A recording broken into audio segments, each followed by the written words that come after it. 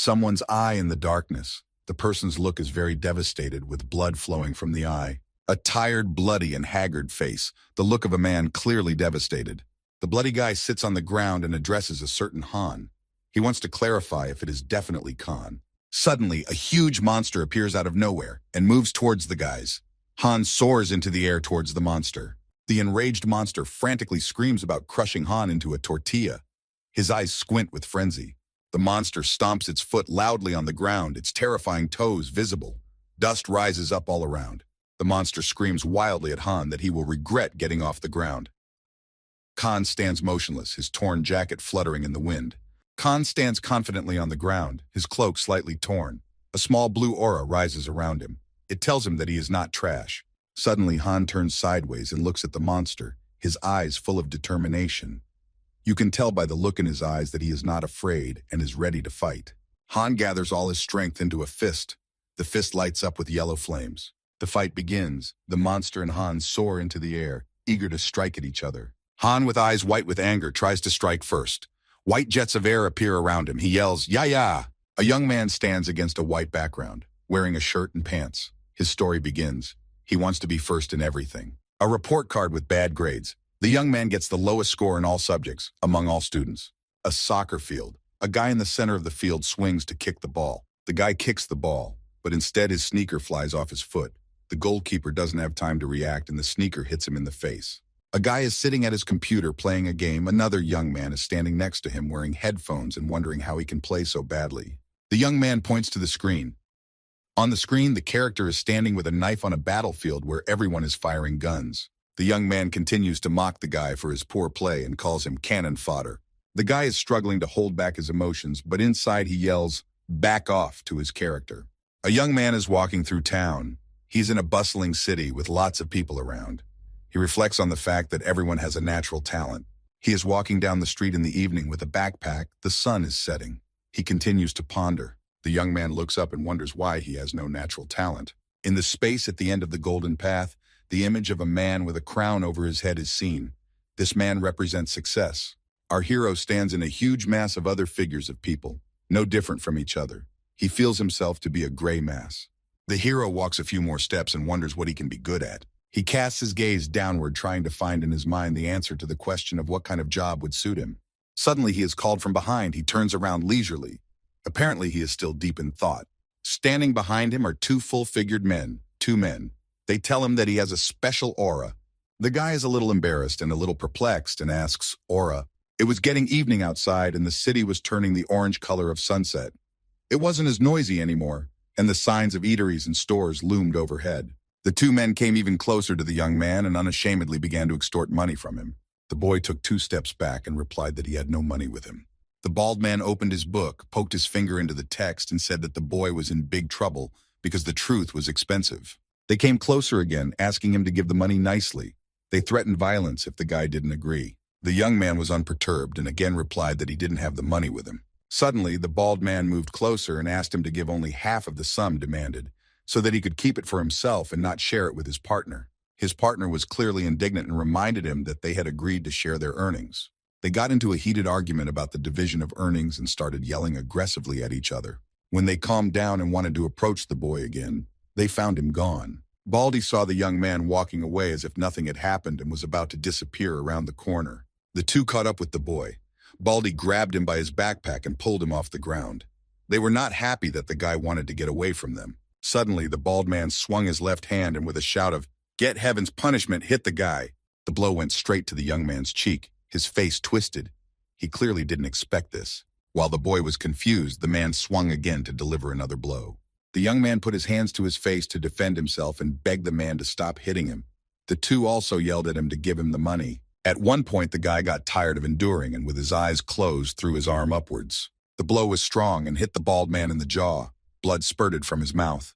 The man's thick body flew a few meters away. His accomplice was bewildered by the force of the kid's blow. The man crashed to the ground and rolled a few meters on the ground, already on inertia. He broke through the brick wall with his head and splinters and dust flew from there. After such a blow, the kid's fist was smoking, and the second man was angry and perplexed by what had happened.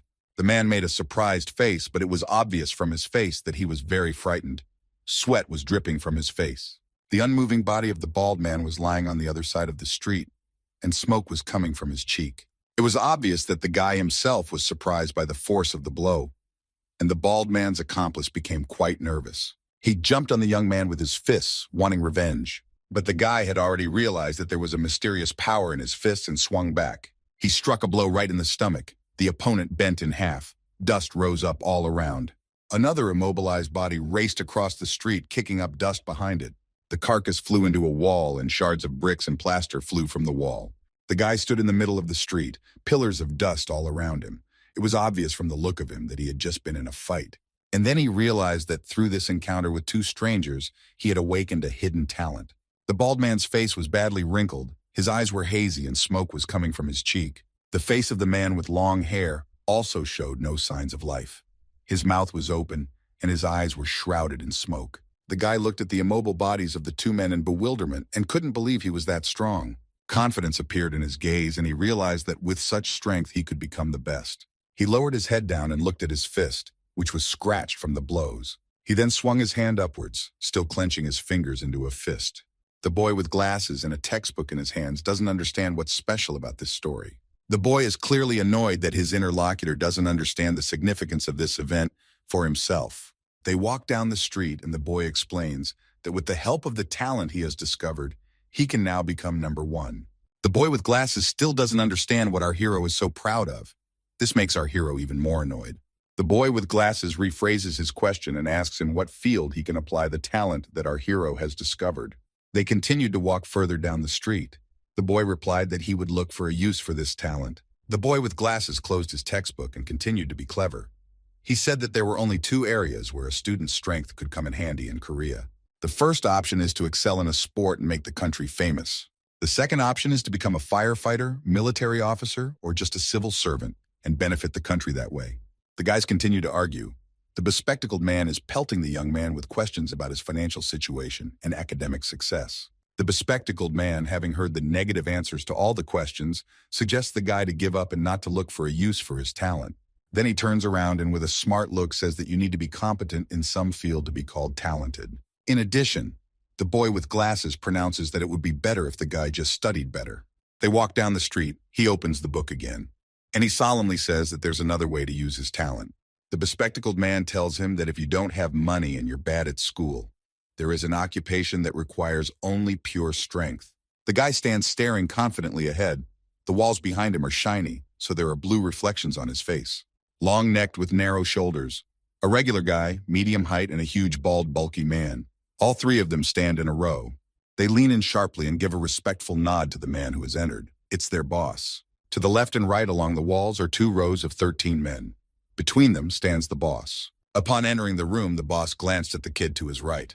The boss of the group looked at the back of the neck of the boy who was leaning toward him. Someone standing nearby told the boss that the kid wanted to be number 1 in the gangster world, so he was brought into the gang. The boss leaned over the young man and asked him what he was willing to do for it. The boss started telling the kid what his gang does. The kid's eyes rounded. He was shocked. The boss continued to tell the kid about how he deals with his enemies. The guy's eyes widened even more. It was obvious that he was scared. The roof of the hangar against the blue sky. Voices are coming from it. They're discussing the group. It's 2 operatives making their way through the dark hangar. They want the leader of the group. One of the operatives is very nervous and talks about how they will surely die. The other offers to trust his leadership. They burst into the bandits' lair shouting, "Everyone stay put." One of the operatives notices something wrong and freezes in bewilderment. All the bandits, along with the head of the gang, are lying on the floor. They are all mangled and their faces are swollen. The gang leader has one eye swollen shut and his mouth is ajar. His whole face is twisted and he lies unconscious on the floor. A park in a large metropolis. It's summer outside. Cherry blossoms are blooming. The city is alive with life. On a path in the park, a boy is walking somewhere and thinking about something. He continues walking through the park, along the benches. The grass in the park is very green. He sits down on a bench and sighs deeply. Behind him, a beautiful sakura tree is blooming. He sits down on the bench and says the phrase, "I'm back," in a calm voice. Suddenly, a strange kid pops out of the bushes and calls the guy sitting on the bench, "My baby." The guy points his finger at the hero sitting on the bench and narcissistically says the phrase, "Was it hard for you without my beauty?" The guy with branches in his hair asks questions to the guy sitting on the bench to find out what's wrong with him. The same guy asks to be sent to the academy.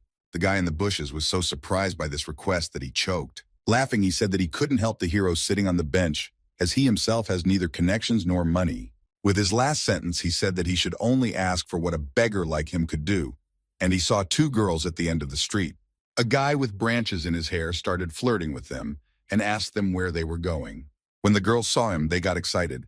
Their eyes lit up and they were in awe of his beauty. They left him some money and moved on down the street. He was very pleased with himself. The guy on the bench was still sitting nonchalantly. The guy from the bushes decided to ask why he wanted to go to the academy.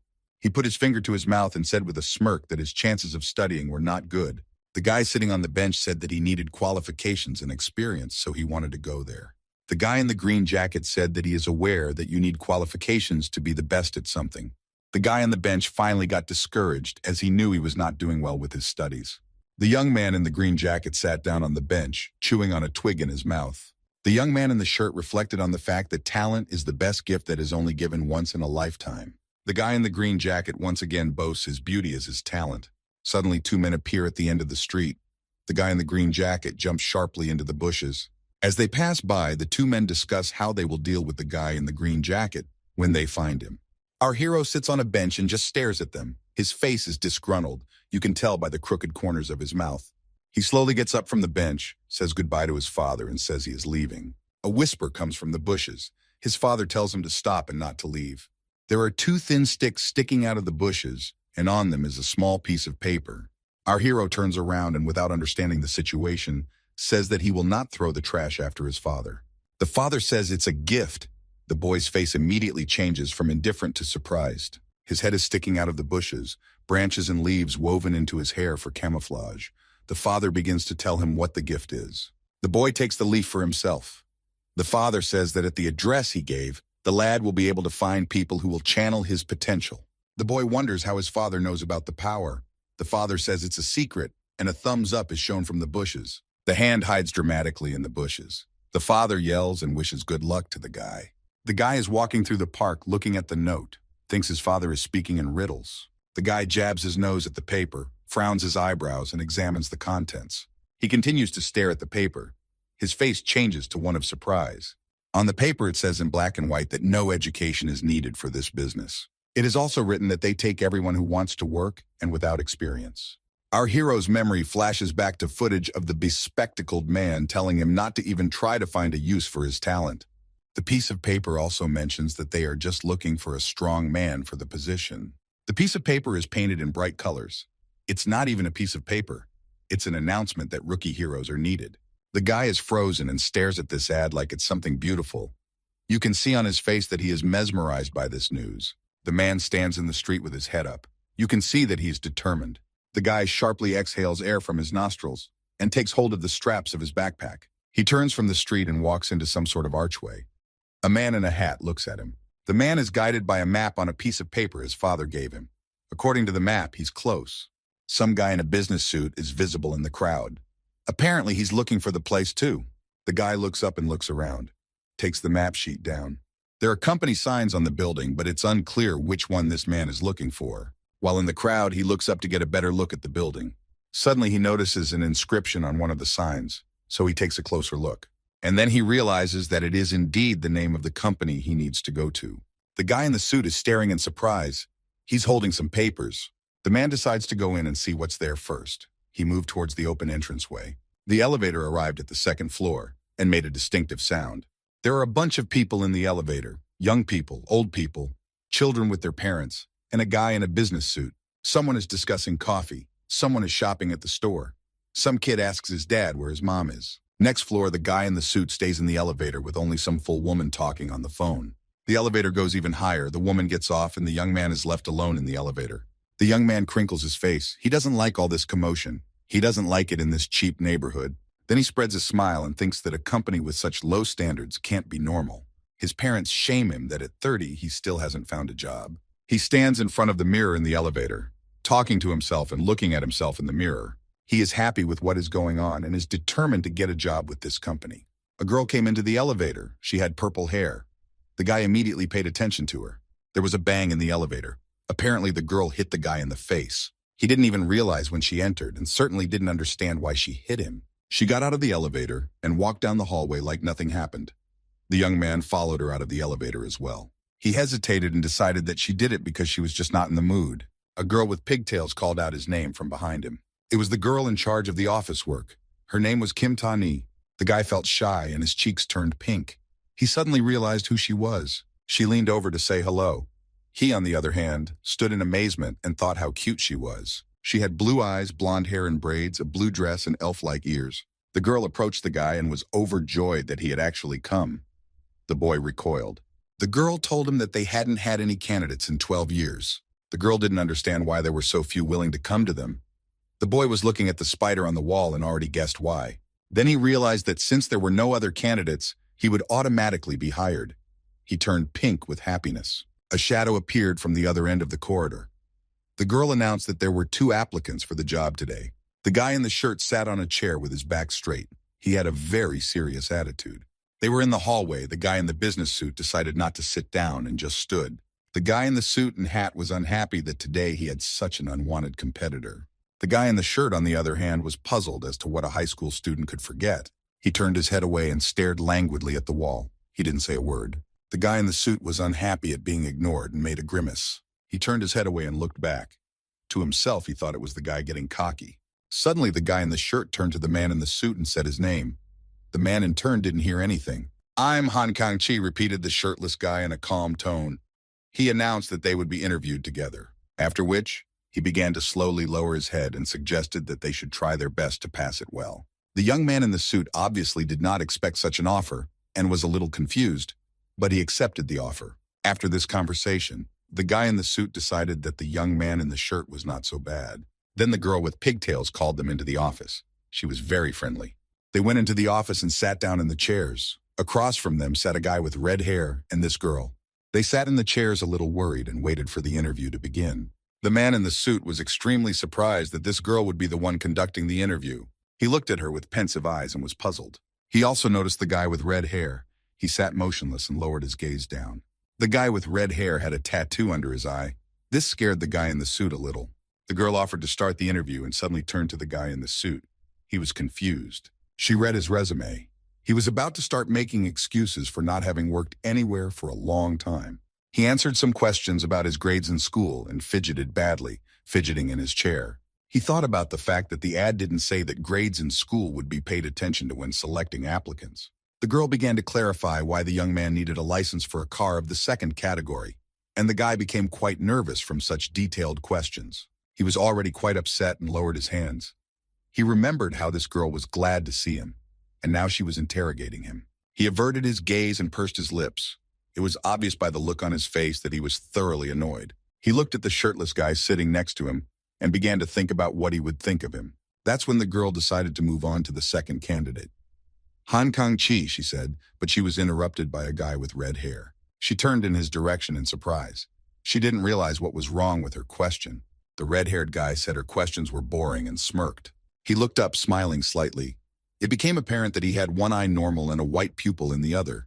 The guy with the red hair looked intently with that eye at the guys across from him and asked, "Are you strong?" One of the guys noticed the red-haired guy's black eye and wondered if it was a lens. The guy in the suit wasn't happy that this man was getting in and wondered if he was second in command here. The guy blurted out yes without a second thought. The young man in the suit only had time to turn his head in his direction. The guy with red hair smiled. He was clearly impressed with such a quick answer. He told the guy in the white shirt without a second thought that he was the right person for the job.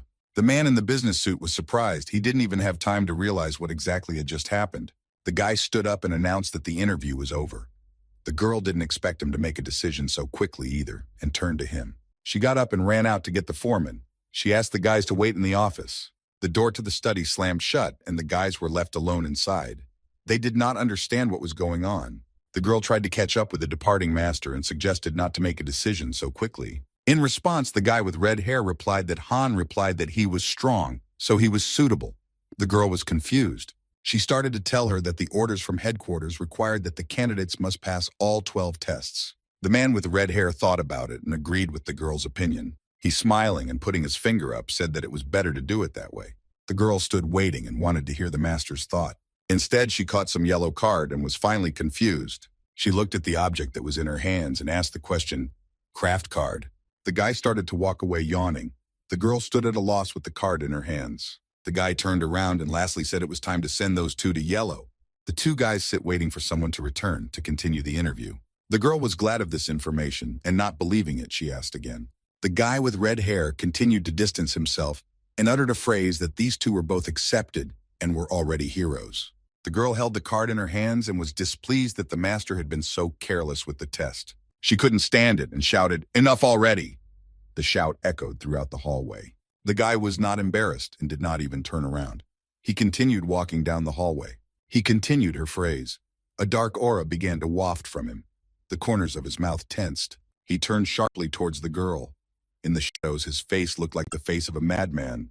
The girl was greatly frightened and took a step back, wrapping her arms around her books. She put her head down. She also regretted starting to argue with the master. The guy with red hair covered his eyes and smiled sweetly at the girl. Walking further down the corridor, he said to warn Pun's son. The girl didn't understand what the master meant. The master only agreed with his own statement and went further down the corridor. The girl remained standing in the center of the corridor, obviously unhappy with the outcome of events. The guy went further down the corridor. He grinned evilly and his mouth and eyes lit up red. The girl stood and stared after him. She was still annoyed as well. The office was quiet. There were some documents on the shelves and a lamp was shining. The guy sat confidently, who in the office began to talk about the extermination of villains. The young man in the jacket tensed up.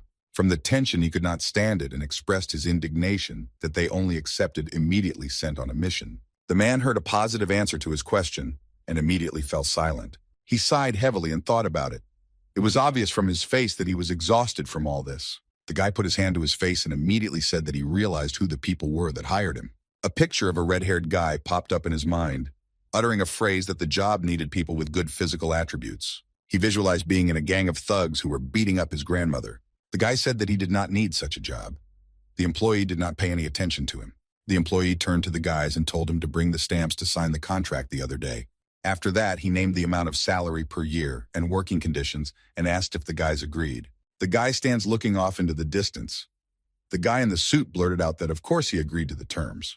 The employee wanted to remind the guy that he just wanted to turn down the job, but the guy said he kept quiet. They all walked together to a door that said, "Supply Room" on it. One of the guys wondered why they were here. They entered the room, and the employee said he needed to give them their transformation uniforms. He pulled a box of clothes from the top shelf and set it on the floor. In the box there was a sweatshirt with the letter H on the chest. The boys began to put on the uniform. The clothes were dusty and old, so they did not like it. In response, the masked employee only asked the guys if the size fit them. The guy in the black suit raised his hand and addressed the employee. He mentioned that he was missing a belt on his suit. The employee went through the other boxes and gave the guy in the black suit the most common suspenders. The employee brought out a box of laser guns. They looked like toy guns. The guy in the red suit picked up a gun and asked if it was real. The employee said it was real. The employee clicked his pen and told the guys to go downstairs to the store and buy batteries for the cannons. The guy in red was very surprised by this. The guys in suits were puzzled by this instruction. The employee, on the other hand, was just filling out documentation. After he finished writing everything, he glanced at the guys and told them they could go. The guy in the black suit was clearly not happy, and the guy in the red suit was just in shock. They walked downstairs and stood at the exit of the building. The two of them looked comical. The man in the red suit said about here they were out, but he didn't understand what to do next. It was noisy outside. He clutched his head like it was sore. He grumbled at the employee for not even telling him the way. The two of them stood on the street and looked around. The guy in the red suit started reading the contents of the message. He was very surprised by the message, and a drop of sweat broke out on his cheek. He had a mission alert on his phone for the heroes. They needed to start exterminating the villains. The guy asked his partner if he had gotten such a message. He replied that he couldn't look since he didn't have cellular internet. The guy realized that there was no way of knowing that now and suggested that he go and sort things out on the spot. The young man looked at his phone again and hesitated, looking at something on the screen. He saw a picture of a pink bear and the name of a place on a map and exclaimed, "That's a chip, isn't it?" The guy looked at the phone screen and his partner said he knew this YouTuber. The cute bear in the picture seemed harmless, and the assignment said to get rid of it. They continued to discuss what they saw on the screen, and the guy in the red suit couldn't believe that there would be a blogger at the address. The guy decided to plot a route to the park and was stunned by what he saw on his phone. It was going to take 1 hour and 25 minutes to get to his destination. He clearly didn't want to walk that long. He asked the guy in black if he had any money, and he said he didn't. The guy in red just said nothing and looked reproachfully at his partner. A cab is speeding through a busy city. In it sit the newly minted heroes. The cab driver notices the guy's clothes and asks if they are artists. The guy in red replies that they are some kind of artists. He then reclines in his chair and wonders what he's doing in his 30s. He clearly wasn't comfortable with this. The guy turned to him asking him not to cry. The young man in the red suit jumped up and said he wasn't crying. The guy got nervous that he was doing this at his age. The guy said he didn't give a shit about it. The guy started pestering his partner with questions about why he wasn't studying. Khan replied that he was bad at studying. The guy got curious and decided to find out more about why he wasn't studying. The young man looked at him with an embittered look. They were riding in a cab, and the guy in black confessed that he wanted to be the best. They had a dialogue again.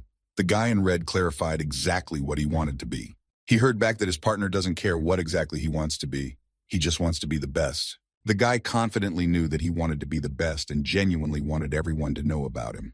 At the end of his monologue, he added that he wanted absolutely everyone in the world to know about him. A bloody, long-haired figure in a plaid shirt appeared in the doorway. The guy in the cab was enveloped in darkness and uttered the phrase that he would be the best by all means.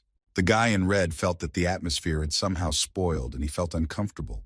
He was either scared or surprised. They both fell silent, each thinking something about his partner. The guy in red was looking at his partner's face and repeating his words about wanting to be the best. The man turned away and looked out the window. He didn't like his partner anymore. It was sunny. They arrived at the park, which was in the center of the city. The two got out of the cab, and the guy in black thanked his partner for paying for the cab. The young man in red was stunned to see how much the cab had been charged. He pretended he didn't care at all and started talking about work. They were walking through the park. One of them noticed that there was some kind of festival going on in the park. They walked a little farther. There were children running around them and ice cream stands. The atmosphere was festive. The man thought about the fact that it would be extremely difficult for them to find Chip in such a large area. Suddenly, he turned to the side and noticed something. He was a little surprised that it turned out to be so simple. In front of him stood a huge crowd of teenagers. They were clearly excited for this celebration. The man in the red suit glanced behind the crowd and was a little surprised. In the distance behind the crowd, right on the stage, stood YouTuber Chip and entertained the crowd. A snap of his fingers and YouTuber Chip started the show. The crowd came to life. "Here comes Chip," shouted the famous blogger standing on the stage. Behind him waved a rainbow poster. The crowd of children and teenagers were ecstatic. Someone cried from happiness. Someone filmed on his phone everything that was happening. The host from the stage once again introduced the blogger and said that he came to the park to have fun. The plush YouTuber Chip thanked everyone for coming to see him. The crowd screamed with delight. There were shouts of declarations of love for the blogger. Everyone was very happy to see him. A poster was stretched in the park, saying that the blogger would be holding an autograph session. There was a huge line to the blogger, and everyone could come up to hug and take a picture with him. The little girl was thrilled to see the plush YouTuber and to interact with him. Chip gave the little girl a note and sweetly said goodbye to her. The little girl took her daddy's hand and waved to Chip. The last ones to approach Chip were the guys in the hero costumes. He immediately noticed that the guys' costumes were brightly colored. The photographer captured a shot of the three of them standing in front of a pink sakura tree. On the young man in a black suit, it was obvious that he was not particularly happy about the process. The blogger greeted the guys very warmly and took them for the organizers of the festival and offered to enjoy the holiday together. One of the characters said they were on another occasion. The blogger was interested in what the guys were here for and let out a questioning, The guy said they were hero interns and were here for the festival to slay a YouTuber. Chip got excited at what he heard, made a very cute face, and grabbed palm to palm. The YouTuber said he was already waiting for them. The guy in red was stunned by this information. Chip said that he was a secret messenger for the heroes, and he needed to give some items to the guys. The guys were surprised by this, and the guy in red interjected, "Items?" The blogger asked the producer if he could leave the event. The producer gave the okay, and thanked Chip for his work. The blogger then turned to the characters again and told them to follow him. The guy in red immediately agreed. The guy naively believed the blogger and thought the word extermination was the password. The guy in black, by the look of him, was on guard. They were walking down some street. It was getting evening, and the sun was going down. Chip didn't give much detail about where he was taking the boys. The guy in the red suit was happy about the whole thing and asked if Chip always helps heroes. Chip replied that he always does. The blogger turned around and said the heroes are great. You could tell by his frowning eyebrows that these were not sincere words. The man was very happy to hear nice words from the idol, but also added that as a hero, he hadn't done anything yet. Chip pointed the guy in red to the end of the dark street. The young man was surprised that the item was in a trash can. The three of them walked over to the trash can and Chip began to open it. The guy stood a little farther away. The guy leaned closer to the trash can and the bear and asked what was in there. All he saw there was trash, which was a surprise to him because he was expecting to see some object. Suddenly he was thrown into the air. He had not expected this at all. Blood spurted from his neck. It was the popular blogger Chip who had delivered such a strong blow to the chin of the young man in the red suit. The guy stood and stared, trying to realize what was happening. He was in shock. The white-haired guy in midair and with his neck split open. You could see the terror in his eyes. The bear's eyes turned red. He was furious and did not want to leave even a chance of survival for the guys. He also grabbed the guy in the black suit by the neck and wanted to finish him off. The guy couldn't break free, and the bear carried him at high speed for a couple of meters. The bear pinned the guy against the wall to strangle him and started taunting them. Meanwhile, the guy in the red suit was lying on the ground. He was covered in blood and unconscious. Blood was gushing from his neck and there was horror in his eyes. He didn't expect a cute blogger to be a killer. The bear pressed the guy harder and harder against the wall and continued to taunt him. The guy glared angrily at his abuser. "What are you looking at?" shouted the bear, and made a sharp movement with his hand. The bear went completely feral. His muzzle looked wild. Huge fangs appeared. He squeezed his paw even harder, and the guy in the black suit couldn't breathe. The bear began to tell how hard it was for him to hold back in front of a crowd of people. The blogger stands on the stage and smiles at everyone. He looks very nice and friendly. The bear's crazy look was not pleasant. He said that the heroes are not the rest of the people and he doesn't mind eating them. The guy reached into his belt to grab his gun. He abruptly snatched it up to fire at the enraged bear. The blogger grabbed his arm and squeezed his paw hard. The hand in the guy in black was withdrawn. The young man dropped the gun and it fell to the ground. The bear barked at him to hold still. He began to draw the lad's hand to his mouth to taste him at least a tooth. He opened his mouth and in a rage began to shove the young man's hand in there to take a bite. Blood whipped against the wall. The boy's eyes rounded and the bear still pressed him against the wall. The bear began to chew the boy's bitten-off arm. He slurped and blood flew from his mouth. He said it was delicious. The guy was shocked by what he saw and wanted to change his position, but the bear's hand held him too tightly. The guy groaned, realizing his powerlessness, and looked down. He felt that he had lost. The bear pointed his finger at the guy and laughed when he saw that the guy was almost out. Bear made a feral face again, his fangs crystal white. He said that this was just the beginning. Suddenly, the bear noticed some kind of glow around his waist and turned his attention there. The guy punched the bear in the belly with all his might. The bear's hide shrank from the blow. The bear flew a couple of meters away from the hero. He was trying to figure out what had happened. A yellow stain formed at the place of impact. It was as if a bomb had exploded in his belly button. The eyes of the millionaire blogger faded. He looked around. Sweat beaded on his forehead. He wasn't so sure of himself anymore. The guy stood without his right arm. He was preparing for a fight with a bear. You could see in his gaze that he was determined to kill the bear at all costs. The guy's right eye sparkled. His eyes read the desire to win this battle. "Damn bug!" yelled the enraged teddy bear. His gaze was insane. He swung his paw sharply at the young man's forehead. He didn't have time to react. The bear charged at the boy with all his might.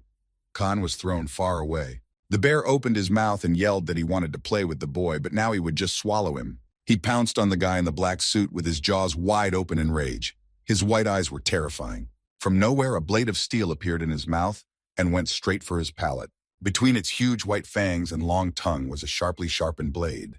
A man with long green hair appeared in front of the bear. He was the one holding the blade in his hands. He barely moved his lips. One could read from him that he could very easily deal with the bear at any second. The man looked towards the bear with his yellow eyes and said, "Disgusting." He stood covering the guy in the black suit lying on the floor with his body and held the bear at a distance with his blade. The bear couldn't move. Apparently the guy with yellow eyes had the power to immobilize anyone. A blue aura was flying around them, and the bear couldn't understand where the guy in front of him came from or who he was. The guy with the blade threw an intimidating look at the bear. Half of his face was in shadow. It was obvious from the bear's look that he was shocked at this turn of events. There was no way he had expected this. The guy with the blade threw the bear a few meters away with a light movement of his hand. The bear landed on its feet and made an effort to slow down after landing and not roll backwards. The plush blogger threw an angry look at the guy and asked who he was. The guy in the trench coat started to move to the bear's sides and asked what he thought he was. He squinted a little at the bear, waiting for his answer. Without waiting for the bear's answer, the young man said that he too was a hero of Young Poon. The bear said that he realized that the guy was a hero He glared menacingly at the guy with the blade. The teddy bear gritted his teeth. You could tell he was a little tired. In his head, he recognized that the guy with the blade was the stronger of the two. The hero continued to approach the bear, swirls of air swirling around him. The guy with the long green hair looked down at the bear. The bear was slightly scared. The bear, out of fear, started pointing his finger at the hero and reminded him about the peace treaty. In response, he heard that it was impertinent to tell him about it. The bear was already tense. The hero pointed to the guy in the red suit and his bloody and mutilated body. He also pointed at the guy without an arm and said that after seeing everything that was going on, he would not let him live. He fixed his long green hair and showed the bear the back of his palm. On the back of his palm was a triangle, and in it was a seal of some sort. The boy repeated quietly that he would kill the bear. The bear tensed more. His eyes read fear, and sweat dripped from his forehead. He didn't realize what was happening. The bear jumped up sharply and got off the ground. He was already near the roofs of the houses. He started pushing off the rooftops and running away. He was startled by the triangle tattoo. He jumped faster and faster and pondered the fact that the guy had a trigram on his arm. The bear decided to speed up. He was in a panic and was racing across the rooftops faster and faster. He was all tense and thinking about what would happen if he didn't manage to escape. The bear was well aware of the fact that he could not take on such an opponent and knew that he would die if he got into a fight. Out of nowhere, a hero appeared in front of him. The sky shone with red flames. There was a tremendous impact on the ground. Pieces of paving stones and dust flew from everywhere. The bear was lying on the ground holding his side and his eye was swollen shut. He tried to justify himself and said that the guys in costumes had attacked him. The teddy bear sat on the floor and begged for mercy. He wanted to surrender to the heroes. The man with green hair didn't understand why he should surrender because he would be killed anyway. The bear panicked terribly. He did not want to die and offered to re-educate him. The hero laughed at the teddy bear's request. At that moment, the hope in the bear's eyes faded. The hero swung his blade, a blue aura flying around him. He called the bear a bastard and was going to finish it off immediately. The blue aura was very strong. The bear wanted to take cover from this windy stream. The hero gave a crushing blow to the bear. Everything around it was in blue from the windy aura. The teddy bear's body was racked with terrible pain from the blade strike. It screamed. A guy with long green hair watched as the bear agonized in pain. The guy heard the bear's screams. It still felt bad as well and was lying in blood. The lad wondered and wanted to know what kind of man had saved them from being mauled by the bear. At that moment, a man with a blade was striking the bear. Dust flew from everywhere, and everything around was colored blue from the energy of the blade. The blade man's grin was snow white. Judging from his face, he was enjoying the kill. The guy is lying on the cold floor, his eyes rolled back. There's blood all around. The bear is scared. He doesn't want to reincarnate because he can't get his old appearance back. His wild grin reappears and blood spurts from his mouth. The reincarnation had begun. The bear said he couldn't hold back any longer. He opened his mouth slightly and started to gather energy for the transformation. The guy with the blade didn't realize what started to happen, and a purple aura began to gather around the bear. The teddy bear's neat pink paw was visible against the purple background. Suddenly, scary claws came out of it, and veins swelled up on the hand. The hand became like the hand of a demon. The veins on the bear's head swelled. The purple aura accumulated in it, and it gained strength. Its muzzle elongated, its skin coarsened, and its teeth doubled in size. The violet aura did not disappear. A huge wild something screamed throughout the street. The bear transformed into a huge monster. The hero's long hair was twisting in the air. He covered his face with his hands because of the wind. When the wind died down a bit, the hero lowered his hands and said that he was waiting for the monster to manifest. The demon recognized that the hero he was fighting now was not bad. The demon let out a very loud shriek again. He looked intimidating. There were swollen veins all over his body. He said that the hero was strong. The hero stood calmly in place with his eyes closed, a blue aura flying around him. The demon suggested that the hero surrender. The bear grinned again, his gaze frenzied. He narrated that in this form, no one could defeat him. A huge demon made of a pile of muscles all over his body stood in the city. Violet energy flew from him in huge quantities. The demon-shaped bear turned around and saw his blood flying from somewhere below. He turned around and grinned and began to sort out why his side hurt. The demon was pissed. A guy in a black suit with no arm was standing below.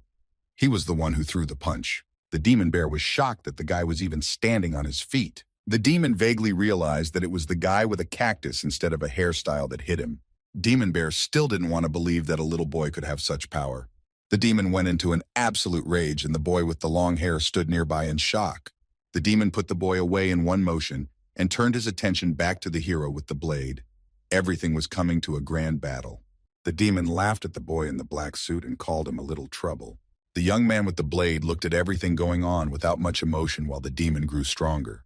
To all the threats of the demon bear, the young man with the blade only succeeded and did not pay much attention to his words. The demon told the guy that since he transformed, the heroes cannot get away from him alive. Around the man still hovered blue aura. He reacted calmly to all the threats of the demon. He was ready to sacrifice his life to take the demon's life to hell. They stood opposite each other and prepared for battle.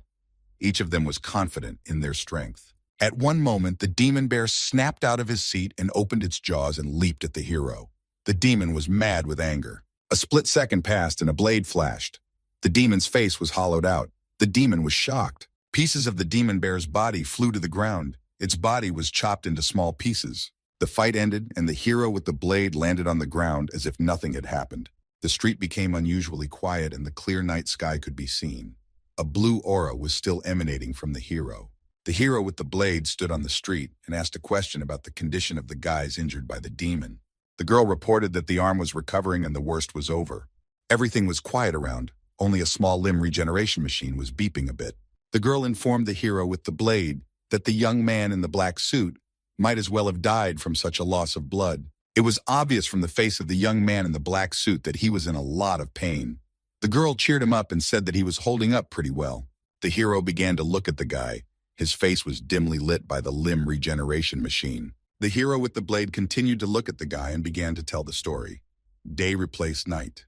While the bear was strangling the guy in the black suit, the hero with the blade watched it from behind a pillar. The hero with the blade talked about how the guy was perfectly normal until his arm was bitten off. Footage surfaced in his memories of how the guy in black first cowered. Then his gaze became confident and frantic. In his eyes, he could clearly read the desire to deal with the bear. He gathered all his strength in the fist of his hand, which was not bitten off, and was going to strike the bear. The bear holds the guy by the neck against the wall. The guy's hand is burning with yellow flames. He's ready to strike. The guy in the black suit swung his yellow fist and pointed it toward the bear. The bear got hit right in the side. The blow was so strong that it left a yellow spot on the bear's skin. The bear flew away. Remembering all this, the hero with the blade walked down a quiet street and thought. The hero turned to the girl, who in turn was working in the computer to restore the guy in the black suit. The hero asked her a question if there was any more of the demon called Kraft nearby. The girl answered him that other than Chip, the system hadn't registered anyone in the area. The hero once again asked the girl if there was definitely no one else in the neighborhood. The hero looked at her askew after she said that there was one demon. The girl digging into her device reported that far from here there is a demon Kraft. A demon with powerful arms and legs was lying in the store eating someone. The clothes he was wearing were tattered. In the darkness, you could see the horrible tongue and huge teeth of the Kraft demon. He got to his feet and screamed like a dinosaur. The girl revealed that it was a half-monster, and it had changed state 5 hours ago. The girl also informed that the demon was in the jurisdiction of the second ward. The hero told the girl not to give this demon to the second branch. She was puzzled. The hero with the blade grabbed the guy in the black suit and advanced towards the demon Kraft. The girl was surprised. She stared after them, and the hero with the blade only asked how much time was left until her arm was fully regenerated. The girl said about 20 minutes. The hero with the blade carried the guy in black away on his shoulder along with the regeneration machine on his arm. He told the girl that he wanted to see if there was anything interesting about the newfound hero. The bloodied guy was hanging upside down on. You could read on his face that he was in a lot of pain. Someone barely opens their eyes and sees a silhouette. Everything is very blurry and unclear. Someone blinks again. A little better to see that the creature in front of him has a green coloring. The eyes open wider. A monster with yellow-black eyes stands in front. It bends down and opens its jaws. In front of the guy in the black suit is a demon Kraft greets him and asks if he is awake. Kraft turns slightly and addresses him Mr. Hero. His nasty purple tongue is sticking out of his mouth. The guy is shocked by what he sees. He's terrified. The monster says to him, "Happy awakening." The guy stands all fired up and smiles broadly. Kraft leaned over the hero in the black suit and started telling him that he knew heroes could appear when they reached a certain stage. He licked his nasty purple tongue and said he was very touched by the hero's appearance. Kraft pointed behind his back at the dead company employees. He told them that he killed them because they were bullying him. There was blood and corpses all over the floor. He added that he had killed a little more than he had planned. He approached the hero face to face again, drool dripping from his mouth. He told him that he really wanted to test his new powers. Monstercraft said, pointed to the ground and said that it was rather absurd that the hero was lying down and sleeping while he himself was villainizing. Kraft also pointed to a note on the stomach of a guy in a black suit. The note said that everyone should die and signed Hero. The guy was shocked to see such a note. Kraft, on the other hand, wondered if the hero thought he was strong. Guy looked up and listened to Kraft's monologue. This time Kraft wondered that maybe the hero was simply underestimating him. Kraft finished the sentence and sharply jumped on the hero in the black suit. The guy was taken aback.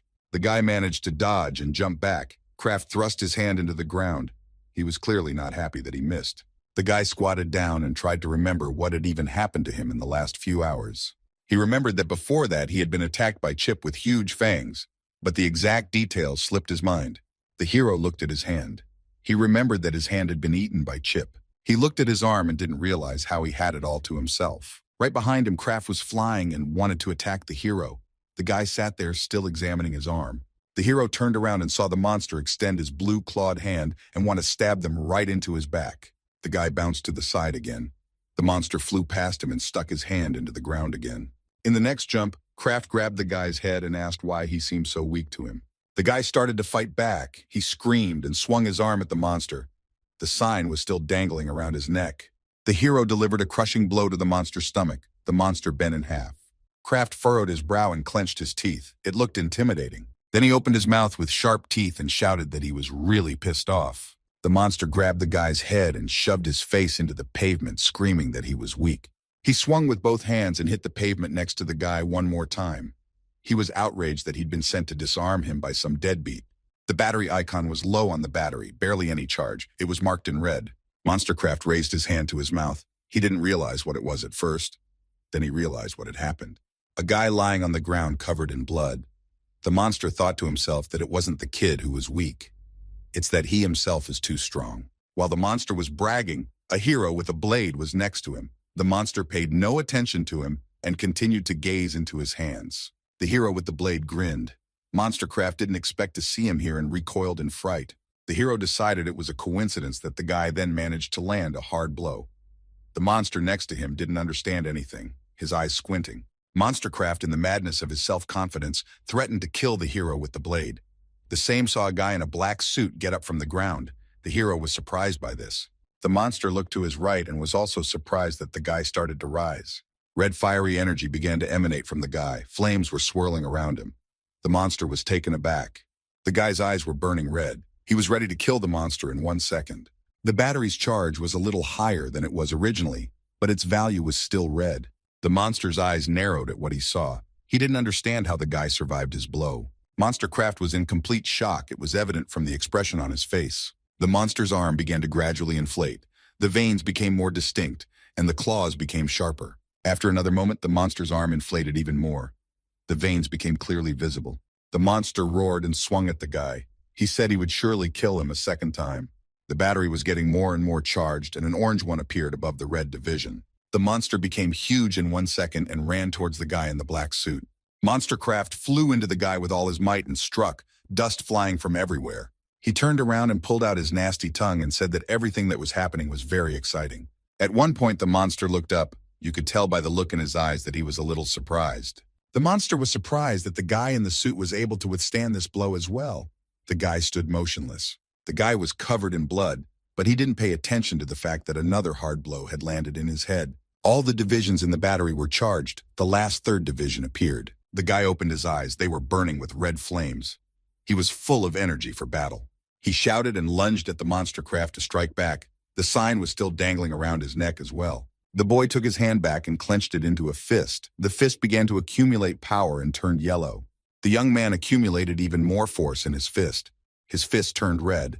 The guy was preparing to strike. The hero's fist finally charged up and turned red to the max. He had accumulated enough energy to deliver a powerful blow. He ran towards the monster with his arm stretched forward, lighting his way with it. Dust flew from under his feet. The hero hit the monster in the chest with all his might, and the monster flew away screaming.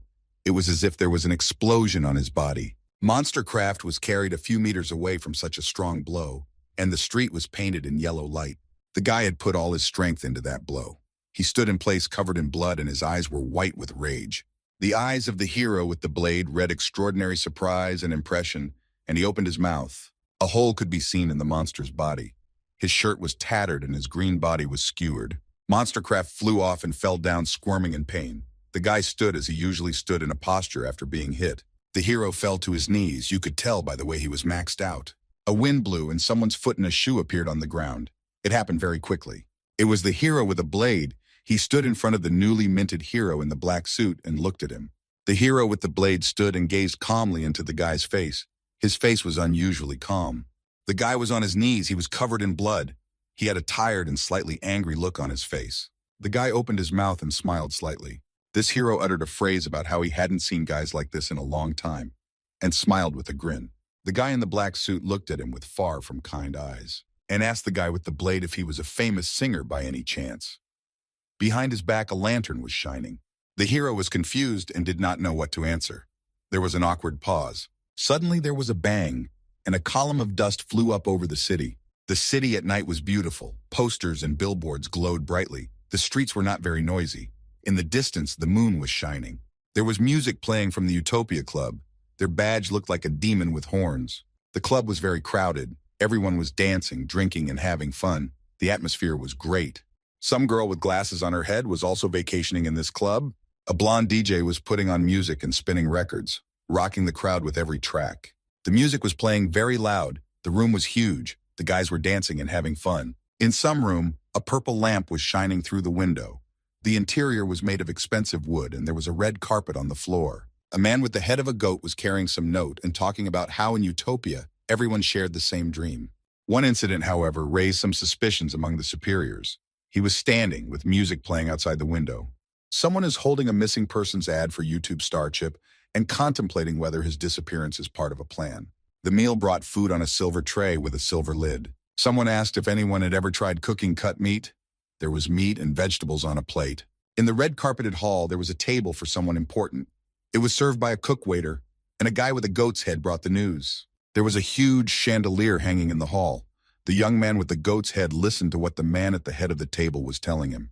The man with the head was listening about how to cook meat properly. His gaze was calm. So how to enjoy delicious meat was the question the man at the head of the table asked himself. And cut a piece of meat on the plate. The piece of raw meat was lifted upwards on a fork, and it glistened as if to complement the whole atmosphere around it. A girl with red hair was eating this meat. She had red hair, earrings in her ears. She proceeded to tell a metaphorical story and look at the meat. "Give it time," she said. She laughed and covered her mouth a little with her hand and began to bring the piece of meat up to her mouth to eat it. She took herself by the chin and slowly began to pull the skin off her face. The man with the goat's head stood still in the center of the hall and listened to the woman's speech. Beneath the mask were fearsome fangs, demon-like fangs. The mask slid off his face, and only the horrible part of the teeth became visible. It was clearly some kind of demon. The young hero's eyes were rounded. He was staring off into the distance and was frightened by something. There was a band-aid on his right cheek. The boy hero was lying on a bunk. Everything looked like a hospital. The white bedding gave it away. The sun was shining through the window. The man raised himself from the bunk. An IV was held to his arm. He looked around. A picture of the toothy demon Chip showed up in his memories. A picture of his grin stood in his mind. A memory of the demon Kraft also popped into his mind. His yellow eyes, blue face, and white teeth were terrifying. The boy froze in his hospital bed. He furrowed his brow, horror in his eyes. The sun began to fade, and the room went dark. The boy sat on the bed and looked at his hand. There was a band-aid on his palm, and his fingers were a little scratched. He himself was dressed in white pajamas. The man got up and decided to leave the room. He opened the door to the hallway. He stepped out into the corridor. He looked around and wondered where he was. It seemed to him that he was in the office of a company. The guy walked along the booths down the hallway. The sound of his footsteps echoed off the walls. The man turned the corner and looked at the end of the corridor. He had a question on his face.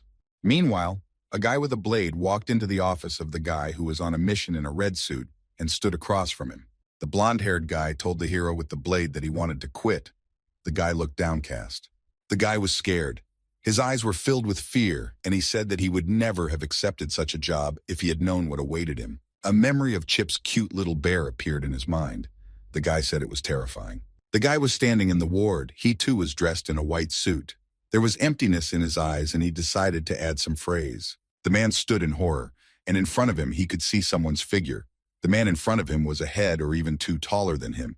The man in front of him lowered his gaze and looked at him intimidatingly with his yellow eyes. Suddenly, The hero with the blade flashed blue flames and looked at the white-haired guy even more intimidatingly. After that, the guy with the blade questioned what else the young man wanted to add. The white-haired guy was completely taken aback and stared at the floor. His nerves were strained to the limit, and there was terror in his eyes. The guy began to compare the man in front of him with the villain, and decided that this one looked more intimidating. Then the guy with the long green hair told him to get lost and opened the door for him. Lastly, he looked at him and talked about how he'd rather let him die. And at the end, he called him a lowlife. The hero started to leave the room. The man with blonde hair stood with his head down. After leaving the room, the hero with the blade slammed the door very loudly, and the guy still stood there with his head down. In the other room stood the hero Han. He was staring languidly at the floor. A band-aid was visible on his cheek. The girl ran down the corridor after the master and was glad to see him. He didn't stop and walked down the corridor further. She smilingly wished him a good journey. In response, he insultingly uttered the phrase, "Get off my back." The hero with the blade aggressively told her to brainwash the guy with blonde hair and send him home. The girl was surprised. He walked down the hallway with his hands shoved in the pockets of his black jacket and didn't choose any expressions to describe the blonde-haired guy. In his mind, he stood with a dark head and slumped shoulders. The hero wondered why they would waste their time with cowards and accused the girl of doing a poor job interview. The muscles in the green-haired guy's face tensed, and he asked the girl what she was thinking when she accepted him. She stood confused, hugging a stack of papers. She didn't know what to answer the master. The man with the red hair was staring wildly somewhere. In the semi-darkness, his face looked intimidating. He said, "Excuse me." The girl swallowed her saliva from fright and pressed her lips together. She was very much frightened. Standing with his back to the girl, the hero with the blade asked her about the condition of the guy with the spiky hair. The girl was confused and didn't answer right away. She told the hero that his condition was grave and his injuries were serious. She was telling it like a report at school. She froze ever tighter, clutching the notebooks in her hands. Her ears pointed up. She said, "What?" The guy sat on the bed and told her about the fact that he would continue to work for this company. You could see in the guy's eyes that he was 100% confident in his abilities. He added that he would not quit this business. The hero continued walking down the corridor along the doors, pipes. Every step he took gave off a rumbling sound. He turned to the girl, smiled slightly, and said that he knew it. What exactly he meant was not clear. She stretched out an in surprise. Right behind her back, one of the staff members ran towards them with all his legs. Stopping, he announced very loudly to the foreman that there was a problem. The girl stayed behind him and was surprised to see him so quickly. The man squinted at the employee, and the man blurted out for the foreman to watch the news urgently. "News?" interjected the foreman. On the news, the reporter was in the courtyard where the battle had been fought not too long ago and was pointing at Chip's remains. The news report said that Chip, a favorite of the multi-million audience, had been the victim of a gruesome murder. In the report shown, Chip's remains were lying on the ground, pink cloth and white filler. The news anchor said that the police were going to conduct a thorough investigation in order to solve the murder. The news anchor also reported that next year would be the 13th anniversary of the peace era. The on-screen anchor reported with a serious look that those who cannot adapt are the villains. The anchor also stated that those who want to destroy the world are also villains. The three in the room were shocked at what they heard. The face of the hero with long green hair drooped. He stood there listening to all this and was devastated. His yellow eyes were lost. Some man stood and behind his back was pointing his fingers too. On the back of his jacket was a Company of Heroes badge. The girl got nervous, clutched the notebooks harder in her hands, and said it was no good. The guy turned around and wanted to hit the girl with all his might. She managed to bounce aside and he hit the wall. He remembered the shot with the demon bear parts and angrily asked why he was seeing their stripping on the news. The hero with the blade was very angry. His pupils narrowed to the extreme, and he himself was breathing heavily and swearing at everyone around him. The girl cried loudly and began to apologize to the master. She was very sorry for the way things had turned out. Suddenly, a young man with red hair and a tattoo under his eye appeared in the corridor. He was wearing a white robe and was walking towards everyone. He insulted the hero with the blade and called him a psycho. The hero turned around and interjected. He was annoyed, and the insolence of the guy with the tattoo made him even angrier. The girl stood back and didn't say a word. The man in the robe continued to reprimand the hero with the blade for being responsible for everything, since he is the leader. The guy laughed and mockingly mangled the hero's name, calling him Pung Sun. Surprisingly, the hero with the blade reacted adequately to this. He averted his gaze and politely said that he had asked him not to call him that. He looked at the red-haired guy with a tired look and said that he would remind him in battle if necessary. The man in the robe continued to mock and asked the hero with the blade why he was so rude, and mangled his name again. After that, he smiled and asked the hero with the blade where he wanted to kill him. His gaze was confident and a little crazy. He let go of another sarcastic phrase. Their gazes collided. A black aura began to gather around them. They were ready to engage in battle at any moment. Suddenly, some bearded man shouted in a commanding voice. His word was clear and confident. "Enough!" he shouted. He caught all three of them in the office and asked what they were doing here all together. He said that they dishonored all heroes when they acted like this. That bearded man was Cheon Yul, the director of the heroes. He quickly put all the guys in their place with his tone. The young man with red hair politely said hello to the director as if nothing had happened. The guy with the blade rightly called him a doormat. The director asked the heroes if they'd seen the story of Chip's murder, now actively running on the news. The prime version of the bear was presented in the director's mind, and he reported that the Master Chief was already in the final stages. Also, the director of heroes reported in all seriousness what was found as a rejected piece. The director praised the medicine girl. She became embarrassed and lowered her gaze. He reported that he trusted her expertise. The director went on to say that headquarters would take care of everything from here. There should be no trace of their company. The scales on the white background were unusually shaped, one bowl slightly outweighing the other. The director said he would take full responsibility for his subordinates. "Enough," the hero with the blade told him. The man turned to the director and calmly said that he didn't think that was the main reason he was in the office. The director smiled broadly and reached his hand out to Poon's son. He admitted that he couldn't fool him. The principal began to speak matter-of-factly and told him that he had seen an interesting news of the Hwarang. The girl, though, listened to him attentively, but she still interjected the last sentence. The principal began to say that he had heard that there was a very interesting trainee. It was naturally about the guy with black hair. The man with red hair confirmed that there was indeed one, and that he and the girl had carefully selected him. The girl looked at the guy with rounded eyes. The guy laughed sweetly. His smile was kind this time. He turned to the girl to hear confirmation of his lie. The girl frowned, clenched the papers in her hands, and through her teeth said, "Yes." She clearly didn't like everything that was going on. The principal crossed his arms on his chest and closed his eyes and said that he was interested in this guy. Then he turned to the guy with the blade and said that's what he came for and gave him a thumbs up. The principal turned to the girl and told her that they had accepted this guy without giving him a test. The girl confirmed this, and the principal said that was not the way to do it. The girl got embarrassed and apologized to the principal for being unresponsive. The guy with the red hair just laughed. The headmaster asked the guy with green hair if he had anything against bringing a gifted boy here. He replied that he didn't mind. The man walked slowly towards the exit to escort the principal out. The headmaster stopped the boy abruptly and wanted to give him a task. He stood there with a disgruntled face as he wanted to rest. The hero made a grimace with a click. His mouth quivered.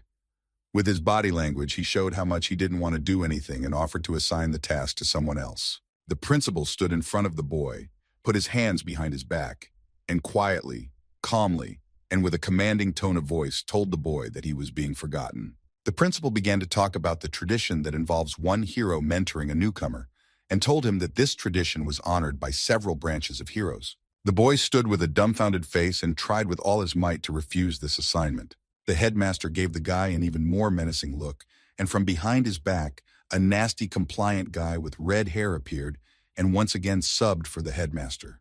The man was at a loss to ask himself if he was right to refuse mentoring. His facial muscles were tense, his pupils constricted, and he was trying his best to figure out how to get out of the mentorship. The boy drove the car with a frown. The sun was shining outside. There was a new hero in the passenger seat, and the long-haired guy was grumbling and threatening to kill all the heroes for being the one assigned this task. In between grumbling, the guy asked Han why he didn't have a license, and without waiting for an answer, he told him to shut up.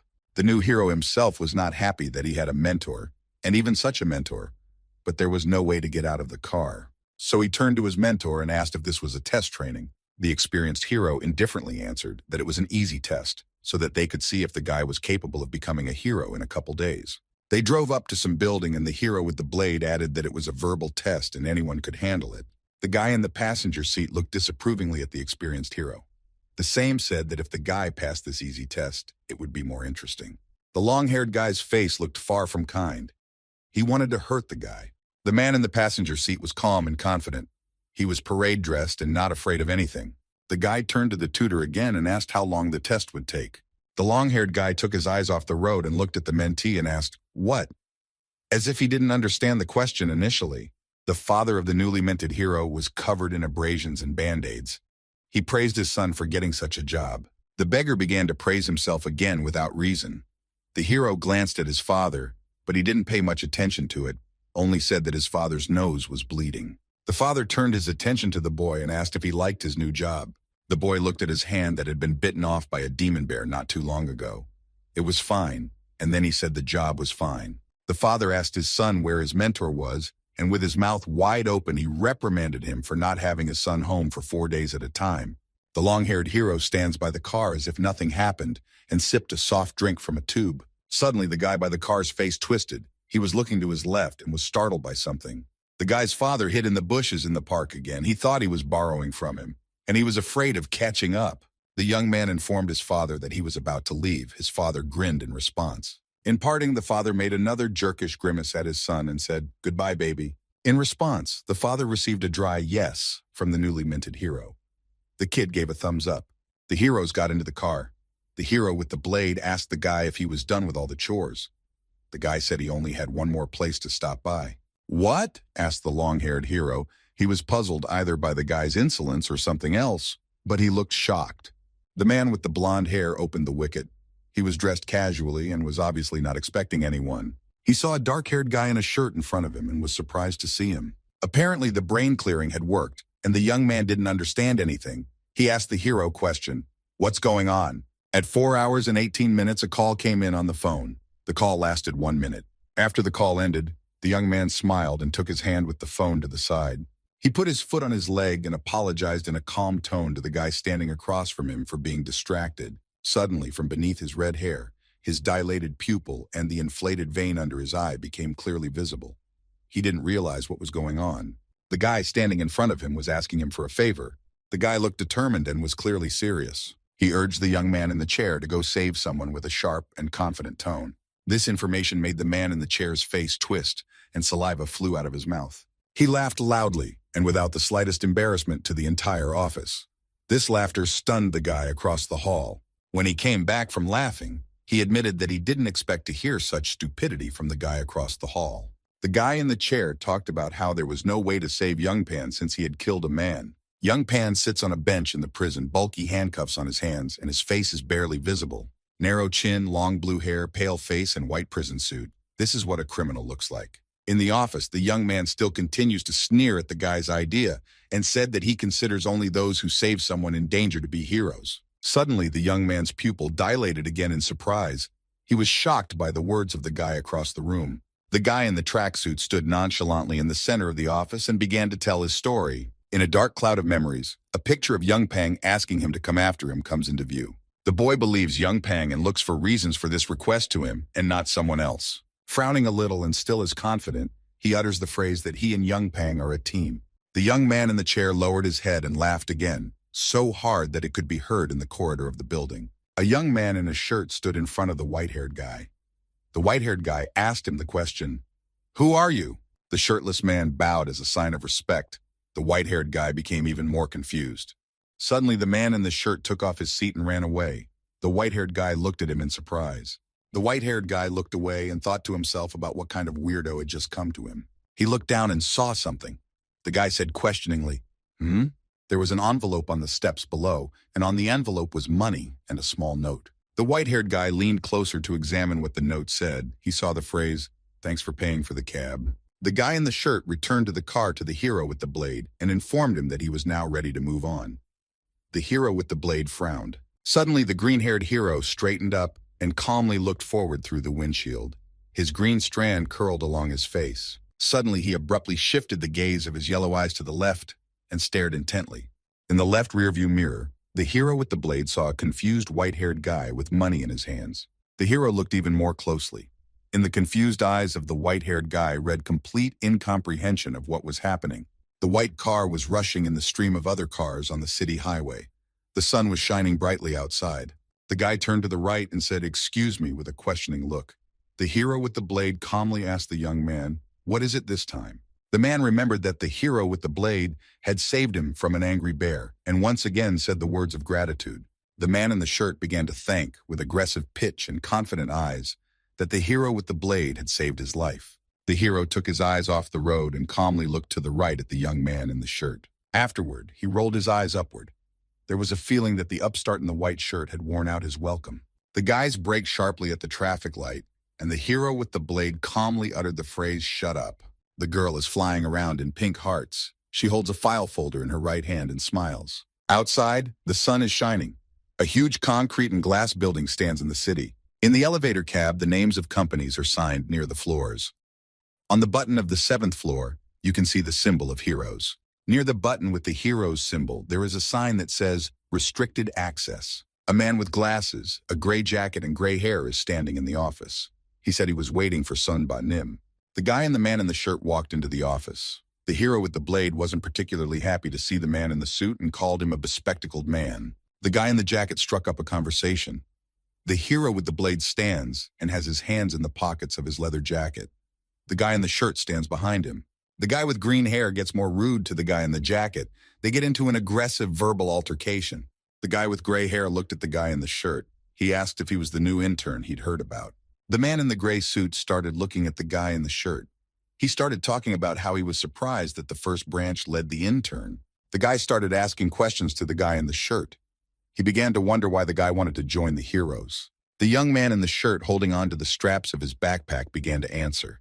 His look was full of confidence. The boy spoke of his goal to reach the top. "Just as I suspected," stated the guy in the gray suit. The green-haired hero didn't understand why he said that. The guy in the suit asked the huge black guy to escort the young man to the exam room. The huge black guy asked the guy in the shirt to follow him. The young man said okay. The hero turned around and walked towards the exit, waving his hand. The guy asked him to wait. The bespectacled man offered the hero with the blade to drink a rare tea with him. He added that there was no such tea in Korea. "As expected," pronounced the young man in the gray suit. The guy with green hair didn't turn around.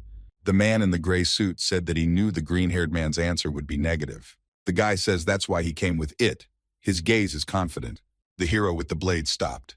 He clenched his fists. The sun was shining very strongly through the window in front of him. The hero looked around, his hair slightly ruffled. He looked intently at the guy. The guy tilted his head slightly to the side and said, "Sure." The hero with green hair looked even more closely at the guy with gray hair and asked about the color. The guy with gray hair also looked intently into the eyes of the hero with the blade and said the color was yellow. The hero is sipping some kind of drink through a straw. His strands of hair are flowing downward. The seasoned heroes are sitting in a luxurious living room drinking tea. The guy in the suit suggests that the hero's taste for this drink has not changed with the click.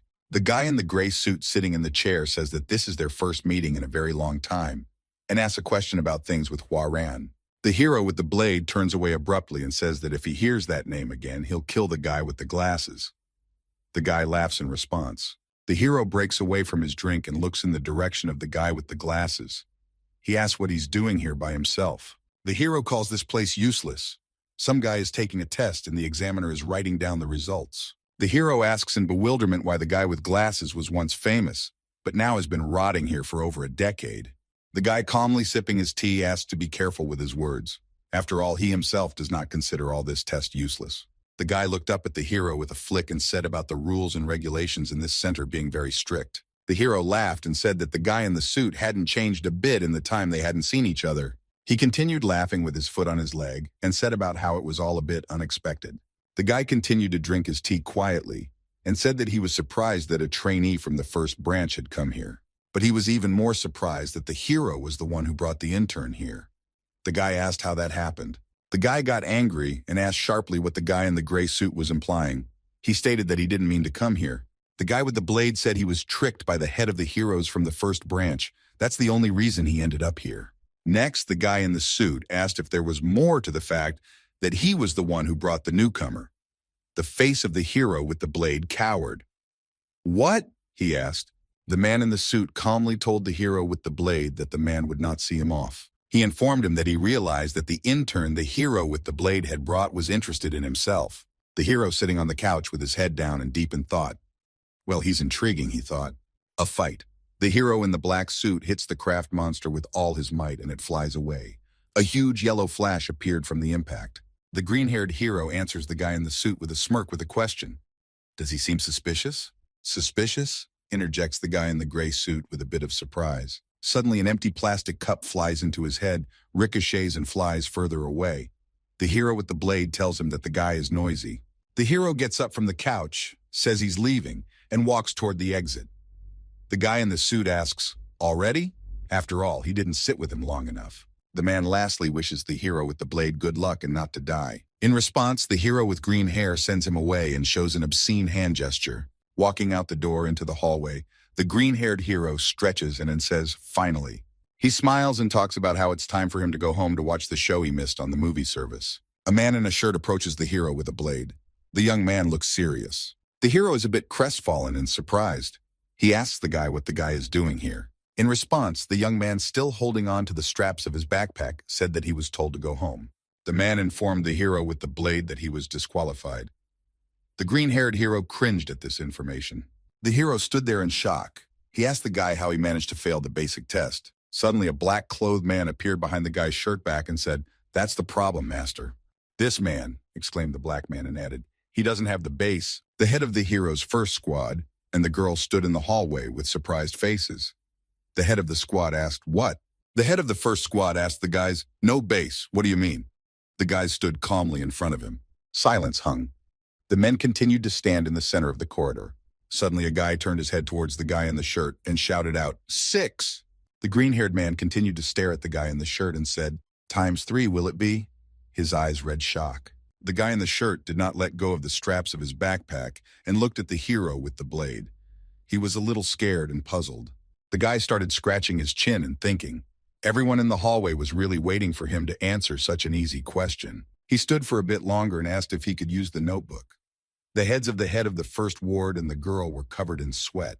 "The answer is 18, asshole," yelled the hero with the blade at the guy in the shirt. He recoiled. The hero continued to ask simple math questions to the guy in the shirt. When he answered another question incorrectly, the hero became furious. The head stated that he was very surprised that the guy did not have basic school knowledge. The girl also confirmed that she was very puzzled by this. The hero with the blade was standing in the center of the corridor. He was drooping. His eyes were not visible.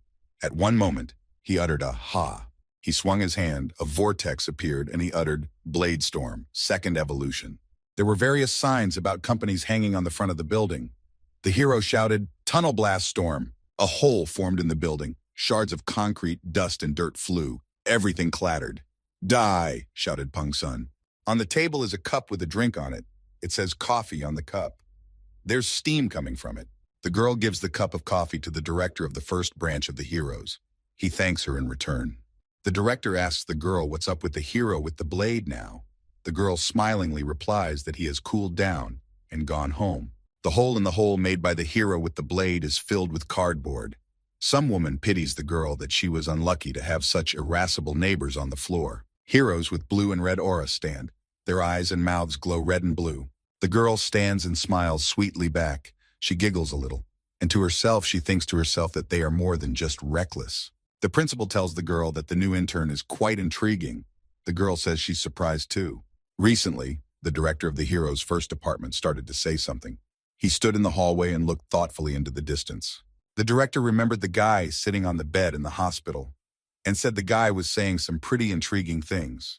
They stood on the rooftop and looked off into the distance at the sunset. The ward director said he knew why Waran had chosen the guy.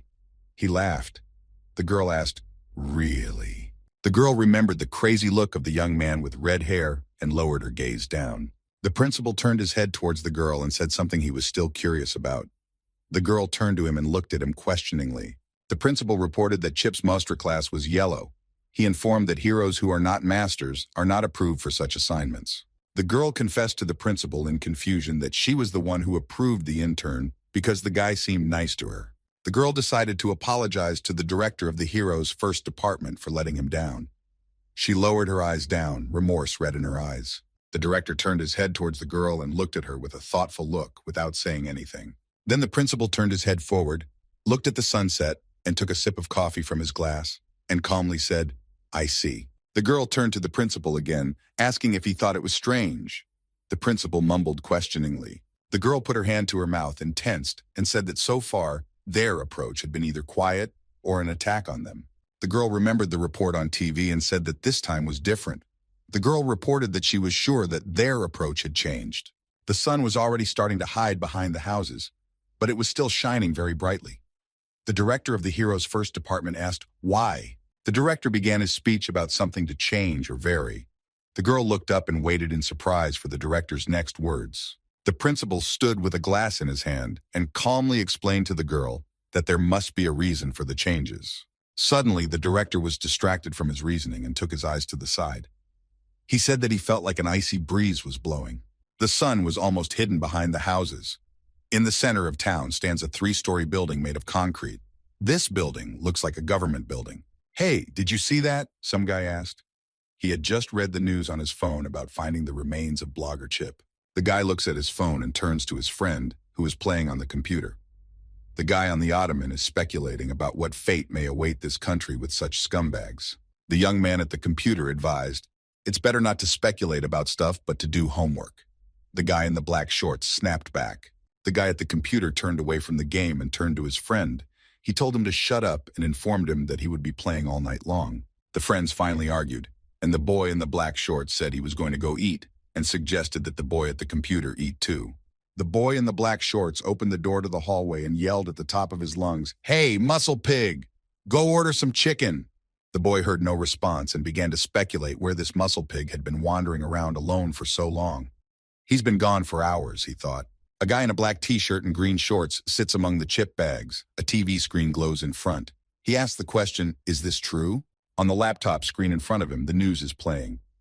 In them, the newscaster tells him that blogger Chip has been found destroyed. Next to his foot is an empty chip packet and some kind of photo card. On this photo card stands a happy Chip and 2 guys. These guys are newly minted costumed heroes. Thug wonders if this means he will have something to do now. There is a house standing on some street. The street goes downhill. On the roof of the house is a dish and a solar panel. There is some kind of entertainment show on TV. In it, one man is holding 2 short men by the scruff of their necks. Laughter erupts in the room. A white-haired man is lying on the couch laughing. He utters, "Oh, no way!" He props his head up with his hand and speculates about what he's seen. "Does he have all his brains in place? That's hilarious," he says. A call comes in on his cell phone, which is lying on the floor. He looked away from the TV and looked up with surprised eyes. The man picked up his phone from the floor. The screen said his mom was calling him. The man doesn't answer the call, puts his phone back on the floor with the screen down. He continues to watch the show and talks about how the show pokes fun at him. A guy is lying on the couch. Suddenly, someone's foot appears above his head. It goes straight for his head. It hits him so hard that the pictures on the shelves stagger. The guy is lying on the floor, holding his head and moaning in pain. A disgruntled girl stands next to him and says, "Finally got you." The young man's sister yells at him and asks why he doesn't pick up his phone, and asks if he cares more about the TV than his own mom. The young man looks at the phone with a surprised face and pretends to see a missed call for the first time. His sister tells him not to even pretend, because she saw the whole thing. The girl stands with her arms folded across her chest and reproaches her brother for being unemployed, and asks him to have a conscience and at least answer the phone. The girl informs her brother that if he ignores one more call, he is dead. The young man replies to her with a, "Yes, ma'am." The girl leaves with a loud slam of the door.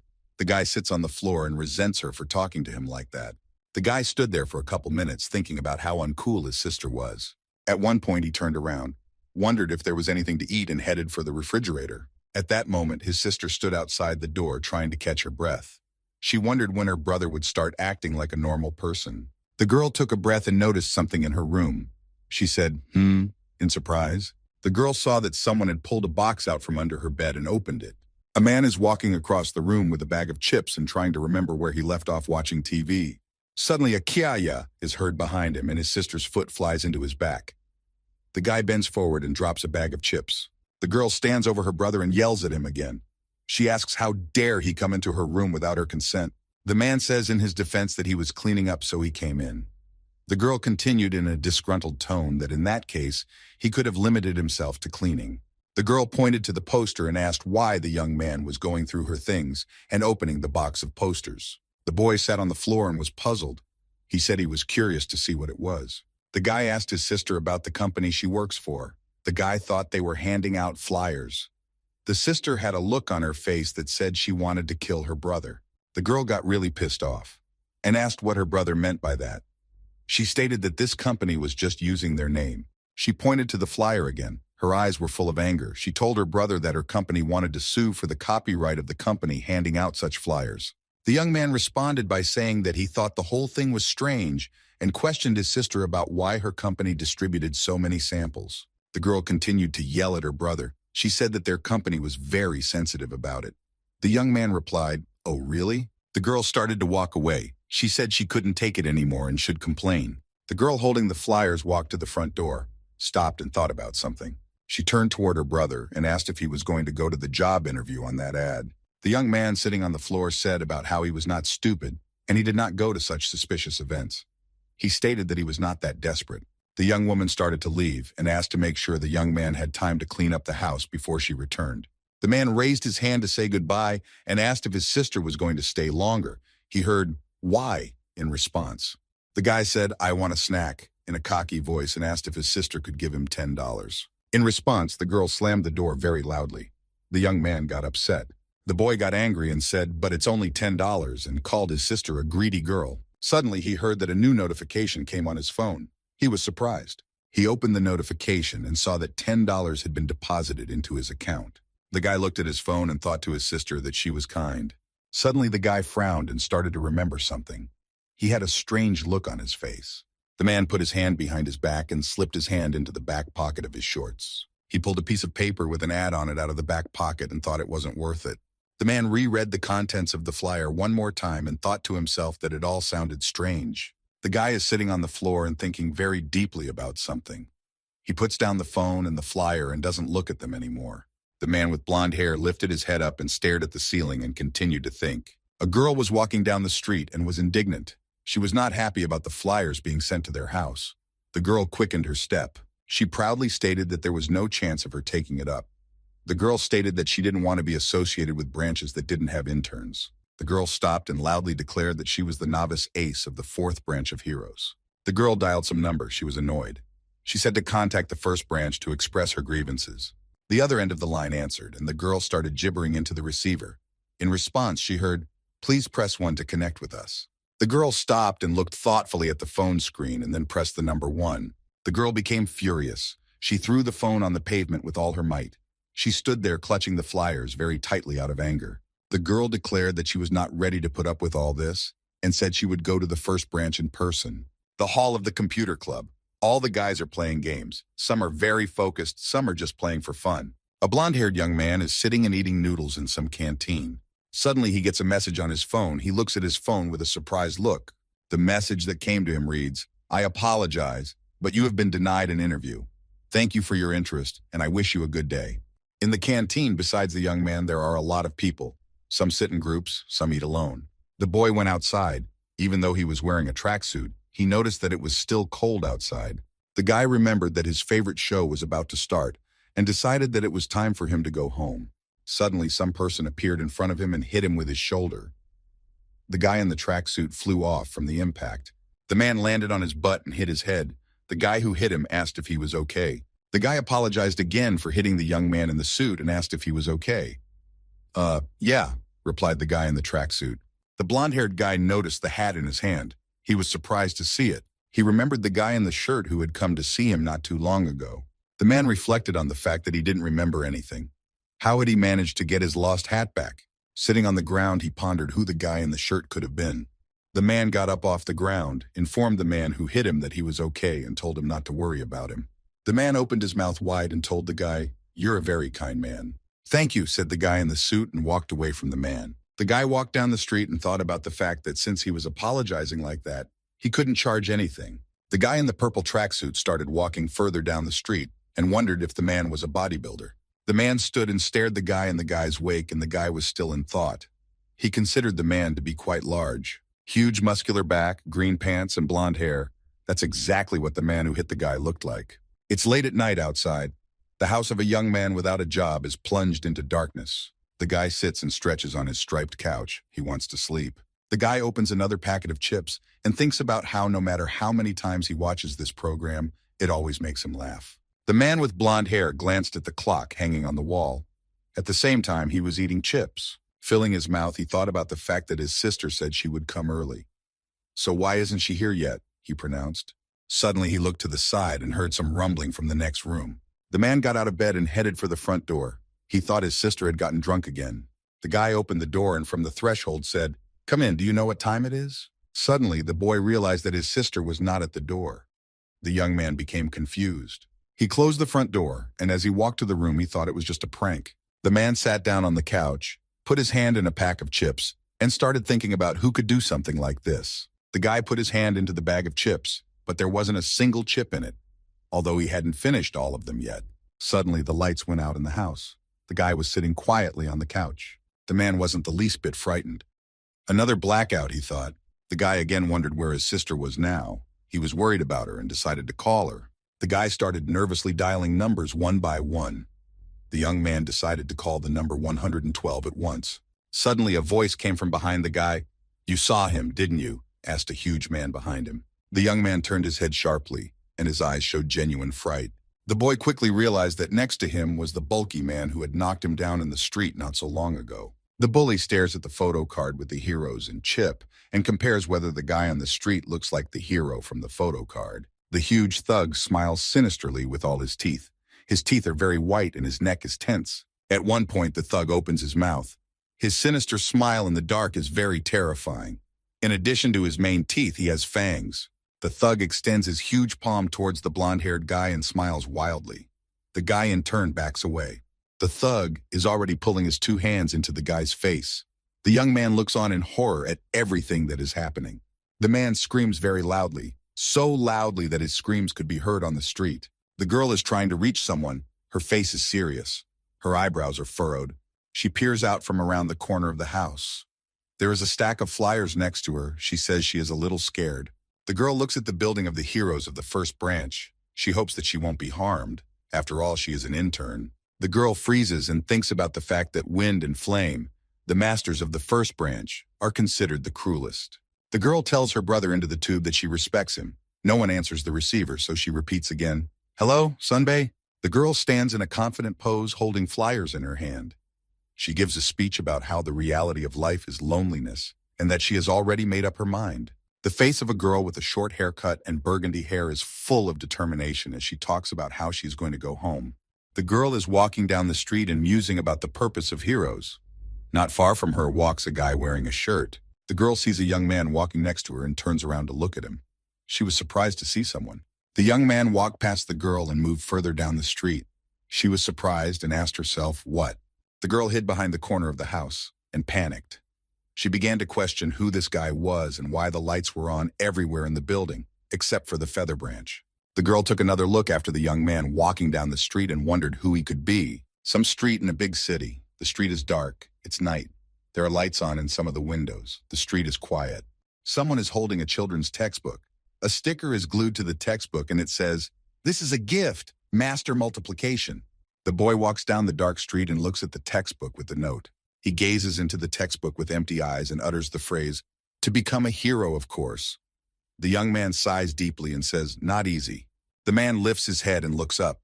His look is a little upset, but he is confident that he can handle all the difficulties. The boy feels that he has already started to stand out from the crowd of people, and he is just a little bit away from becoming a hero. "Yeah, I remember everything. That's why I've been waiting for you," said the white-haired guy in the hat. "Yeah, sure," said the young man in the shirt. He was holding onto the straps of his backpack as usual. The man held a sharp knife behind his back and said, "Why would I wait for you?" "There's a fishing line tied to the blonde guy's leg. You can barely see it, so the guy in the shirt didn't see anything suspicious, who from behind the bushes was watching the young man and holding the fishing line in his hand. He's laughing evilly. It's a huge, bulky man holding the fishing line in his hand and struggling to hold back an evil laugh. Gromila laughs and looks in the direction of the guys and says, "That's right, that's definitely it." Gromila is thrilled and says he's really wanted to do this for a long time. Gromila pins the blonde guy down on the couch. The young man is shocked and tries to resist. Gromila shows two photo cards. One shows the guy's family. The other shows the hero in a black suit. Gromila looks intimidating. His eyes are burning red. The thug squeezes the young man's head even harder. The boy can barely breathe. Veins swell on the bogeyman's arm. The man gathers all his strength and stretches out his trembling hand to point his finger. The man pointed with a trembling hand to a picture of a guy in a black suit. The men are standing across from each other. The guy in the shirt is still unaware that the blonde guy has a knife behind his back. The guy tensed up. He says to himself that he doesn't want to do this, but he has no choice. The man with the knife behind his back must have lost his mind. His eyes became crazy with hopelessness and anger. He needed to protect his family. The guy with the blonde hair swung the knife at the hero. In his mind, it wasn't his fault. Suddenly, out of nowhere, a girl from the interns of the fourth branch flew into the bulky guy with her foot. Everyone was shocked. The young men looked at everything that was happening with surprised eyes. The thug flew back from the girl's blow. His face twisted, his cheek crumpled. There is whiteness in his eyes. The girl stands with her foot up. Her eyes read confidence. She froze in posture after the blow. The huge carcass of the bulky man thundered to the ground. He rolled on his back a few meters. The thug recovered a bit from the blow and sat on the ground. He didn't realize what had happened to him. "Who are you?" the thug asked. The girl grabbed the Gromila by his shirt and lifted him up. The thug was even more confused. "Why ask the obvious?" shouted the girl in a menacing voice, right in the thug's face. "I'm a hero, you pig carcass," she addressed the bully. The girl let out all her power and yellow streaks swirled around her. The girl swung with all her might with her right hand, clenched her teeth, and with a grin she wanted to hit the bully. The blow hit the bully right in the face and he was thrown a few meters away. Blood spurted from his neck. The bully got to his feet. His hand was bleeding too. He said she was braver than her brother. The girl curled up and jumped on top of the bully. She wanted to punish her brother's abuser. The bully didn't expect another attack. He took a step back and shouted for her to listen to him. "You're talking nonsense," shouted the girl in rage. She was not willing to listen to the bulky man. The people stood aside and watched everything happening without hiding their shock. "Listening to you babble," the girl continued. The uncut thug stood in front of her with a frightened face. At this time, the girl was gathering strength in her hand. The girl shouted that listening to the thug's chatter was pointless and struck another blow. The thug once again fell to the ground with a rumble and rolled a few meters on his back. The bully was very angry. 3 stripes from the girl's blow were visible on his face. He mentally called out the girl. The girl is sitting on the ground. Waves of air are flying around her and behind her is the silhouette of a yellow dog. The girl snapped out of her seat and with a vicious grin, rushed towards the thug. The thug looked at his hand and said that he felt like he was fighting a dog, not a hero. The thug viciously licked his huge tongue and stated that this moment was exactly what he wanted. The girl sat furious on the ground in a dog pose and asked the thug to shut up.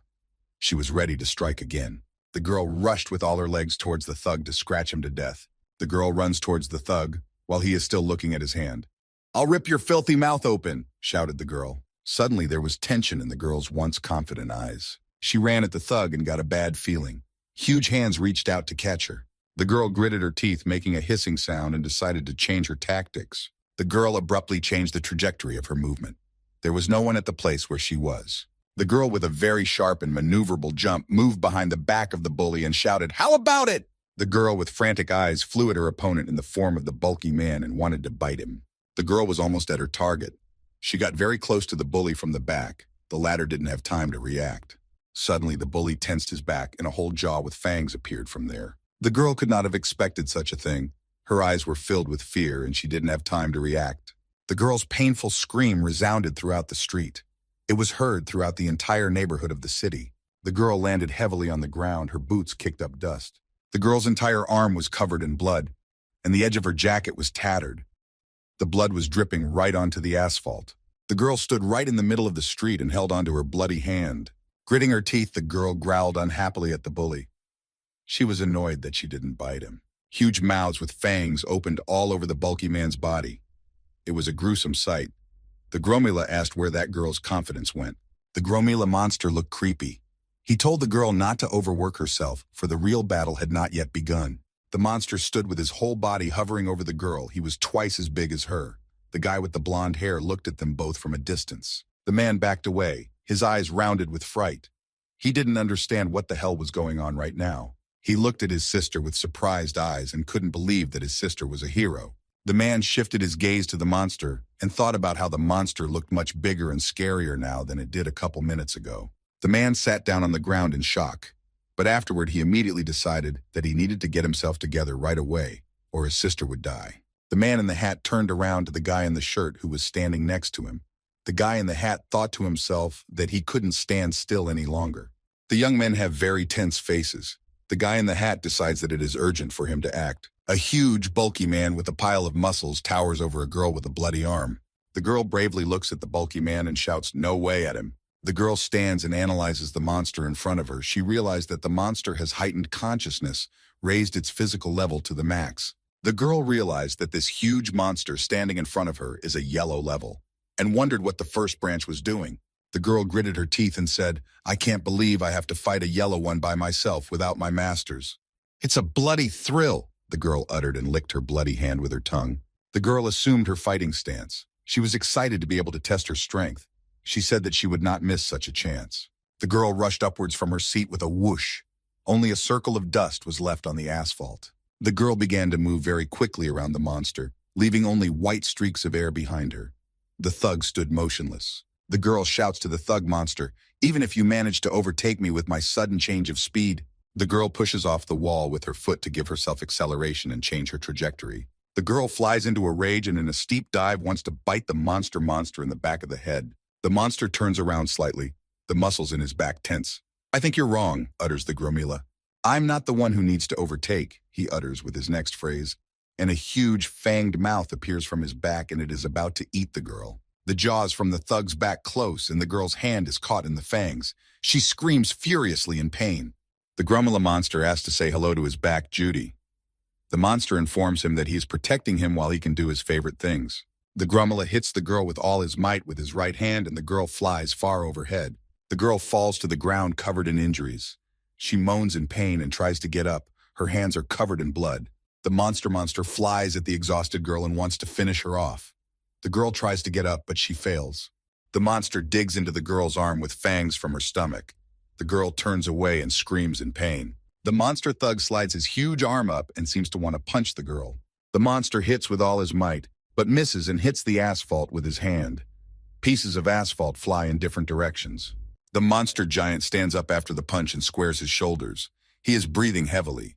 The monster turns to the side. He can't believe the girl managed to dodge his punch. The monster calls the girl's name. The girl stands in the center of the street with bloody hands. She analyzed her opponent and those incomprehensible mouths all over his body. The girl furrowed her eyebrows and looked menacingly at the monster. She realized that none of her attacks did any damage to the monster. The girl took another look at the monster and realized that this is what is called absolute defense. The girl realized that she couldn't hit the monster yet after the first two attacks. She said she had saved something for the camp but would use it now. The girl spread her bloody hands apart. She realized that she couldn't defeat the monster. The girl stands in the middle of the street with her legs spread wide, a yellow aura flying around her. She's ready to continue the fight. The girl drew stripes on her cheeks with her blood from her hands. She was determined and informed the monster that she was ready to give her best. Suddenly, from behind the girl's back came the voice of her brother.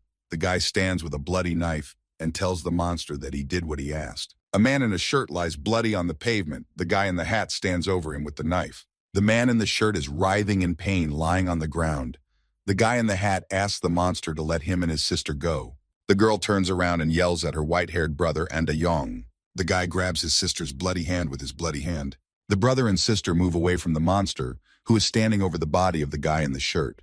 The guy in the hat drags his sister behind him and she asks what he did and asks him to let her go. The guy says he made a deal. The guy tells his sister that the monster told him that if he gave him the guy in the shirt, he would let them go. The man proceeded to drag the girl by the arm and told her that he sacrificed the guy. The man ran as fast as he could and dragged his sister behind him. He told his sister that the monster wouldn't touch them. Suddenly, the guy, his sister, kicked him and the young man fell to the ground. The girl yells at her brother and asks if he is naive enough to believe that the monster will keep his promise. The girl stands over her brother and reprimands him for the things he has done. It doesn't bother her that she is covered in blood. The girl couldn't hold back the rush of emotions. She wept and screamed and told her brother that it didn't matter if he was looking for a job or unemployed. The boy sat on the ground in shock. The girl told her brother to remain human no matter what. Suddenly, behind the girl's back, a giant monster appeared. He was holding an immobilized guy in a shirt in his hand by his head. The girl turned around sharply and shouted, "Damn!" There was consternation in her eyes. A second later, the monster's huge fist flew into the girl's face. Her face twisted. The monster thug's punch was so strong that the girl was thrown very far away. The girl landed with her head in the asphalt. Shards of asphalt flew from where she landed. Dust rose in the street. The thug is holding the guy's head, his muscles tense. He's talking about how things just kept getting worse. The Gromila looked angrily at the guy in the hat sitting on the ground and told him that he had ruined all his plans. The monster thug opened his mouth and let out a small, loud laugh. His eyes are white and his fangs are sharp. The guy is scared and sits on the ground with a dumbfounded expression and stares at the Gromila. Dust flies around him. The guy screamed in fear of a pact with the monster. The guy reminded the monster that he promised not to hurt him and his sister. The monster thug stands and laughs. He is holding the body of the guy in the shirt in his left hand by the neck. The guy in the hat is kneeling in front of him. The young man is in shock. He looks with very scared eyes at the monster. The monster is laughing very loudly. The boy looks up at the monster with frightened and pitiful eyes. His hair is sticking out from under his hat. The monster smiles menacingly. His face is in darkness, which makes it look more intimidating. The guy in the hat turns around and crawls away from the monster. The young man yells, "Save me!" The hulking monster said that the guy had ruined his fun. He looked sideways and saw an iron cabinet. The monster giant said the boy should be punished and threw the iron cabinet at him. The cabinet hit the boy right in the back. The monster loomed ominously over the guy and verbally mocked him. He accused the guy of being unemployed and too gullible. The man in fear tries to crawl away from the monster, but it is unlikely that he will succeed. The thug leaned over to the guy and made a slingshot of his fingers and teased the young man. He said that it was easy for people like him to trust everyone. The young man screamed and jumped up from the ground with terror in his eyes. He wanted to run away. The thug threw the boy into the boxes. The young man lies in the box covered in blood. The monster says it was the boy's choice to kill Han. The young man is bleeding. His shirt is shredded. His eye is swollen shut. The monster looms over the nearly dead young man. He tells him, "You killed them all." The monster's face is half in darkness. His ugly, toothy mouth is slightly open. The monster has uncut hair. He says goodbye to the guy and is about to kill him. Suddenly, the guy in the shirt tries to break free from the thug's grip. He swings around in a sudden movement. From the look on the guy's face, he's in shock. A vein on his forehead is bulging. He doesn't understand how this is happening. The shirtless young man jumped out of the thug's clutches and landed on his feet. The thug felt a burning sensation in his side. He thought, no way. The guy's eye was bleeding. The young man's gaze was devastated. The guy sits on the ground covered in blood and asks the guy in front of him, "Hanganchi?" The guy in the shirt jumps on the enraged, thundering monster. The battle is on. The monster is furiously yelling that scum like this shirt guy should know their place. The thug monster is frantically screaming at the guy in the shirt. The wind from the yelling flutters the young man's shirt, but he stands calmly in place. The young man stands calmly in place with his hands and fists and says, "I'm not scum." The young man is in the hospital with a band-aid on his cheek. The young man is wearing white hospital clothes. The young man has his hand in a fist and is looking at it. He is deep in thought about something. The boy is looking from under his eyebrows somewhere forward with a confident look. He's 100% sure of his abilities. The man in the shirt wants to strike hard. He gathers all his strength into a fist. His face is showered with yellow light from the glow of his fist. The guy jumps on the demon thug and with a scream he wants to strike at him. The man runs and holds the yellow fist in front of him. He declares that he is a hero. The Gromila monster effortlessly swipes his fist upwards. It hits the guy directly and he flies off. The director of the first branch of heroes asks if number 1 is in front of him. The director stands in the room with a guy with black hair and asks if he wants to be a hero. The guy replies that he doesn't want to. Suddenly, the young man sitting in the hospital bed declares that he doesn't just want to be one. He is definitely sure that he will become a hero. The principal says that there are plenty of people who can handle yellow. The principal asks the kid a question about how he's going to get stronger. The guy replies, "Not like this." The principal's face changes to surprised, and the guy's answer makes him think. The kid tells the principal that strength alone will not make him number 1. A young man covered in blood flies back from the thug's punch. His jaw is knocked out, and there is a sense that he is dead. Suddenly, the guy palm grabs the thug's fist, which is headed for him. The thug didn't expect this turn of events. He didn't expect the guy to offer any resistance. The young man pushed the thug's fist aside and jumped on the thug monster, wanting to kill him. The guy stands back and watches as the guy in the shirt tries to overpower the monster. The thug thought to himself that he expected something like this, because in the face of the end, true strength and character are put to the test. The monster is in a state of suspense. He doesn't understand where the guy got his strength from. A yellow fist comes flying at the monster at high speed. The monster admits to himself that he feels a sense of fear. The young man in the shirt delivers the strongest blow with his fist. The monster thug manages to get his shoulder under the blow. The young man lands on the ground with slippers on his feet. The boy bounces off the ground again and flies into the thug to land another blow. The young man throws his arm forward and hits the target. He is confident of his victory. The Gromila monster stands with a skewed face. He is shocked that the boy managed to land a blow on his cheek. Judy is frightened by the guy's strength and doesn't react, only growls angrily. The giant monster looks at the guy with surprised eyes. His face is twisted. The monster utters the phrase, "Now I get it." The Gromila looks at the guy. The young man stands in a fighting stance. The monster thinks about the fact that one day this guy will be a source of concern for the Nararaki. The monster thug grinned, his expression becoming very sinister. It's not too late yet, he thought. "I'll tear you apart," shouted the Gromila monster and waved his hand upwards menacingly. The hulking monster elbowed the guy from the turn and hit him right in the jaw. The guy's immobilized body soared high into the air again. The thug's blow was of incredible force. The young man in the shirt grabbed the Gromila's elbow with his teeth and clung to it with all his might. The hulking monster tried to throw the guy off, but the guy was no slouch. He held on with his teeth to the last. The young man jumped sideways as the monster thug wanted to slam his head into the ground.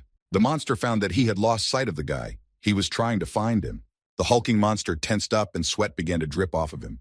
He couldn't see the young man. That was what was stressing him out. Suddenly, the monster Gromila noticed the guy flying at him from above, swinging his fist at him. The guy was about to deliver the strongest blow. Suddenly, the thug monster shouted, "Don't mess with me!" He tensed his back muscles and let out 1,000 teeth. There was no way the guy could change his trajectory. The man dodged the monster's barbed back with difficulty. He was frightened by this unexpected surprise. The bulky man gathered all his strength in his fist and swung towards the guy. A green aura of power flew around the monster. The monster thug once again landed the strongest blow on the guy. The man flies upwards immobilized. The guy is flying in the air. He can't move after being hit by the monster. The Gromila monster stands on the ground with sharpened teeth sticking out of its back. Suddenly, the monster snaps out of his seat and jumps up behind the guy. He swings to deliver another blow at him. The monster hits the guy with all his might with his fist in flight. The guy in the shirt is thrown to the ground with incredible speed. The man lies on the ground. The thug swings 2 arms for a blow at the young man. "Die!" screams the monster. 6 whirlwinds of air fall on the young man first, and then the thug monster himself. The hulking monster laughed and told the guy to remember it well. After all, this was the power of a big Judy from the elite troops. The thug was already aiming to finally deal with the guy, when suddenly he noticed something wrong. Air slowly began to escape from the bulky guy's body, and his muscles began to deflate one by one. The bully stood in shock. Suddenly, the blonde-haired guy's sister struck a blow on the monster's head. The blow was so strong that the monster was bent in half. The face of the thug turned. He began to fly away. The girl, despite her weakness, struck hard enough. Another jaw with teeth grew out of the Gromila monster's cheek. The Gromila said about how he was even surprised by her punch. The Gromila monster swung around and retaliated with a knee strike. The girl was folded in half from the impact. The Gromila screamed that the girl had scared him. The girl was thrown a few meters away from the blow and crashed into the wall. Shards of concrete flew from the wall. The monster stood there and watched it all. The monster stood and looked at the immobilized and bloody body of the girl. He thought to himself that the fact that she had any strength left was incredible. "Nice try, Ji-Yu," said the monster thug, approaching the girl. The monster wanted to finish her off. "Halt!" shouted the guy behind the monster's back. His voice was ringing and determined. A man with blonde hair stood in the middle of the street covered in blood and holding a sharp shard of glass. There were huge spikes sticking out of the monster's back. The monster didn't even look at the guy behind him. The man told the monster that he couldn't take it anymore. The man stood there covered in blood. His clothes looked like rags.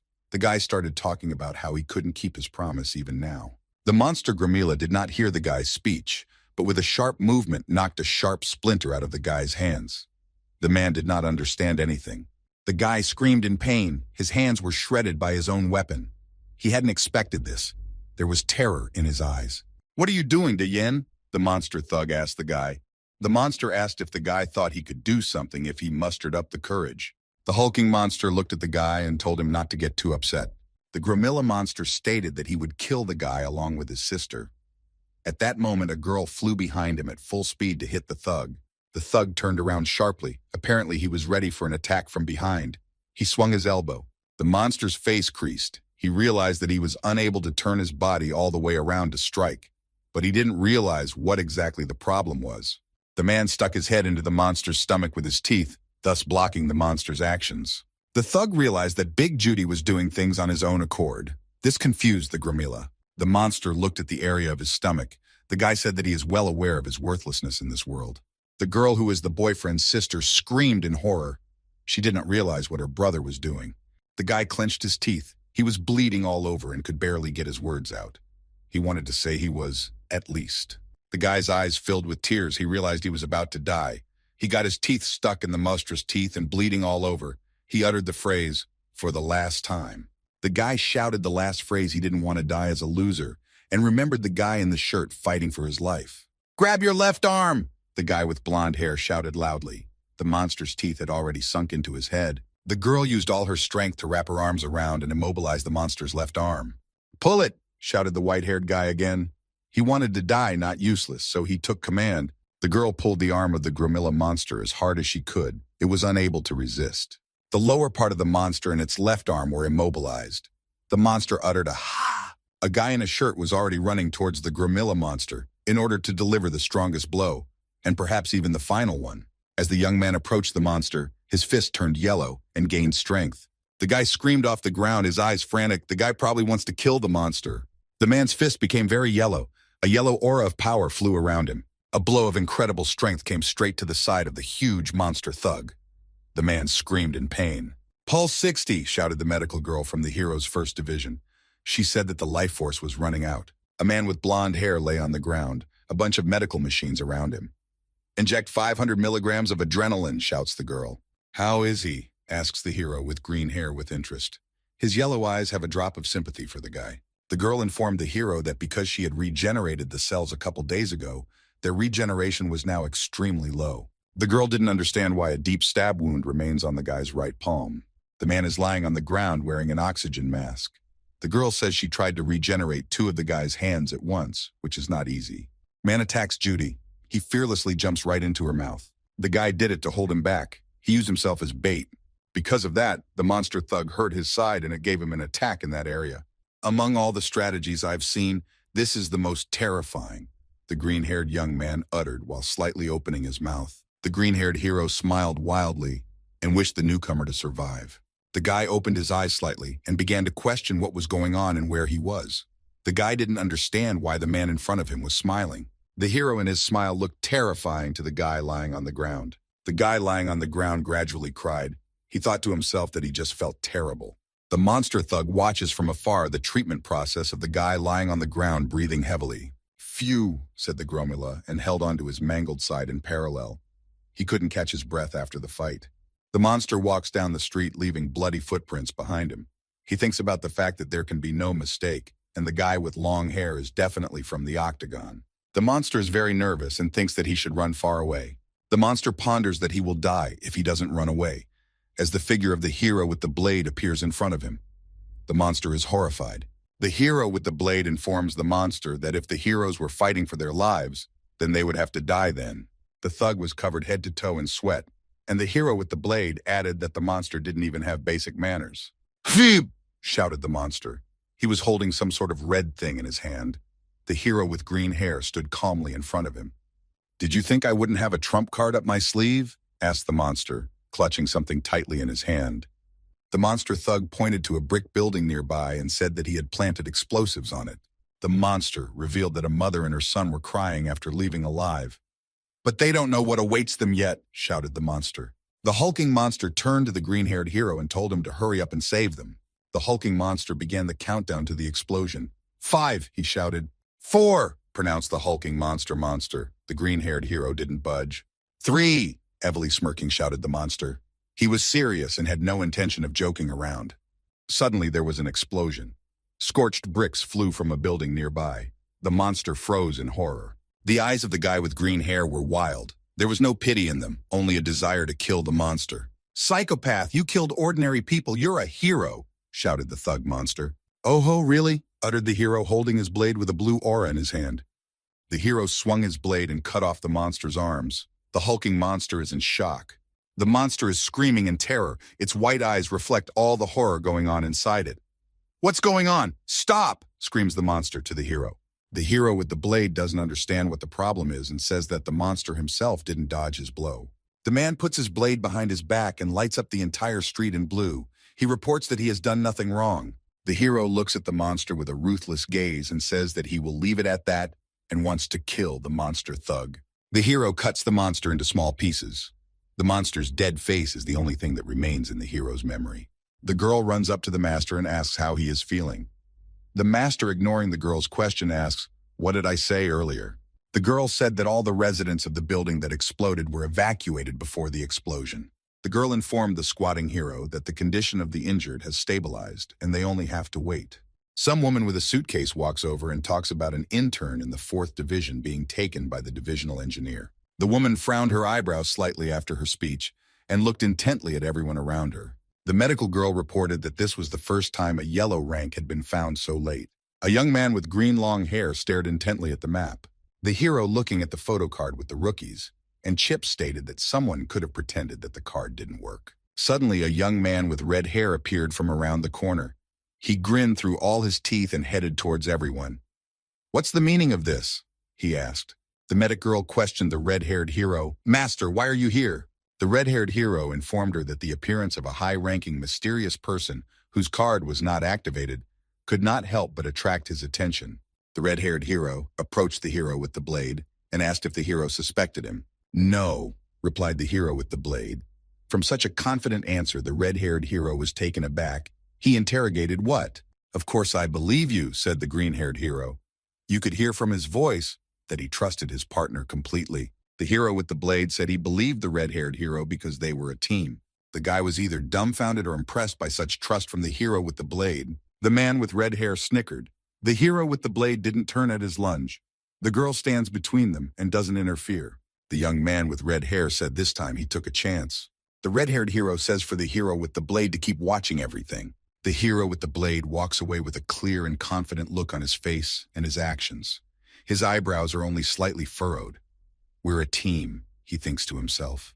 The director stands with a small piece of paper in his hand and asks, "Secret?" The director asks the hero with the blade, "Secret investigation, what does that mean?"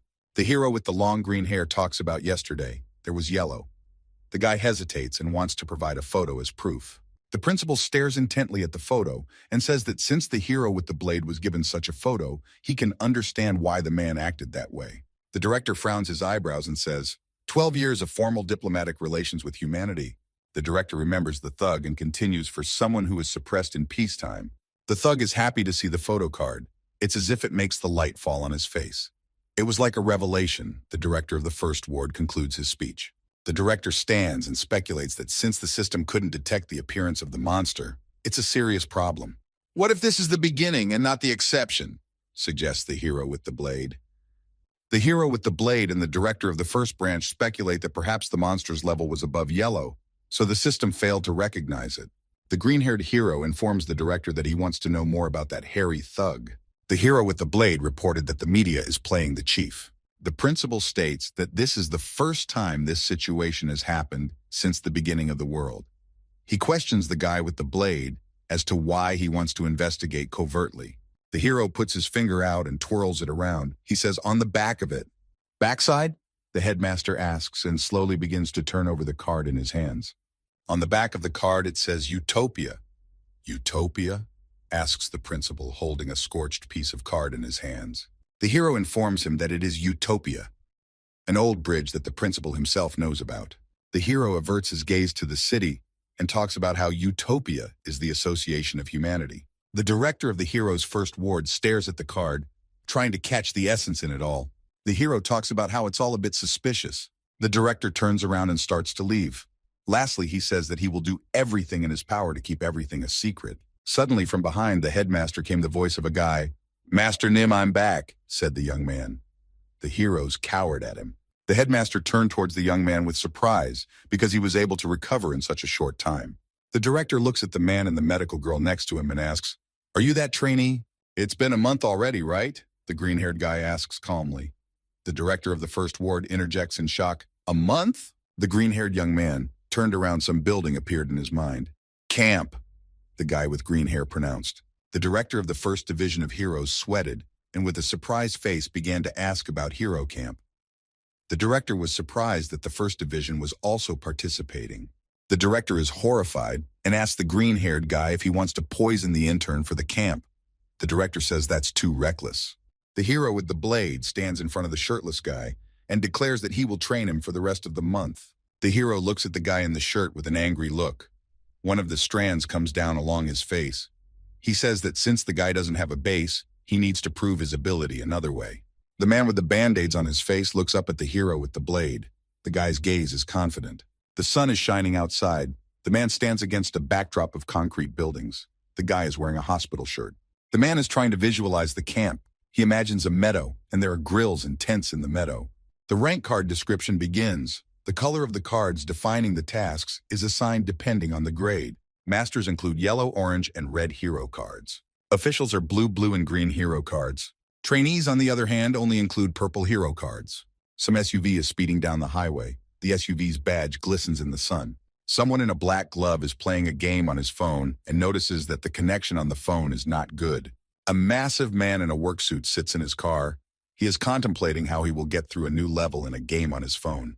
The guy opens his mouth wide without unclenching his teeth and sighs heavily.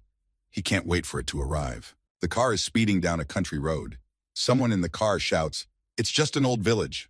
The man in the work suit looked to the side, sighed heavily and said, "Oh ho, you lazy asshole," said the young man. The man in the work suit slapped the little guy sitting next to him with all his might, causing him to bend over. The boy continued to yell at the guy sitting next to him. "How did you fall asleep if you're so nervous?" he asked. A small guy with glasses and a green backpack behind his back, scratching the back of his head, apologized to the young man in a work suit. There is a camp built on the mountains, small Chinese houses sticking out among the rocks. The wind is blowing. The main building of the camp is on the ledge of the mountain. This is the 3rd division of heroes. Some man in a brown cloak with some kind of symbol on the right side of the cloak is standing in the middle of the office. This man is standing in the center of the room, with similarly cloaked men standing around him. "And we are noble brethren who continue to take pride in our land," the cloaked man utters. The hall is not heavily lit. There are 19 people in the hall, all kneeling. It looks like a cult. One of the cloaked men shouts as loud as he can, "Never lose your pride, my brothers!" 2 masked men, blue and red, are on one knee, their arms and legs bandaged. The blue mask is Mu Young Ho Sang, a trainee from the 3rd Hero Division. In the red mask is Mu Young So San, who is also a trainee from the 3rd Hero Division.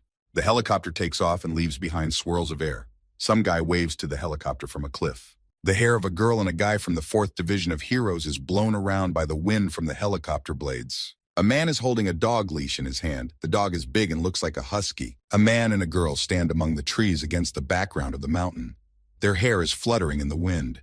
Someone sits in the front passenger seat and is silent. A hero sits behind the wheel of a car and tells the guy in the passenger seat to be quieter.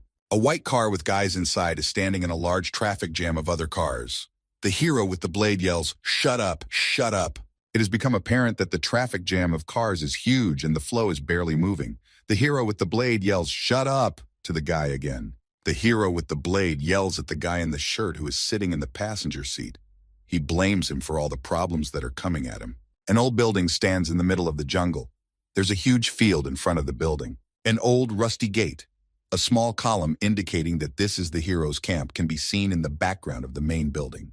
A guy in a jacket reads out information from a piece of paper. Like last year, 2 interns from each department are in Camp 5. The man reads this out while some woman stands with her back to him and quietly listens to him.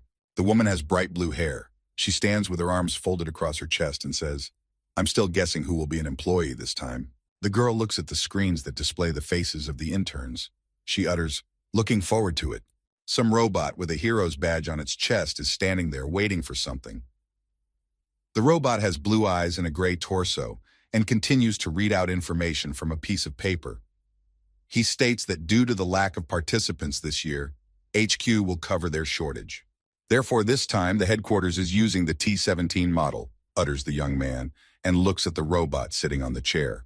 There is a brief silence. The woman with blue hair hesitated for a few seconds.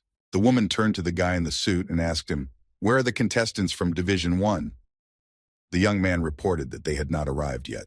The woman clarified whether the Division 1 trainees had been informed of the exact start time of the event. The young man replied that they had been informed. The woman scrunched her eyes and asked why they still hadn't arrived, since it had been 25 minutes. The guy politely replied that he didn't know. The guy said that he had been trying to contact the 1st Division for the last 10 minutes, but they weren't answering the phone. The woman remembered the red and blue heroes' faces from the 1st Division and wondered why they had joined them in the first place. The woman held her right palm up and wondered, "Are they even going to unplug?" she asked. The young man with green long hair was furious. He was sick of standing in a huge traffic jam. The young man in the jacket asks the woman what they should do and offers to move the time up a bit for the first division. The woman puts her hands to her sides and says that nothing needs to be rescheduled and that she will not tolerate disregard for the rules. The woman talked about how if they didn't show up for the test, which would start at 12, they would automatically be expelled. The young man replied, "I see. There's a clock on the wall that says, 'Welcome to LPU.' It shows that it is now 15 minutes to 12. All the interns are sitting in a semicircle on chairs. Only the intern from the first branch is missing. The office is very dusty. The guy is yawning. A little guy in glasses massages his shoulders. A man in a work suit tells the little guy with glasses that he gets 100 points for the massage. The little guy says, 'Thank you,' in his squeaky voice. The man in orange turns to the side and says he feels sorry that everyone in Division 4 is female. The guy continues to mock the 4th Division and asks if they thought putting on their military vests would make them stronger. The trainees from the 4th Division don't respond in any way. "Although if you look closely," says a young man in a work suit and raises an eyebrow. He looked at the stomach of one of the Division 4 trainees and said he would give 40 points for those assets. The guy looked at the cape-clad contestants from Division 3 and gave them 20 points maximum. The guy turns his attention to the robot and asks if the robot is just here to play chess. The robot waves its hand and says, "Hey, how's it going?" A young man yells with a dumbfounded expression on his face that street games are more interesting than this hero camp. The guy in the work suit yells and sputters. He says, "Soo-jung, this camp gets 10 points max." The girl from Division 4 aggressively turns to the guy from Division 2 and tells him to shut up soon. The guy abruptly made an innocent face and apologized if he suddenly interrupted someone. The guy sticks out his tongue and utters, "Even when you're mad, you look pretty darn cute." The girl is beyond pissed off and yells that the guy is totally freaking out and threatens to kill him. "That's enough," the girl's partner says calmly. He sits back in his chair and doesn't move. The guy talks about how fighting at camp is punishable by immediate disqualification. The girl's 4th Division partner says that the guy in the work uniform specifically wants to take her out. The girl says she knows it herself. Fat guy continues to taunt and shows a heart with his fingers and winks. Fat guy turns to his partner and asks why he stopped giving massages. The guy informs him that he was afraid to interrupt him. With these words, the guy in glasses only caused the guy in the orange suit to smirk. The fat guy grabbed the glasses guy and mocked the fact that he was scared. He said there was no place for fear in their relationship. The girl and the guy from Division 4 listened quietly as the fat Division 2 trainee mocked his partner. The trainees from the 3rd Division of Heroes sat mysteriously in their masks and brown cloaks without saying a word. The guy with the pink hair was sweating all over, his glasses off his eyes and onto his nose. He said, "Thank you, Sok-jin." The fat guy informed his partner, whom he held in his right hand, that nothing would stop him personally in this 10-point camp. The guy looked up and spoke about how the only one to worry about was... He didn't finish the sentence. He looked at the empty chair in the corner of the office and said that the only one to worry about was the guy who hadn't shown up yet. The two from the 3rd Division also looked at the empty chair and discussed the fact that the 1st Division was participating this year as well. The guys from the 4th Division are peacefully waiting for the participant from the 1st Division to show up. The guy sighs heavily and says, "Still haven't arrived." The figure of the young man from the 1st Division of Heroes stands on fire. An incredible power emanates from him. The fat intern in the orange suit looks at his hands and talks about how the only one he wants to look at is the intern from Division 1. He makes a silly grimace on his face again and sticks his tongue out. He said he already had an idea of how many points the Division 1 trainee would get. Suddenly, the decrepit door to the office swings open and a strong wind blows in from the hallway. The 4th Division girl reacts and sharply shifts her gaze to the side. Her dark-haired partner sits with his eyes closed in his chair and doesn't react in any way. The blue-masked intern's face has changed. He sits in suspense. The fat, nasty guy in the orange suit from Division 2 says, "He's finally here." A huge, muscular man in a jacket stands in front of them. His eyes are bloodshot, and blue lightning flies around him. The man furrowed his eyebrows, and the scar on his cheek became visible. Everyone was dumbfounded. The guy from the 2nd Division is impressed and yells out, giving the guy in the suit 90 points. The guy in with tensed arms stands in the aisle. His look is intimidating. Suddenly, the bulky guy lets the young man in the shirt pass and says he needs to go to this office. "Yes, thank you," replies the guy in the clean white ironed shirt. The trainees from the 4th Division sit in shock. A decently dressed young man stands for a second or two at the entrance to the office and holds on to the straps of his backpack. The guy raises his right hand palm up to everyone and greets everyone at the event. A girl in a black dress and white and purple hair introduces herself to the contestants. She announces that she will be administering the first test. The girl in the black dress carefully adjusts her glasses, looks at the contestants and says, "Ew." The girl reports that she is very experienced and says that she can easily determine the morale of the participants. The girl in the dress looks at all the participants again and reports that they all look very agitated. The girl approaches a trainee in a work uniform and says that he is particularly agitated and that his face is yellow. The trainee from the second division suddenly screamed. The girl is a little startled herself and starts screaming too.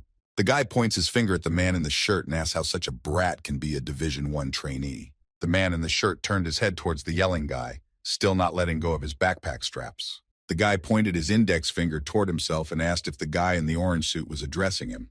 The guy recalled that the fat guy had given him 90 points. "That was a misunderstanding," shouted the fat man, pointing his finger at the guy. The interns whose faces were hidden under masks also discussed the guy who was a high school student. They agreed that they didn't understand why the first division had made such a choice. A girl and a young man from the fourth division also discussed the intern from the first division of heroes. The fat man yells at the guy in the shirt that he's taking 9,000 points away from him. The young man in the orange suit is furious and declares that the guy in the shirt is an embarrassment to the entire competition. The girl in the dress announces that the first task is starting. The fat man in the suit doesn't calm down and continues to take imaginary points away from the camp. The girl in the dress tells him to focus. "Destroy this horrible, disgusting camp," the fat guy from the second division shouts restlessly. The dress girl jumps up and hits the fat guy in the jaw with her knee. "Quiet," yells the girl to the guy. The orange-suited guy's huge body falls to the ground with a thud. The girl with white and purple hair corrects her glasses and informs him that she will tolerate any display of emotion, but acts of defiance against the camp are not going to be tolerated. The girl in the dress announces that the first task is a team fight and shows something on her phone. The man in the shirt, the fourth division girl, and the third division trainee in the cape. They are now on the same team. The fourth division girl tells the shirtless guy that she didn't want to mess with him. The man stands and holds onto the straps of his backpack. He asks the girl, "Do you have anything to say to me?" The girl remembers her brother with the knife. He is standing over the body of the guy in the shirt. The girl is horrified. The girl replies that she doesn't want to say anything. She asks the young man if he wants her to apologize to him. The fourth division girl calmly says that her conscience is clear to the young man in the shirt. The girl stands with her back to the guy in the shirt. The man in the shirt has already approached the guy in the blue mask and is asking him something. The girl stands and listens to the conversation between the young man in the raincoat and the guy in the shirt. The girl aggressively points her finger at the guy in the shirt and asks if he is joking. The guy asks the girl who she is. A fourth division man with a dog and a third squad guy with a red mask. That's the wolf team.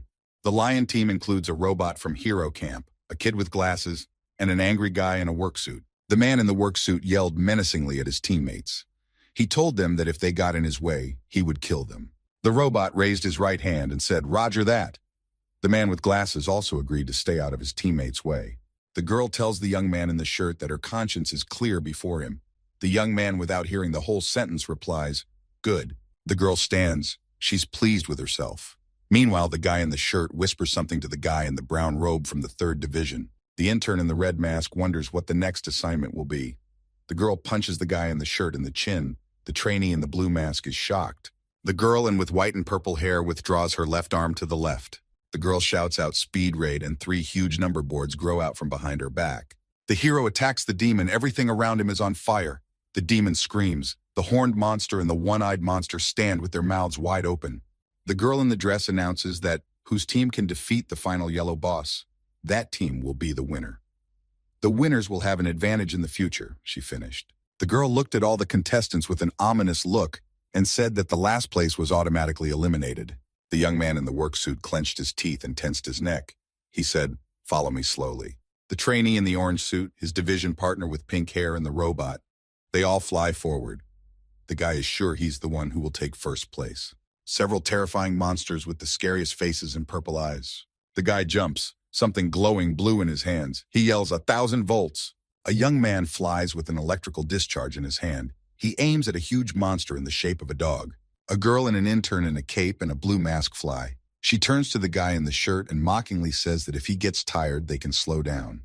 The guy in the shirt runs with all his legs down the stone pavement, torches burning on all sides. The guy stops and says he's tired. He can't catch his breath.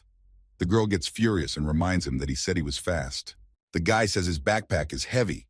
The girl is furious and yells at him. The guy with the blue mask asks the girl to calm down. A girl with white and purple hair stands in front of a shield with the number 2 on it and wonders, "Who will be first?" she asks. The girl with white-purple hair is approached by someone through an earpiece. She's surprised and asks, "What's wrong? Is it lunchtime already?" The girl looks with surprised and frightened eyes in the direction of the earpiece. She hears that it is the wolf team addressing her. A young man from Division 4 is radioing that their team has completed the mission. Next to him is a trainee wearing a red mask, and behind them is a defeated headless monster. The girl is extremely surprised that the 2 guys defeated the final boss in just 10 minutes. She thought about the fact that even she would not have been able to handle this task so quickly. The girl in the black dress and white-purple hair tensed up, a drop of sweat dripping off her cheek. The young man from Division 4 suggests to the guy in the raincoat and red mask to have lunch together. The guy from Division 2 is shocked that the wolf team has already completed the mission. His partners are also surprised. The guy is pissed that he lost to a team that didn't even have 10 points. The guy turns to his partners and says that he told them to stay out of his way, and threatens to kill them again. The young man in the orange suit, his partner with pink hair and glasses, and the robot bounce off the branch. A white jet of air remains under their feet. A young man in a work suit, his partner with pink hair and glasses, and a robot land on a green lawn. A moss-covered monster looks at the interns and considers them a disgusting team. A guy in an orange suit says, "No way they're faster than me." A stone monster with purple eyes and green grass clumps on his head looks at the interns angrily. The guy with orange hair is serious, lightning bolts hovering around his face. He says to the monster, "Hey, deerhead, how many points are you worth?" A young man in a shirt, an intern in a brown cape and blue mask, and a girl from Division 4 are standing in a stone hallway. The girl and the guy in the trench coat and blue mask are very surprised to see that their division partners have already finished their assignment. The guy in the blue mask turns to the girl and suggests they leave the guy in the shirt and go on without him. The 3 of them stand in a circle, and the guy in the blue mask adds that if they stay here, they won't defeat the boss. The girl pondered over what their team should do. She looks sternly down at her team members from top to bottom. The guy stands and looks at his 4th Division teammate. The girl is running very fast. She is ahead. The guy in the blue mask is behind and carrying the guy with the shirt on his back. He wonders why they dragged the guy with the shirt on his back. The girl replies without turning around that the boss is a 3rd-rank boss and the 2 of them will have a hard time dealing with him.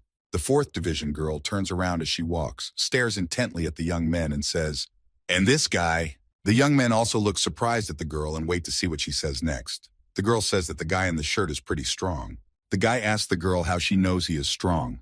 The girl replies in an annoyed voice for the guy to shut up and run after her. The 3 of them continue to run, and the girl says that this is a time raid, and they need to defeat the boss as fast as possible. She continues and talks about how they could use the extra hands. On the run, the intern in the blue mask talks about how the Division 4 intern is weird.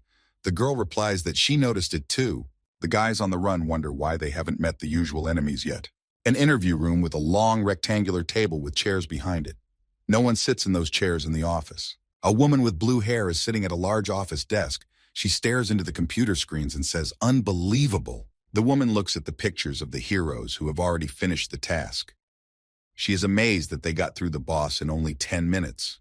She talks about how that is the best record ever.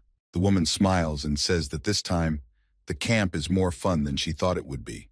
The woman folds her arms across her chest and asks the young man in the black jacket if he has heard the news that a new record has been set on the first mission.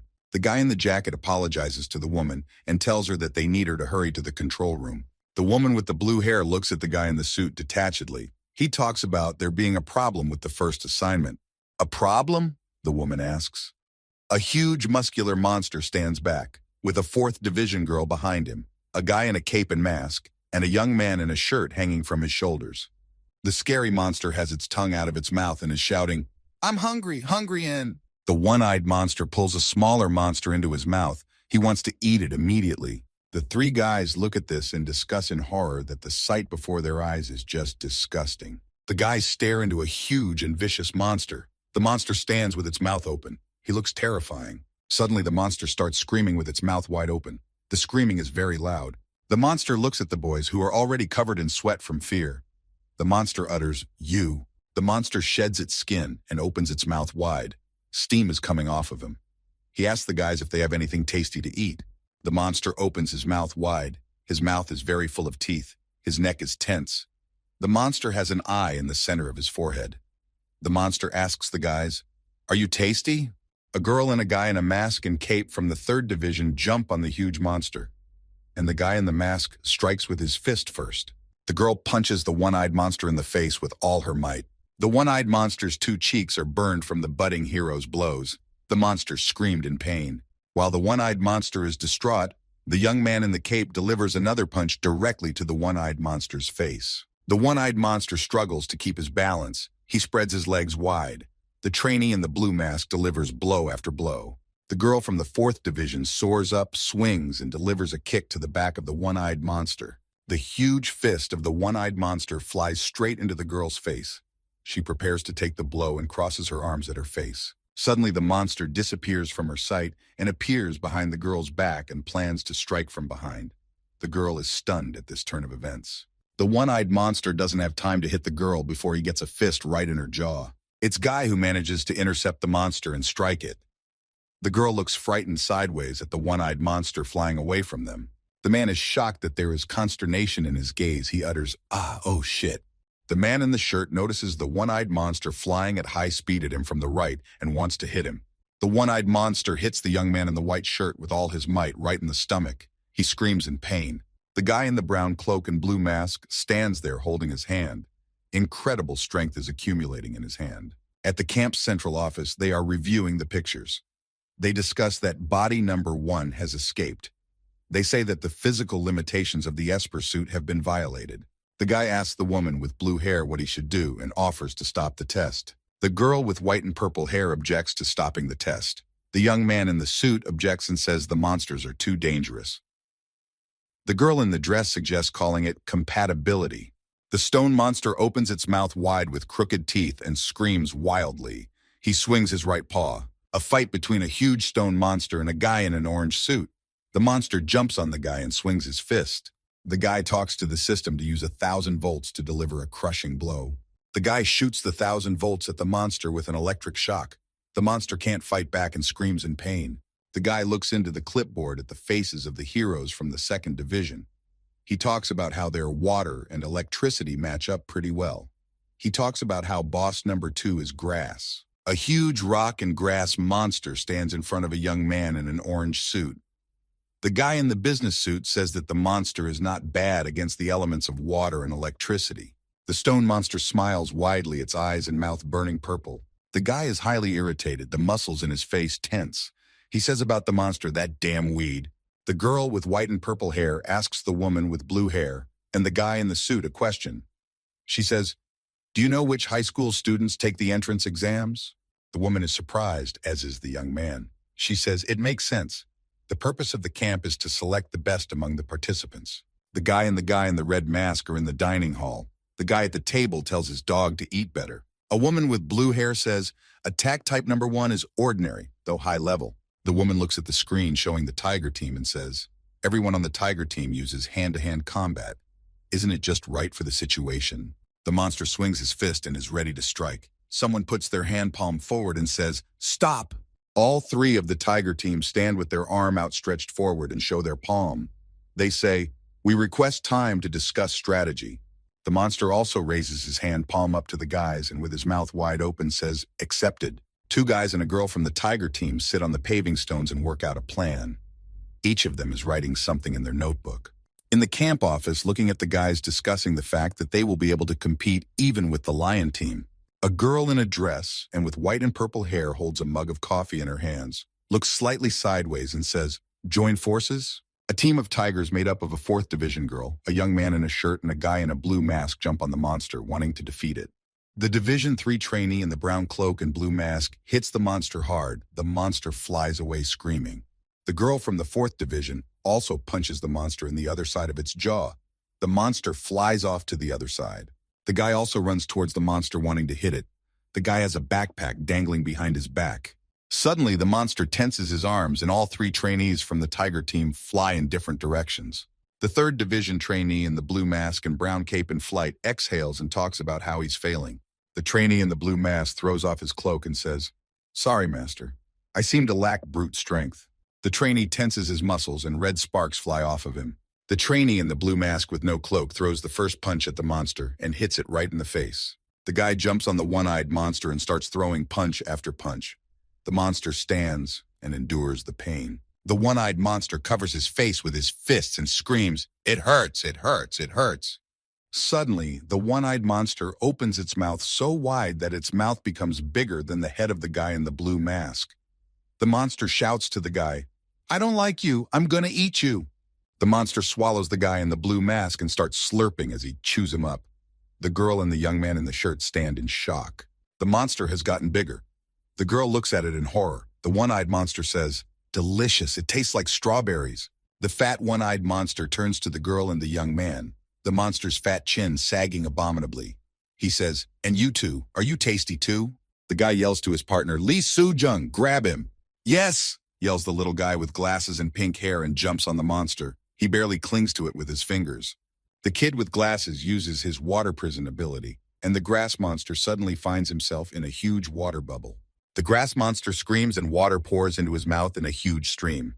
The pink-haired kid jumps away from the monster, and the herb monster has almost sucked the entire water bubble into himself. The grass monster smiles widely. He feels great. He has regained 10% of his health from drinking the water. Guy slaps his partner with pinkish hair. The guy covers himself with his hands and hurries to apologize. Fatty takes his division partner under his arm and says, "Soo-jung, I got a great idea." The guy in the shirt wants to ask something to the huge dog who is dragging him by the scruff of his neck somewhere. "Shut up, I'm not answering that," growls the girl in the dog's body. The young man quickly agrees not to fight. The monster bridges the distance with large leaps. He chuckles evilly on the way. The monster opens up once again from the ground and swings. He yells, "Hee!" The monster swings two hands at the dog and the guy in the shirt and yells, "Gotcha!" The one-eyed, muscular monster hits with all his might. Huge shards of rock and concrete fly from the ground. A huge column of dust rises. The robot's eyes glow as he utters, "T-17 battle mode activated." The robot flies cutting through the air. He punches with his right hand and yells, "Medium kick." The grass monster hits the robot with his right hand, and he flies off. He didn't even have time to get close to the monster. The kid with the glasses also flies off the monster. The kid with glasses flops down on the monster's moss-covered stone press. The kid activates the water prison again, and the huge grass monster is imprisoned again. The grass monster was ready for it already, and was sucked up by the water again. The guy yells to his teammate, "Don't stop!" The guy with glasses tries his best to hold on to the monster and thinks about the fact that Seok-jin believes in him. The guy with glasses is trying his best to hold on to the monster. The kid is thinking about how he doesn't want to let his partner down anymore. The huge grass monster got even bigger from the water. It began to gush from all sides. The kid with glasses was happy with the result and shouted, "I did it!" Fatty charged the charges on his hands and was about to unleash 100,000 volts into the monster that was in the water prison. A kid with pinkish hair and glasses turns towards his partner, his face blue from the color of lightning. He asks fearfully, "Seok-jin?" The guy in the orange suit shoots a 1,000-volt discharge directly at the grass monster. The monster screams. There's a huge explosion. The monster smokes, flames come out of it, and water comes out at the same time. The fat hero in the orange suit stands next to the robot and shouts in self-satisfaction, "Ah, you got it, you trashy bastard." The kid who erected the water prison around the monster lies just as the monster is burned on the ground. At this time, the guy in the orange suit boasts about his power to himself. The system says round 1 is over and starts listing those who made it to round 2.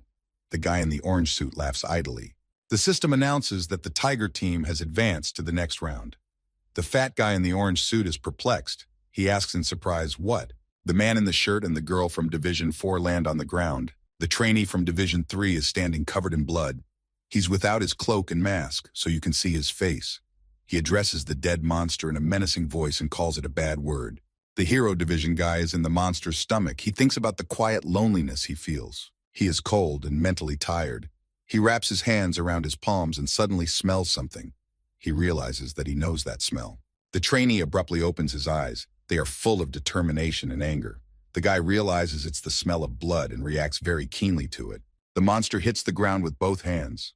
A girl in the form of a dog and a young man in a white shirt jump away from the place of impact. Suddenly, two fists appear from the mouth of the one-eyed monster and tries to open it by grabbing its teeth. A huge male body emerges from the mouth of the one-eyed monster. White ribbons can be seen on the body. It's a trainee from the 3rd Division. The guy is grinning wildly with all his teeth. His gaze is like that of a madman. The girl from the 4th Division and the young man in the white shirt are scared. The girl adopts a fighting stance and shouts, "Kiaya!" The muscular young man also adopts a fighting stance and says, "Goblin Strike, 2nd secret form." The guy swings at the monster, his fist turning blue from the power accumulated in it. The man swings a goblin punch at the one-eyed monster with all his might. The man holds up his mask and says that the goblin punch has been used by goblins since ancient times. He reveals that he's a 28th generation descendant of them. The guy has already put on his mask and is pulling his brown cloak over himself. He reported that he could not restrain himself when he smelled the blood of the boys spilled through his fault. He reported that he had been disrespectful in this way. The girl asks in surprise if goblins like the smell of blood. The guy in the blue mask replies that they do. The girl is surprised and asks if it's the other way around. The girl looks at the guy in the blue mask and almost cries. She realizes the power of this intern because she has heard stories from the masters. The guy asks when the masked trainee managed to pull the sword out of his back. The masked guy replies that it never happened at all. Someone from the camp staff yells out that the first test is over. Each participant will be given time for treatment and maintenance. After that, everyone must gather in the training room within the hour. A guy is crying in the restroom. He is annoyed that he messed up and attacked his partner. He thinks it wouldn't have happened if he was alone on the team. The guy is hysterical. He is screaming about how if they believe in him, he will definitely take the gold next year. The guy is sitting on the toilet with a very scared and confused look. The man was already desperate, but suddenly he heard that he was going to be given one last chance. The restroom door opened, and light streamed in from there. The face of the guy in the orange suit changed to a frightened face. He heard himself being told that his time at camp wasn't over yet. Some cute pink kitten with purple ears put his arms out in front of him. This kitten with a purple beanie fixed the leg of a girl intern from the 4th Division of Heroes. She's sitting on the couch and is happy about it. The kitten that healed the girl's leg is from the Atmas family. These spirits have been helping people since the Pokon ages. The girl looks at the kitten. She's inspired by the story and talks about how she has heard a lot about them.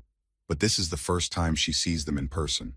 Suddenly, the kitten compares the girl to another girl and says she is beautiful too. The girl asks why the kitten suddenly started rambling. A bunch of Amis are lined up behind the girl admiring her beauty. She shyly walks away from them and tells them to get off her back. A kitten Amish brings in some local Ami's beauty, but she doesn't look pretty. The girl yells that she look nothing alike at all. The little local pretty girl folds her hands in a lock on her chest and hisses unhappily. The girl yells, "Enough!"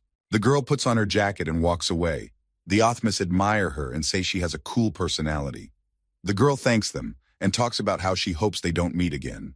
The girl walks down the hallway and reflects on the fact that it's a good thing she only had a few scratches. She thinks about the fact that if it wasn't for the goblin, things would have been much worse. The girl remembers a monster with one eye with an open maw. The girl's face changes and she thinks, holy crap. A little girl with innocent eyes crawls across the battlefield. There are corpses lying around. The little girl sees a large male figure wearing lats and a cloak. The sun is shining brightly. The girl ponders the fact that she wants to be the one who can stand next to the hero in lats with dignity. The boy stands in the center of the corridor and waits. On his back hangs a backpack. There are band-aids on his cheek and nose. A girl in a military vest approaches a young man in a white shirt and grins. The girl looks at the young man in the white shirt in surprise and asks him, "What are you doing here?" The guy is also surprised by this question. He stands and looks at the girl with wide open eyes. The guy says with a confident and calm look that he was worried about the girl's condition and that's why he came. The girl stands stunned by such frankness of the young man in the white shirt. The 4th Division girl's face changes abruptly to serious, and she asks, "Worried because you couldn't do anything on the first test?" The guy unclenches his fists and stands in front of the fat guy in the orange suit. The girl from Division 4 stares at the guy intently and thinks, what is he doing? Is he going to do something forbidden? The guy in the shirt swings his right hand at the guy in the orange suit. The young man's fist gains strength. The guy chuckles and talks about how he didn't know it would be so easy. It's so easy it's funny to the guy. The fat man looks arrogantly at the guy in the shirt and says, "Go home, minus 900. Very suddenly, the guy in the orange suit sees a huge blue-purple blur in front of him, moving towards him. The guy watches with frightened eyes everything that is happening and doesn't realize what is happening. The guy stands there and doesn't move. The young man in the white shirt is close to him and is about to strike. The guy suddenly becomes more active and also swings at the guy in the shirt with a shout. His fist is electrified. A huge electrified fist whizzes past the guy in the shirt. A 4th Division girl knocks the guy to the ground to save him from being hit. 4th Division girl yells at the guy in the suit, "You pig, do you want to get kicked out of the camp?" The shirtless young man lies on the ground and looks at the girl in surprise. An angry guy in an orange suit stands over the couple and says to the girl, "How dare you? You want to die too?" Suddenly a girl in a dress and with white and purple hair appears and yells, "Freeze!" The girl in the dress and with white purple hair says that if they continue, they will be thrown out right now. She orders them to stop and disperse to their seats. The fat guy in the orange suit looks at everyone with an annoyed look. He's obviously not happy that he didn't have time to deal with the guys. The sun is shining outside, and the camp building is visible. It is reported that all subjects moving on to Stage 2 have been confirmed. Phase 2 will begin in 10 minutes. The boy stands quietly with his eyes closed. Suddenly, the dog and the young man from the 4th Division look directly at the girl standing next to him. The girl starts freaking out and waving her arms. The young man stands with his arms crossed over his chest and says he didn't say anything. The girl crosses her arms over her chest too and starts making excuses for her mistake of going in to save the guy with her shirt on. She didn't want the guy to get hurt. The man asks what bad thing would have happened if the young man had died. The guy calmly continues his speech and says that if the girl develops sympathy for the guy because they were on the same team, let her stop. The guy with scars near his eye adds that otherwise it will definitely become the girl's weakness. The young men in the blue and red mask are standing next to each other. One says to the other, "Don't forget, everyone here is each other's competition." The girl from the 4th Division replies to her partner that she knows that this could be her weakness and not to worry. The guy stands with his arms crossed over his chest and turns to his partner. "So what are you going to do, Junior?" The guy stands in front of the fat guy in the orange suit again. The guy's stomach is almost resting against the younger man. The fat guy in the orange suit is smiling widely. He chuckles and says sarcastically that he is very excited. The young man in the white shirt just stands there and stares at his opponent. The guy has an emotionless look in his eyes. Some little white-haired kid yawns and opens his mouth wide. The little guy is laying on a huge bear with a scar and says he's bored and the contestants should hurry up. The little guy is the instructor. The guy asks the little guy lying on the bear what PvP is. The kid replies, "Don't you know what that is? Are you stupid?" The little guy boorishly tells the shirtless young man that unlike normal PvP, there is another rule. This is PvP with a reward. The little white-haired kid is still lazily lounging on the bear. He points his finger at the guys and says in a cocky tone, "You guys, how much do you bet?" The guy with his arms at his sides says that he bets all his attributes that he has accumulated throughout his life. The guy grins angrily and pulls his tongue out of his mouth. He tells the guy, "You have too few stats, so you'll have to shell out some money as well." The little guy looks at the trainees in front of him and says he agrees that money's the stats of the real world. He turns to the guy in the shirt and says he bets first. The man in the shirt squints at the little guy and says, "Okay, but only I won't be taking the reward." The kid with the pink hair is lying in the ward. He's in serious condition. The young man in the shirt announces that if he wins, he will give everything to the kid from Division 3. The man in the orange suit puffs up his cheeks and puffs. The guy points his finger at the kid and laughs loudly. He yells to the young man in the shirt, "Be realistic." "I don't want to," replies the young man in the shirt. The fat guy in the orange suit is surprised by this response. He changes his face. The guy in the white shirt scratches his cheek thoughtfully and utters, "If I take your stats, you won't get away from me." The fat one looks at the guy in the shirt in surprise and asks, "What?" Fatty shows one finger to the boy on the bear and says that he agrees to the terms of the guy in the shirt. The young man in the orange suit takes off his orange jacket, his body showing charges of electricity. He declares that he is sick of talking to the guy. The man releases all the gimmicks from his suit. There are a lot of lotions in his costume. The fat young man finds himself in a huge iron suit. He has gotten many times bigger. The guy looks up at him in amazement. The fat guy's suit system tells him that the suit is fully armored. The fat guy tells the young man about ripping him to shreds. Two guys in capes, red and blue masks from Division 3 stand around discussing some brain tech. A huge electric robot composed entirely of armor stands in the center. There are a lot of sparks of electricity flying from it. The young man in the red mask says that the technology being used allows them to rise above the capabilities of ordinary heroes. The guy in the red mask asks his partner if the guy in the shirt has a chance. The young man in the blue mask says it's time to get ready for the next match. The girl from Division 4 crosses her arms over her chest.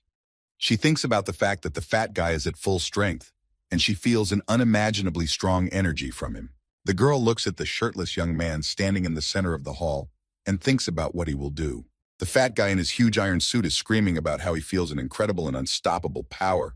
The guy angrily opens his mouth and pulls out his tongue.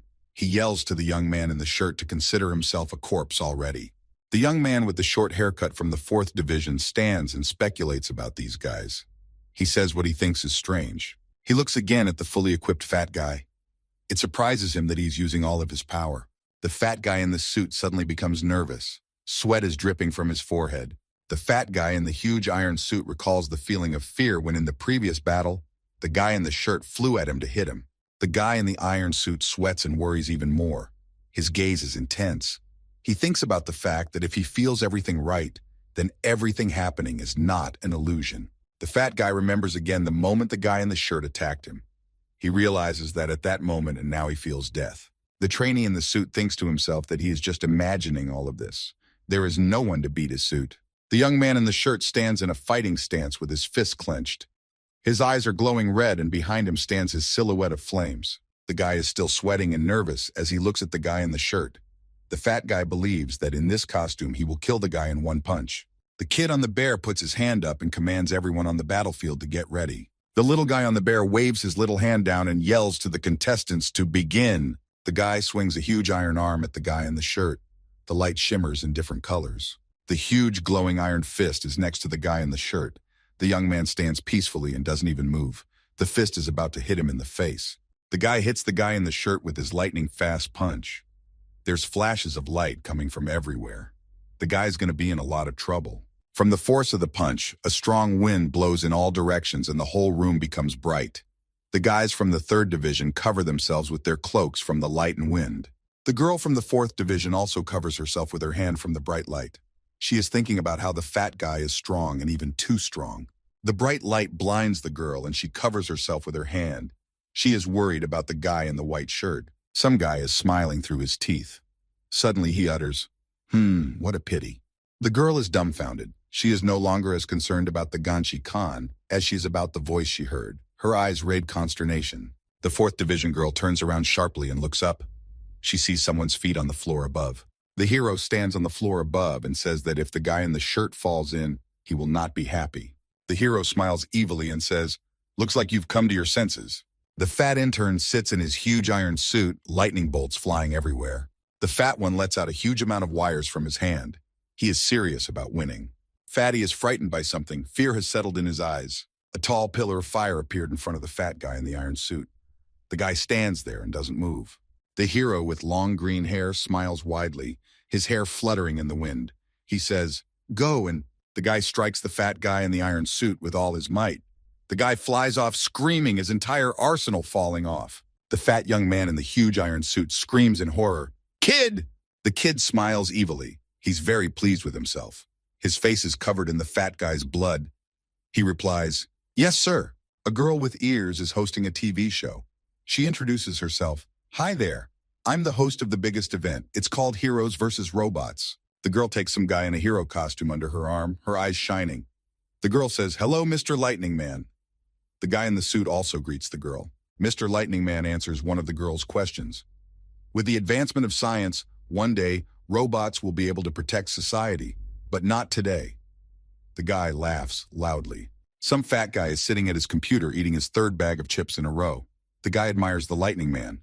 Lightning Man is his idol. On the broadcast, the announcer says, "Let the show begin." A young man stares intently at his computer screen. Suddenly, the young man's face changes. He is either frightened or surprised. There's a chip crumb on his lip. A huge robot in the shape of a cat stands in the center of the room. His hand is a huge ball of spikes. The ball is covered in blood. The hero Lightning Man is lying on the ground covered in blood. The cat-shaped robot defeated Lightning Man literally in the first few seconds of the fight. The guy's sitting there staring at the screen. He's very surprised. Guy ponders the fact that advanced technology is starting to get scary. He wonders where this world is going. The young man smiles through all his teeth, his face thick. His hair is parted in two sections, and there are chip crumbs on his tongue. The young man in the white shirt strikes the fat guy in the huge iron suit. He flies off screaming. The fat guy is really pissed off. He screams at the top of his lungs about how technology dominates this era. He himself is a concentration of advanced technology. The guy doesn't pay attention to his speeches and only presses his fist harder into the guy's body.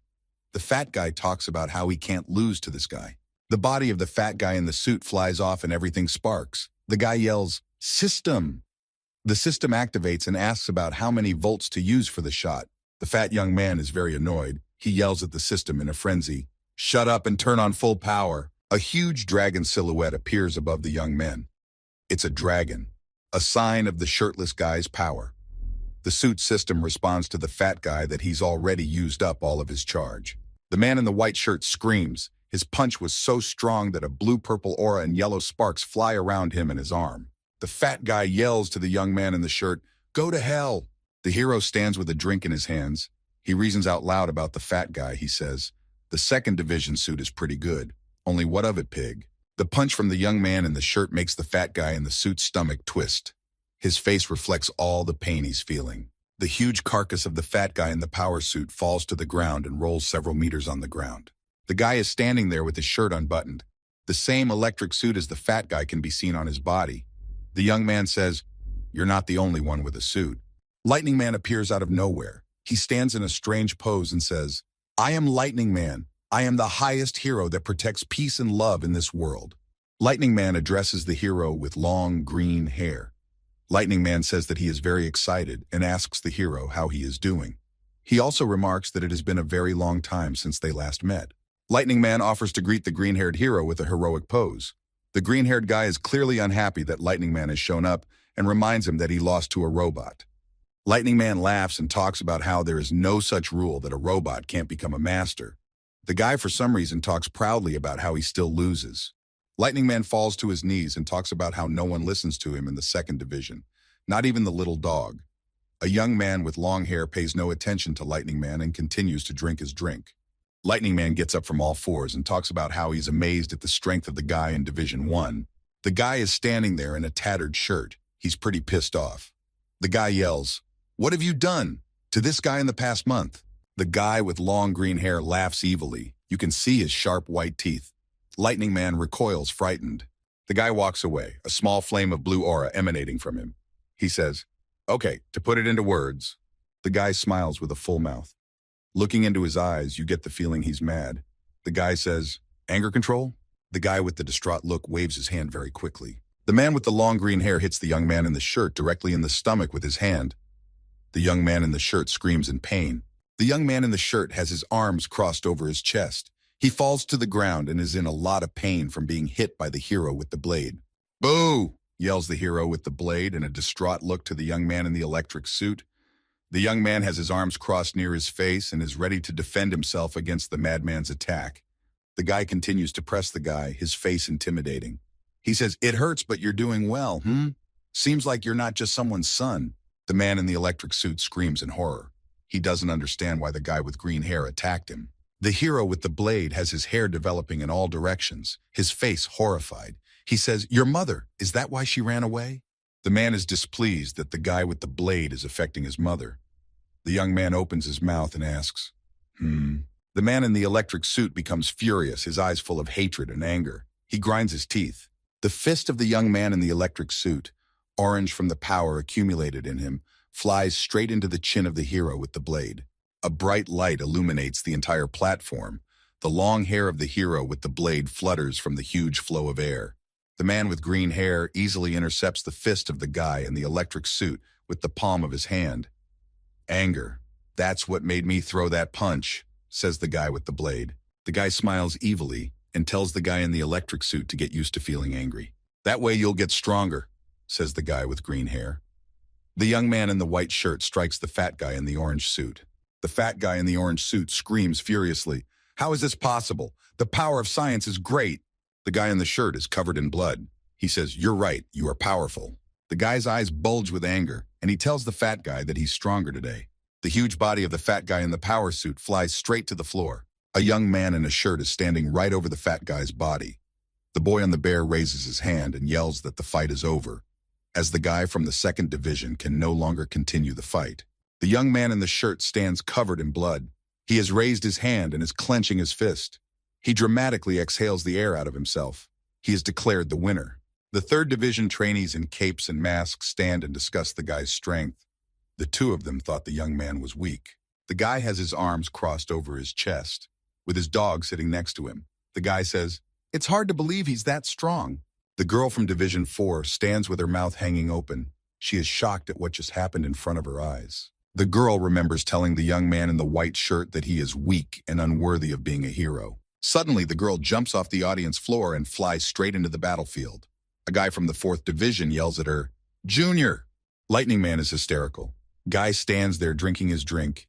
He doesn't understand what is happening to Lightning Man. Division 4. Girl yells at the young man in the shirt that he is a traitor and points her index finger at him. The boy's bear stops her with a paw. The boy in the tattered shirt walks away with a guard of 2 men in black suits. The boy clenches his fists. The girl from Division 4 thinks for a second that it's not the guy in the shirt, but a young man in armor from her childhood. The 4th Division girl stops and stares mesmerized. Her eyes widen. She can't believe it. The guy in the tattered shirt suddenly turns around and sees the girl standing behind him. He doesn't understand why she's staring at him like that. The guy suddenly snaps out of his seat and runs towards the girl in huge leaps. She stands in shock and doesn't know what to expect. The girl is held by the bear's paw. She asks with a very worried face why the guy pretended to be weak. The young man asks if the girl was worried about him. The young man and the girl are silent for a second. They look at each other questioningly. A bear stands behind the girl to make sure she doesn't do anything. The girl gets out of her seat and with all her might charges the young man with her fist into his chin. He flies off. The bear has no time to grab the girl and yells at her, "Get lost!" While everyone on the battlefield is yelling and fighting, a young man from Division 1 with long green hair stands there sipping his favorite drink through a straw. The Lightning Man is crying. He is very annoyed that his division has dropped out of the camp. The hero looks at the Lightning Man and tells him to calm down immediately. The hero watches the Lightning Man cry. He talks about how the Lightning Man's behavior is just disgusting. Lightning Man, through his tears, keeping his hands on his face and sobbing a little, says that he doesn't know what the guy with the green hair is talking about. A woman with blue hair appears and says to the Lightning Man and the guy with green hair, "Guys, the woman with blue hair is very serious. She asks the guys to come with her because there is a serious problem. A robot intern is standing next to her." "Serious problem?" Lightning Man asks. He wants to clarify what serious problem has arisen. The character with green hair just observes what's going on. The woman stands still and doesn't give vent to her emotions. She stands with a stone face and remains silent. The woman shows an article from a newspaper where mankind has made a peace treaty with a violation of what? Workers in helmets and suits are discussing the news of the peace treaty with the Narukaka in the factory. They banter with each other in a friendly manner and laugh. Suddenly, a voice calls all the workers to go somewhere. One of the laborers looks away in surprise. The guy informs the laborers that the first round is over. The laborers move out to work. One of the laborers talks about how he hopes the walls are intact. The workers continue walking and discussing the fact that it was over quickly, and actually all the walls should be fine. The other worker laughs and hopes so too. "Yeah, the walls are fine," says a young man in a business black suit. The worker next to him looks at the young man with surprise. The worker informs the young man that he is tired from his work. The young man politely asks the worker to be patient a little longer. The guy stands in the hallway. He utters a long and tired yes. A little guy on a bear announces round 2, an intern in a blue mask and brown raincoat standing across from a guy from Division 4. The kid asks who and what he's going to bet. The guy says in a confident voice that he's going to bet half his stats. The guy with his dog also tells the guy that he is also betting half his stats to stay ahead. The guy in the red mask tells his partner that the 4th Division guy is strong. The man in the red mask tells his partner that the guy is using overwhelming chi to make the opponent his prey. The little white-haired guy in the bear waves his pen and commands, "Begin!" The guy in the blue mask stands without his cape. All bandaged up in his head, he is actively recalling the instructions of his partner in the red mask. The guy stands calmly with his hands tucked behind his back. He realizes that the guy in the blue mask has heard about his power. The guy sighs heavily and is about to say something to his opponent. The guy in the blue mask is already flying with his fists at the young man from the 4th Division before he can finish his sentence. "I don't like the first test," he finishes. A huge column of dust and dirt has risen in the hall from ceiling to floor after the blue-masked guy's punch. The guy smiles a little and says, "Well, great. The guy floats in the air behind the back of the guy in the blue mask who just hit the floor with his fist, and hangs in the air with a blank black stare, his hands behind his back and his face intimidating. The muscular guy in the blue mask turns around. He doesn't understand why he missed. The guy stands in the dark with his eyes closed. He calls out the blue-masked guy's name. The guy opens his left eye slightly. His pupil is red. He asks, "Mountains, maybe." "Mountains?" the guy in the blue mask asks in surprise. He is standing in a fighting stance in some green meadow. The guy doesn't realize what's going on. He is standing in the middle of the meadow and there are bushes all around. He's puzzled. The guy turns around. He is shocked. He wonders if he is hallucinating. The guy addresses the blue-masked guy by name and tells him to be careful while walking at night. The guy in the blue mask sees 1,000 red eyes in the dark, all of them looking at him. The guy tenses up. He doesn't know what to do. 1,000 snakes with red eyes pounce on the guy in the blue mask. He doesn't know how to resist it. Suddenly, the blue-masked guy gathers himself and a blue aura of power appears around him and on his hands.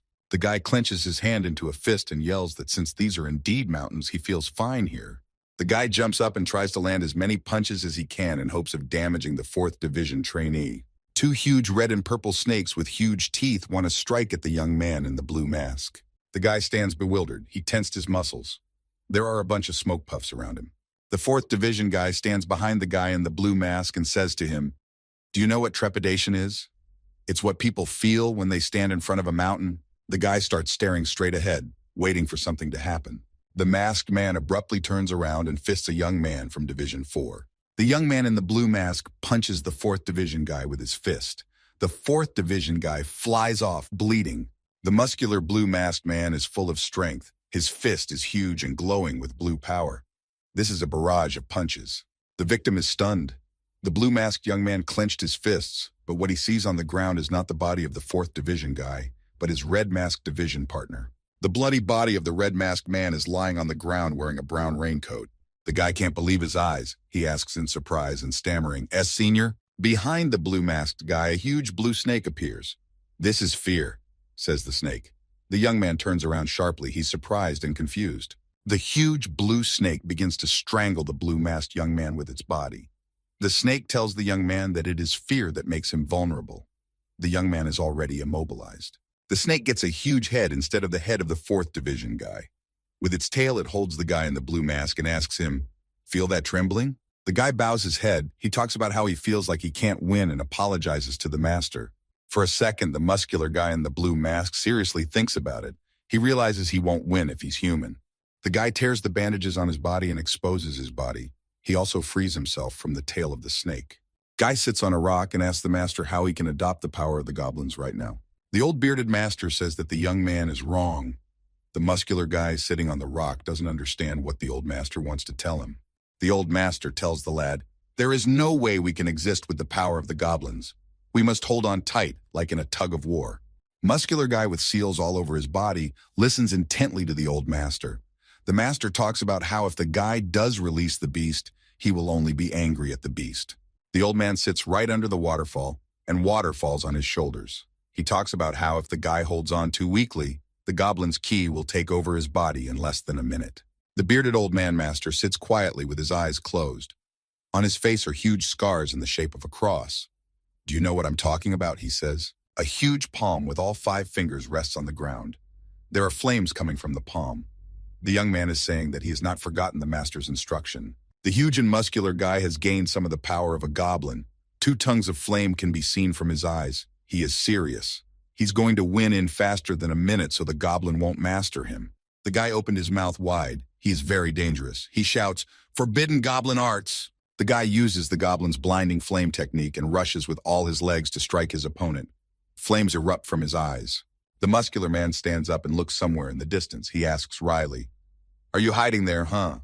The young man with fiery eyes rushes off somewhere in the darkness and shouts, "Sorry to keep you waiting now." The guy with the fiery eyes breaks through the illusion and dashes straight to the 4th Division guy. The young man shouts, "Now I can get to you too." The guy punches the 4th Division guy in the face and the guy flies very far away with a spin. Muscular guy with fiery eyes stands and looks at the guy flying away. He is clearly pleased with himself. He realizes that the battle is not over yet. The guy stretches his 2 arms forward and 2 huge snakes with sharp teeth fly out from them. The muscular young man with fiery eyes squats down and squeezes the muscles in his arms. Two huge snakes loom over him. The guy with the fiery eyes realizes that there are only 40 seconds left until the goblin takes over his entire body. The guy makes the decision to hurry up. Guy punches the 4th division guy with all his might, and the guy flies high up by inertia. The guy flies upward as well. He screams from the force that overwhelms his body.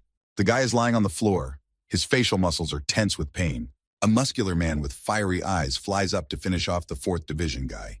The young man shouts, "It's a goblin martial art. The strength of the 28th in the Ho-Sun generation," shouts the young man with fiery eyes. The face of the gray-haired guy from the 3rd division is mute. He stands in his cape, his eyes red emptiness.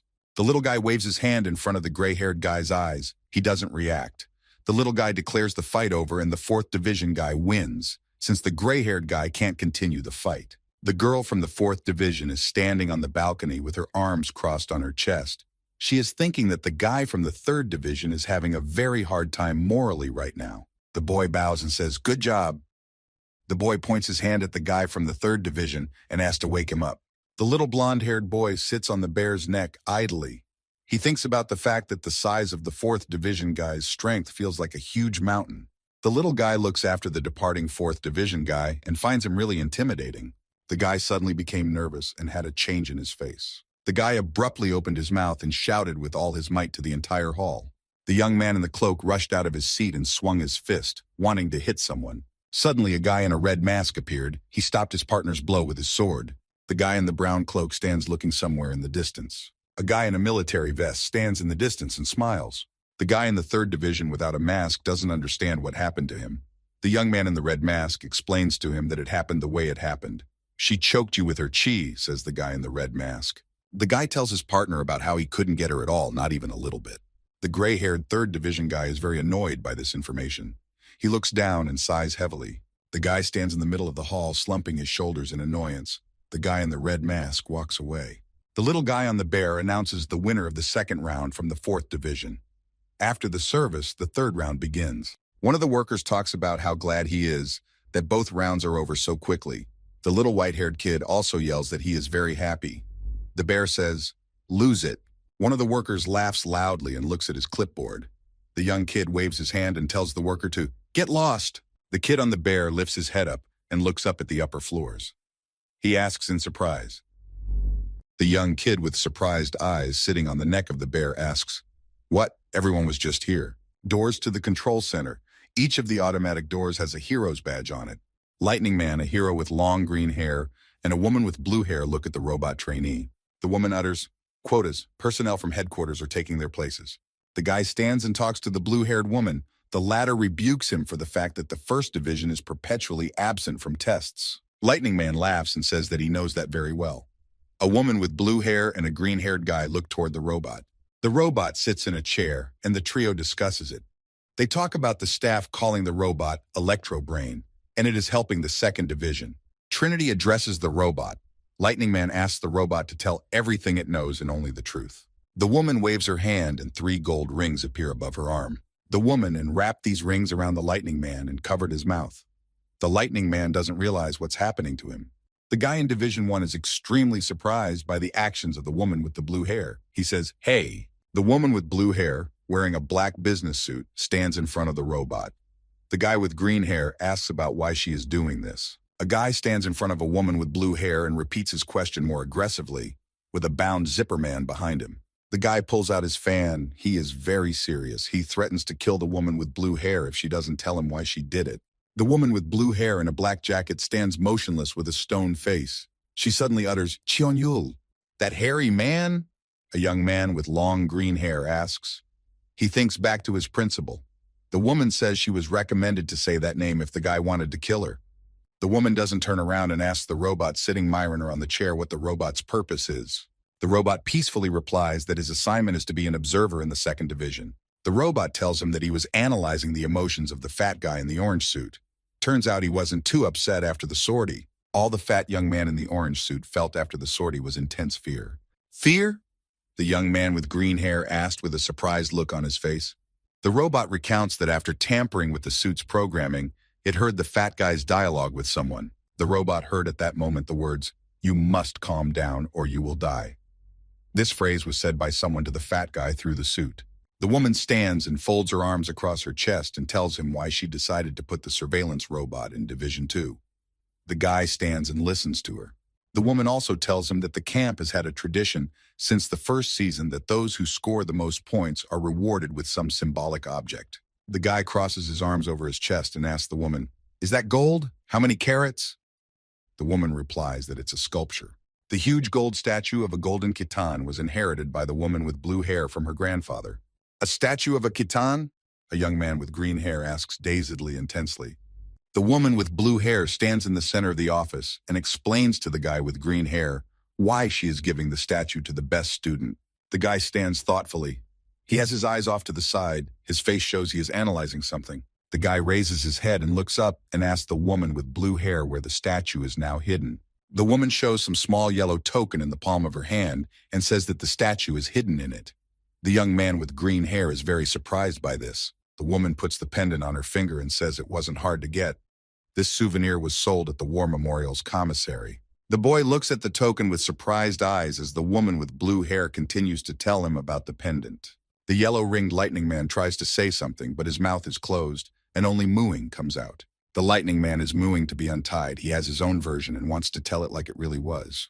The guy and the woman, with her arms folded across her chest, turn around to the kneeling lightning man. The lightning man gives up resisting and lowers his head. He mutters something to himself. Suddenly, the lightning man frees himself from the gold ring on his mouth and screams very loudly and insults the woman and the guy. The lightning man is thrashing his body and head in all directions. He talks about how he doesn't know anything. The young man with green hair talks about how he doesn't think the lightning man is lying. The guy turns around and talks about how lightning man is very loud and tells him to shut up. The lightning man yells, "What?" even louder. The guy tells the woman with blue hair that someone is messing with the camp.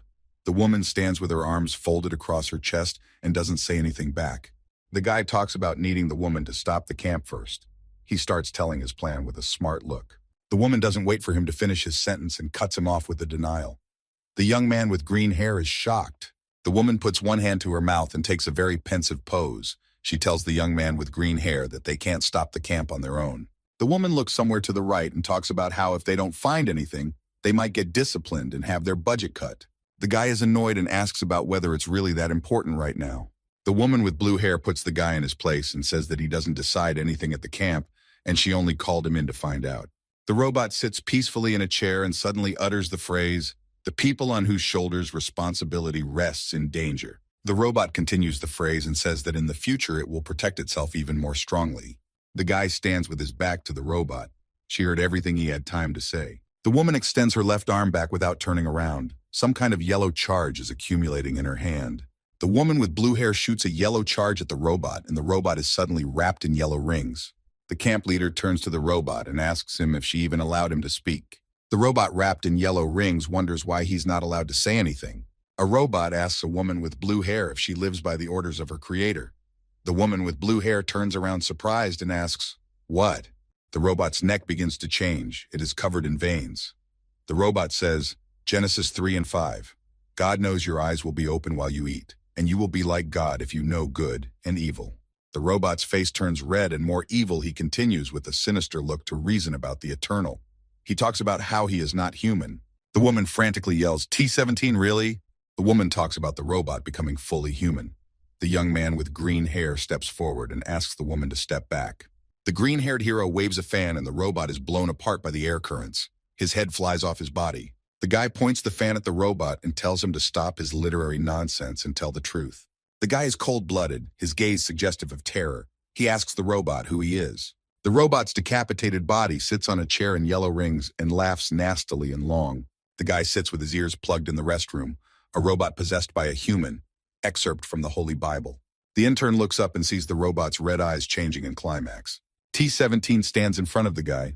The fat intern in the orange suit is shocked at what he sees. A decapitated robot in shackles sits on a chair and asks, "And when did you notice this Pong Soon Si?" A guy stands in front of a surprised woman with blue hair. The young man with green hair talks about how the robot is lying and has a boneless tongue. The guy walks closer to the T-17 robot and asks him again who he is, and tells him that he is not a utopia. Some guts start coming out of the body of the job. The robot tells the young man with green hair that he is asking the wrong questions. Some kind of incomprehensible hairy mass of red-colored guts is coming out of the place where the T-17 robot's head is cut. In place of the robot's guts, someone's female head forms. She says, "Why have I gathered you here? How soon will this be cleared up?" The guy stands in shock, a look of fear on his face. He asks, "What?" The guy turns towards the woman with blue hair and asks her, "Really?" The robot with the woman's head continues talking. She says, "And the second question, where is the real gold?" The slave laborers from the camp are standing in a bunch in the hall. One of them announces that he is finished and sighs heavily. He asks another how the mending is going. The other replies that they're done too. One of the hat-wearing workers turns his head and addresses someone. "Sir, we're all done. Can we go now?" The guy stands in the center of the hall with his head down. He is clenching his fists very hard. "Sir?" says the worker warily once more. The guy stands with a wrinkled face. He gradually raises his voice and mumbles, "You're in, all of you," mumbles the young man slowly but loudly. The man in the business suit opens his mouth very wide as well, that he becomes bigger than his head originally was. "Run!" shouts the young man in the business suit very loudly to everyone around him. All the workers in the neighborhood are watching with surprised eyes to see what the young man in the business suit will do next. Suddenly, all the workers are chopped into tiny pieces and starts to get sucked in somewhere. A huge mouth in the whole hall from floor to ceiling stands in the center of the hall like a black hole. An incomprehensible red-haired monster wearing a mask and with huge muscles that are wrapped in a chain stands. A huge floor-to-ceiling mouth stands in the center of the hall like a black hole. The silhouette of a goat's head appears in it. A guy comes out of the huge mouth and says, "You made it here. Good job, glutton him." The girl with the mask and red hair answers and asks why he opened the door so late. She waited a long time and was tired. The guy with the goat's head points his finger at glutton him and says she's overdoing it and about how she's too naughty. Still, she got there in time. The guy with the goat head points his finger at the interns from the 3rd and 4th divisions. The interns don't understand what's going on. They discuss how the last thing they saw was all the floors plunged into darkness. The guy and girl from Division 4 remember that the people who brought them here appeared very suddenly. The guy and the girl from Division 4 watch as the workers are chopped into small pieces. The young man and the girl from Division 4 are standing on the top floor. The girl is horrified thinking about the fact that everyone who was killed had the best characteristics among the camp workers, but everyone was killed so easily. The girl is horrified at the realization. A monster in the body of a masked woman with red hair. His danger level is rated red. The goat-headed guy points his finger forward and says, "Gluttony Nim, remember? And don't mess anything up with your dogmatic behavior. This gold is needed for our plan." A huge blue hand with black fingernails takes the young man with the goat head by his head. The young man utters, "Pardon?" A masked monster with red hair tells the young man that he is very noisy and squeezes his head. The guy stands in shock. He hears the monster say something about how he hates everyone, but hates chatter most of all. The monster turns to the heroes and says it's their turn now. The monster asks the guys which one of them wants to go first. The guy with gray hair talks about what he is seeing now. Unbelievable. The guy sees the monster and feels his strong, overwhelming aura. He thinks about how it's hard for him to even move. The 3rd division guy with gray hair is really tense. Suddenly he hears someone's voice. "Come to your senses," he hears. The man from the 3rd division with gray hair sees the silhouette of a horse next to him. The guy tells his partner that if he doesn't want to die, he should hide behind him. The guy tells his partner he'll protect him again. He's getting ready to fight. A huge muscular monster in the body of a masked woman is surprised to see the mask on the hero's face and tells him approvingly that he understands something. The sword guy looks at his sword and says, "I don't know how many times my blade will get you." Sword guy gets into a fighting stance and a yellow aura and silhouettes appear above him. "So I want to dispel the intrigue," he says. The sword guy waves his blade and a huge chopping wave of orange-colored air comes in front of him. The chopping wave hits a huge muscular monster in the body of a masked woman with red hair and leaves a huge abrasion on his arm. The girl from the 4th division talks about how the monster is incredibly strong. The young man with gray hair talks about how it's too early to be surprised. The guy says that under the mask hides not a guy, but a girl, and it is his sister awarded with great power, which is given once in 100 years. Guy raises his blade up and this time charges it with a blue aura.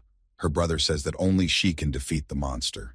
The girl in the red mask strikes another blow at the huge muscular monster in the woman's body. Blood flies from the monster. The monster in the body of the woman wearing the red hair mask stands surprised and asks, "Did my body get cut?" The girl asks about the first time the monster's body has been cut. She stands lowering her sword to the ground after being hit. The girl tells the monster that since this is the first time he has been cut, then it will be new to him. The girl uses the shredding secret form ability, and a bunch of punches are thrown at the body of a huge muscular monster in the body of a masked woman with red hair.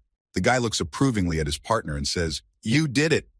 The girl from Division 4 stands next to him and watches. The girl is sweating from the realization that the red-masked girl has single-handedly defeated a red-ranked monster. Around the red-masked girl standing with a blade in her hands, the remains of the huge monster's body fall down. The monster in the body of the red-masked woman with red hair utters, "No way, I've been beaten," and groans in pain. The monster in the body of a masked woman with red hair goes steamy. She utters, "I almost said that." The girl in the red mask, with a sword behind her back without turning to the monster, asks, "What?" The monster in the body of the masked woman with red hair strikes the red masked girl. She flies away. The monster with red hair hits the girl in the red mask with a cross-body punch. The 4th Division girl is scared and very surprised. She doesn't understand how the monster came to her senses. The young man with gray hair is also worried about his partner. The girl in the red mask is sitting on the floor and holding her neck. She feels that her ribs and neck are broken. She hopes it's all a hallucination. A huge muscular monster in the body of a masked woman with red hair soars into the air. The monster looms over the red masked body and screams, "Slap!" The masked girl is still reeling from the fracas and doesn't realize what is happening. She turns her head back and utters, "Ugh." A huge muscular monster in the body of the masked woman with red hair takes the blow and blood spurts from its body. The girl stands in a fighting stance after the blow. A glowing line from her blade left in the air beside her. The girl is confident of her victory. She talks about how it's over. There is monster blood on her mask. The PG in the body of the masked woman with red hair cries loudly in pain. She is annoyed that she has been beaten. Suddenly, the monster in the body of the red-level woman rises up and shouts, "Cheated!" It wants to strike back at the red-masked girl. A huge muscular monster in the body of a red-haired masked woman punches the 3rd Division girl right in the stomach. The red-masked girl is folded in half. The girl sits on the floor and spits up blood after suffering the hardest punch she's ever taken. The girl sits on the floor and utters the phrase, "Yo, mask." A monster in the body of a masked woman with red hair with hair worth bragging about. He talks about how the most important thing in wrestling is the twist. A monster in the body of a masked woman with red hair shouts, "The performance mesmerizes the audience with twists and flips. The art of winners and losers in the ring." A monster in the body of a masked woman with red hair raises a hand with a drill instead of a hand up and shouts, "Let's do this together, partner." The girl continues to sit on the floor covered in blood and asks the monster if she heard her. The girl is very serious. She tells the monster, "You're the one who's done with you." The monster in the body of a masked woman with red hair suddenly finds herself in a dark forest. She doesn't realize what is happening. Huge red eyes stare at the huge muscular monster in the body of a masked woman with red hair. The huge muscular monster is trapped. A huge rattlesnake is wrapped around her body. The huge monster's mask is cracked. She asks if it's an illusion. The huge head of a 4th Division guy with a snake body looks intimidating and strangles the huge monster. The monster seems small against the snake. The guy from the 4th Division hangs in the air and puts his 2 hands forward towards the huge monster. A purple flame emanates from the young man from the 4th Division. The guy runs to his red-masked sister, who is sitting on the floor covered in blood, and on the run he yells to her and asks if she's okay. Suddenly, the masked girl stands up and puts her bandaged palm forward in order to keep the gray-haired guy from getting closer. He stands there, not realizing what this is all about. The girl in the red mask with her hand out in front tells the gray-haired guy not to come any closer. The guy from the 3rd Division stands there in complete shock. He says quietly, "As senior?" The girl watches the 4th Division guy hold the monster in the illusion. She says, "If you don't want to get killed, stand still." A monster in the body of a woman wearing a mask with red hair stands with a chain around her neck. This chain was created by a guy from Division 4. The guy squeezes the chain with his strength and the monster's neck is cut, only the body remains. The girl shouts cheerfully that the guys have dealt with the monster. Suddenly, the girl from the 4th Division sees something, her gaze becoming intense. A huge monster has pierced the 4th Division guy with its hand drill and cheerfully says, "Ta-da!" The girl, the boyfriend, and the girl in the red mask stand in utter shock and tension at what they are seeing. A huge monster in the body of a masked woman with red hair scrolls over the body of the 4th Division guy on his drill and yells that the show is over. The huge masked monster continues to spin the arm drill, and the guy's body is blown to pieces. The girl from Division 4 is tense. She stands with her hands down in confusion. She realizes that there is no hope for anyone else. The girl from the fourth division is terrified. Her face covered with sweat, she slowly and quietly says, "I won't be able to do anything." The monster in the woman's body stares intently at the guys and asks, "Who's next?" Two children stand in the ruins of a city. Buildings around the children are on fire. Piles of broken cars on the roads and corpses on the ground. A little girl in a white shirt says the phrase, "Promise me." The little girl sits next to her little scared brother. The girl takes a promise from her brother that they will be stronger. The girl takes her brother's hand and talks about how they will protect each other all their lives. The boy cries, huge tears pouring from his eyes, his hair in the dirt. In one moment, the little boy's blue eyes become confident and he answers his sister, "I promise." Lots of diverse Chinese houses on the ledge of a cliff. Outside, the sun is shining. Christmas trees are growing nearby. In one of the houses, two wooden swords hit each other. They make a distinctive sound. A boy and a girl stand cross-legged in kimono. The boy says to the girl, "What do you think? I've changed since last time." The boy tells his sister that he will become incredibly strong if she believes in him. He says he will protect his sister. The little girl holds a wooden sword in her hands and asks with a surprised face, "You?" The master asks the little girl why she is beating her brother in sparring. A boy is lying on the floor with bumps and snot running from his nose. Many children are standing in a large hall. They are all wearing kimonos. The master announces, "In this sparring, a successor has been determined, who will be named Meng." The eyes of the guy with gray hair are all in anticipation. Two cloaked masters and a little girl stand on the stage. The masters announce that the girl gets the name Meng. A boy in the audience hears that his sister is a genius who is born once every 100 years. He is both offended and envious of this. The boy stands in a crowd of other children wearing kimonos. The boy stands with a very serious and disgruntled face. The girl in the mask goes somewhere along with two masters in cloaks. The boy runs out and shouts, "Nuna, wait!" The boy points his finger at his sister and says that he too will soon be as strong as her and will protect her. In response, the boy hears that when he reaches his sister, she will already be much farther away. The boy tenses up. He feels uncomfortable again. The masked girl tells the gray-haired boy that he will never be on equal footing with her. The two masters mock the boy. They tell him that he will never be a Hmong, and he should be more respectful to current Hmongs. The boy remembers himself as a boy yelling to his sister back then. He realizes that he didn't understand her words at the time. The boy goes on and remembers himself as a teenager. He realizes that when he understood his sister's words, it was too late. The girl in the red mask is fighting others at a training session. The boy realizes that she is already too strong. An old master with a beard asks a third division guy why he decided to learn martial arts. The old master gets water from a waterfall falling on his shoulders and questions the guy. He says, "You must have a reason to become strong.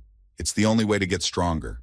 The guy with the body seals is also standing under the waterfall. He talks about how he wants to protect someone. That's his reason. That's why he exists. The young man with the body seals strains his eyes. He doubts something.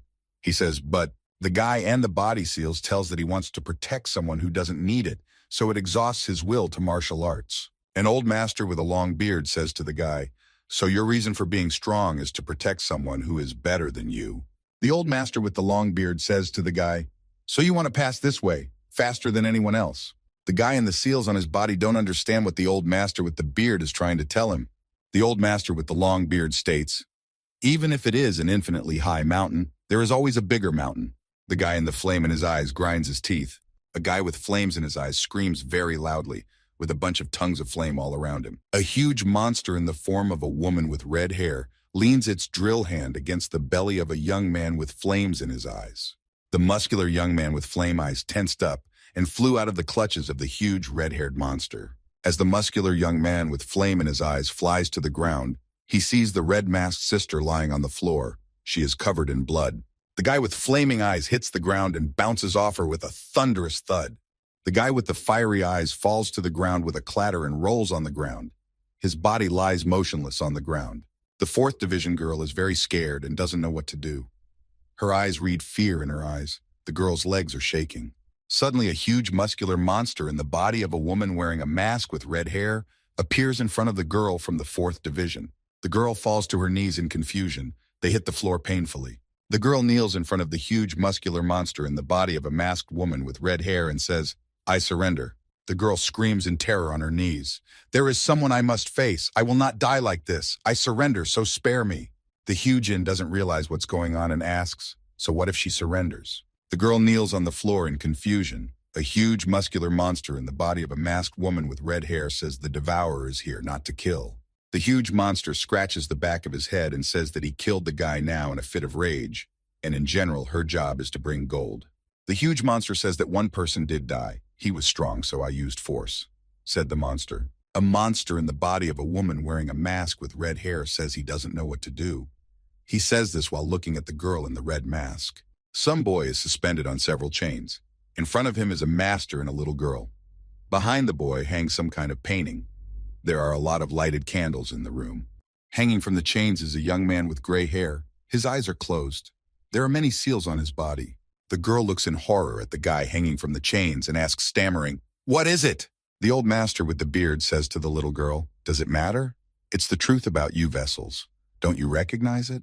The old master with a beard and 2 cross scars on his face says to the little girl, "That's why the goblin sect accepted you." The little girl clenched her teeth. She is clearly displeased with the old master's words. The girl growls a little with anger. The boy, all in seals, is pulled forward on chains. The old master reads a spell so that the goblins can use the boy's body as a vessel. A huge, scary goblin face with huge fangs.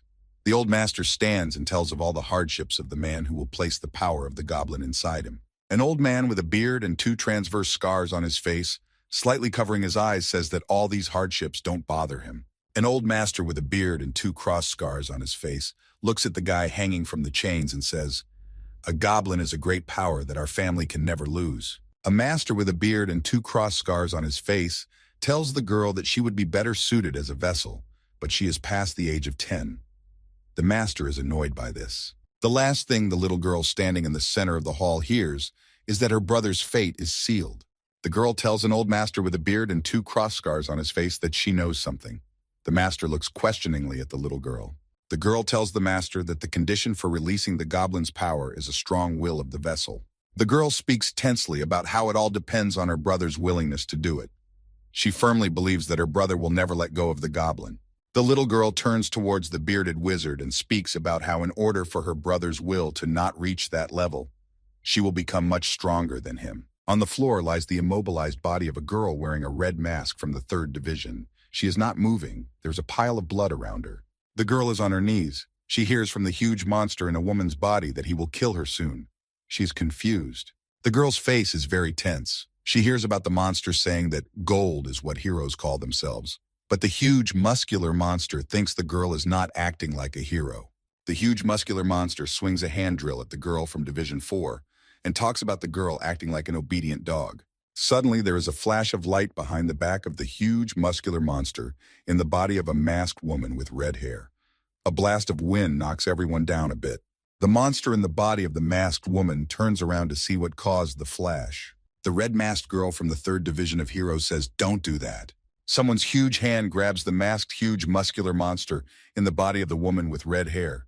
A goblin drags a huge, muscular monster in the body of a woman with red hair along the ground by the mask. The monster in the body of a woman with red hair shouts, "Huh?" in surprise. A goblin in a kimono stands over the body of a huge, scared monster in the body of a masked woman. The guy says, "Hello?" The goblin's eyes are glowing blue and all of its teeth are like sharpened fangs. Some kind of iron suction cup clings to some kind of metal shield with a distinctive sound. The workers in the hall are busy doing something. One of the workers shouts a loud phrase, "Put it on maximum." A large group of workers are working in the hall. They are clinging iron suction cups to the black hole. Standing in the center of the hall is some man in a business suit. The man in the black business suit nervously commands his subordinates. He shouts, "What are you doing? Hurry up and get rid of that damn black orb." The 2 little strange creatures in suits are outraged. They say they are draining the nasty stuff out of the pipe, and it's not easy to do. They ask for the patience of the deputy manager. A man in a business suit says of the spirits that they are useless. Behind him, a guy in a blue suit yells that because of this connection, they don't know if the people inside the building will survive. The guy in the blue suit asks the man why he doesn't report the danger. In response, the man in the black suit replies to him sharply, "Wait." The man in the suit's face is tense. He can't believe that the safety of the camp has been compromised at a time when costs are being cut. The man in the black suit tensely yells at his subordinates. He asks, "Where's team leader Joanna?" Some guy snaps out of his seat and says he's about to go to the place where she was last seen. 2 subordinates of a man in a black business suit show the place where the girl was last seen, but it has disappeared without a trace. The man in the black jacket and glasses asks in surprise and tension, "What? That place is gone?" Some kind of iron door stands in the middle of the ice blocks. A strong wind is blowing. Suddenly, the iron door, which is standing in the middle of the ice blocks, is torn off its hinges. The door whistles and flies off into the wind in an unknown direction. It is snowing heavily. Someone's hand picks up the severed head of the robot, wires sticking out of the head. A guy is standing near the body of the door holding the severed head of the monster. A woman asks where the place they are going to is. A young man with green hair says they are going to a campground. The young man with long green hair walks to the camp with a tense look. He is out for blood. He wants to finish someone off. A woman in a businesslike black suit stands in the middle of the ice blocks. The whirlwind almost blows her away. A guy is running somewhere with all his legs, his hair fluttering in the wind. The woman covers herself with one hand from the strong wind and snow and holds her cell phone with the other hand. She's talking about how there's no signal here. The blue-haired woman gets out of her seat and starts to run. She tells herself that this is no time to panic and she needs to hurry. On the other side of the portal-shaped door still sits the bound Lightning Man. He doesn't realize if he's forgotten or not. Lightning Man starts to panic. He twists his head left and right and screams to be released right now. He calls the heroes' names. Lightning Man screams loudly, and through the portal he is heard by a polar bear walking not far from that door. The bear turns his head toward the open door. A huge goblin with a calm face hovers in the air. He utters, "Shh." The goblin folds his arms across his chest. He asks himself, "How long has it been since I last inhaled the flavor of this world?" The goblin talks about, he can still smell the rotten odor and laughs loudly. The girl looks at what is happening and realizes that this is not Munghosen.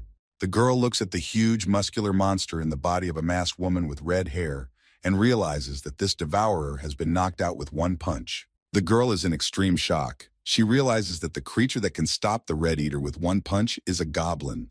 The guy stands with his arms at his sides and says, "Why is the sky so dark? I knew it. The humans broke it." The goblin in the kimono looks sideways and thinks about something. The goblin turns his attention to the body of a girl in a red mask lying on the floor. The guy says, "Wow, look who it is. If it's Munghosen, I missed you." The girl managed to be happy for a second. She thought that if it's Munghosen from the Goblin clan, it means that the goblins will help them. Suddenly, the girl's gaze became very tense. A drop of sweat flowed down the girl's cheek. A goblin in a kimono grabs the 3rd Division masked girl by the neck and holds her high above the ground on his outstretched arm. The guy says in an angry voice, 12 years ago, I remember it like it was yesterday. I've been waiting for this moment." The goblin holds the girl in the red mask by the neck and talks about how he has been really looking forward to the moment when he would kill her with his hands. The 4th Division girl runs towards the long-haired goblin in the kimono and yells at him, "Stoy!" The goblin sticks out his palm sharply and covers the 4th Division girl's face with it. The goblin makes a movement with his hand and the girl from the 4th Division flies several meters on the ground. The goblin tells the girl in the red mask that she looks like shit and promises to be kind and make things quick. He says goodbye to the girl in the red mask. The long-haired man in the kimono chokes the red-masked girl with one hand. She starts to choke, but manages to say the beginning of the syllable "gi," says the girl. The goblin grins maliciously with all his fangs. He glares at his victim before she dies. Suddenly, the long-haired goblin tenses up. His gaze is not as confident as before. A drop of sweat runs down his cheek. The goblin throws the red-masked girl to the floor, jumping and screaming, "Ah, I can't take it. Too much blood on my hands." Oblin sits on his knees on the floor and shakes his hands off the blood. He talks about how he tried to be calm, but he got a brain, and his power left his body. A goblin in a kimono asks a red-masked girl lying in blood why people are so bloody and who wanted to take his toy. A monster flies from above the long-haired goblin to strike at him. The monster is flying at a very high speed, so the swirls of air are visible. The monster in the body of the masked woman freezes and says, "Oh," questioningly. The goblin stops the crushing blow of the huge monster in the woman's body and says to it, "You're neither a woman nor a man. You're just cocky." The goblin angrily asks the huge muscular monster in a masked woman's body, how dare she brag about her strength to the goblin. The goblin in the kimono grabs a piece of cloth and yells that he's about to show the red-haired monster what he's got. "Take that," shouts the long-haired goblin. A huge muscular monster in the body of a masked woman with red hair spins in a circle due to the strong air currents. The guy himself covers his face with his hands from the strong wind. His kimono is developing in the wind. The girl gets up on one knee after falling down. She realized that the goblin's body is not Hosen. The 4th Division girl analyzes what she saw. She recalls that the men Hosen enjoyed the smell of blood, and the goblin passed out immediately when blood got on his hands. The girl also realizes that Manhwa wouldn't have wanted to kill his sister, and the goblin was very much willing. The fourth division girl puts her fingers to her temples and closes her eyes. The girl says to herself, "Think, think." The girl wants to think of a solution to this situation. She randomly remembers her childhood and how she sits with a book on a chair. The girl moves her fingers away from her temples. Some idea has popped into her head. The girl stands with an illuminated look in her eyes. The girl turns to a long-haired goblin in a kimono. The goblin turns his head and asks what the girl needs. The girl kneels and tries to rub the goblin's trust in her. The girl says that she is the one who brought the girl in the red mask for the goblin to kill her. The girl points her finger somewhere forward and says that some creatures dared to cover her gift with blood. She says that she wanted the goblin to be the one to make the girl shiver in blood. The girl screams and tries her best to convince the goblin that some faithful man wants to kill goblins. The goblin turns his head to the fourth division girl, and the girl panics at the mere sight of him. The goblin in the kimono is angry. He opened his mouth and his fangs became visible. Blue flames appeared in the goblin's eyes. The kneeling girl gives the goblin a book that says that goblins believe and humans lie. The goblin asks if this is true.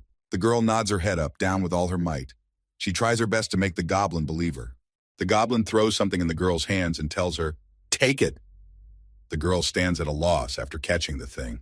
The goblin tells the girl to give a pill to the girl in the red mask to stop the bleeding. The goblin says that the red masked girl's life belongs to him, so he won't let her die her own death. The goblin is very angry about something. He's baring his teeth. His face is tense.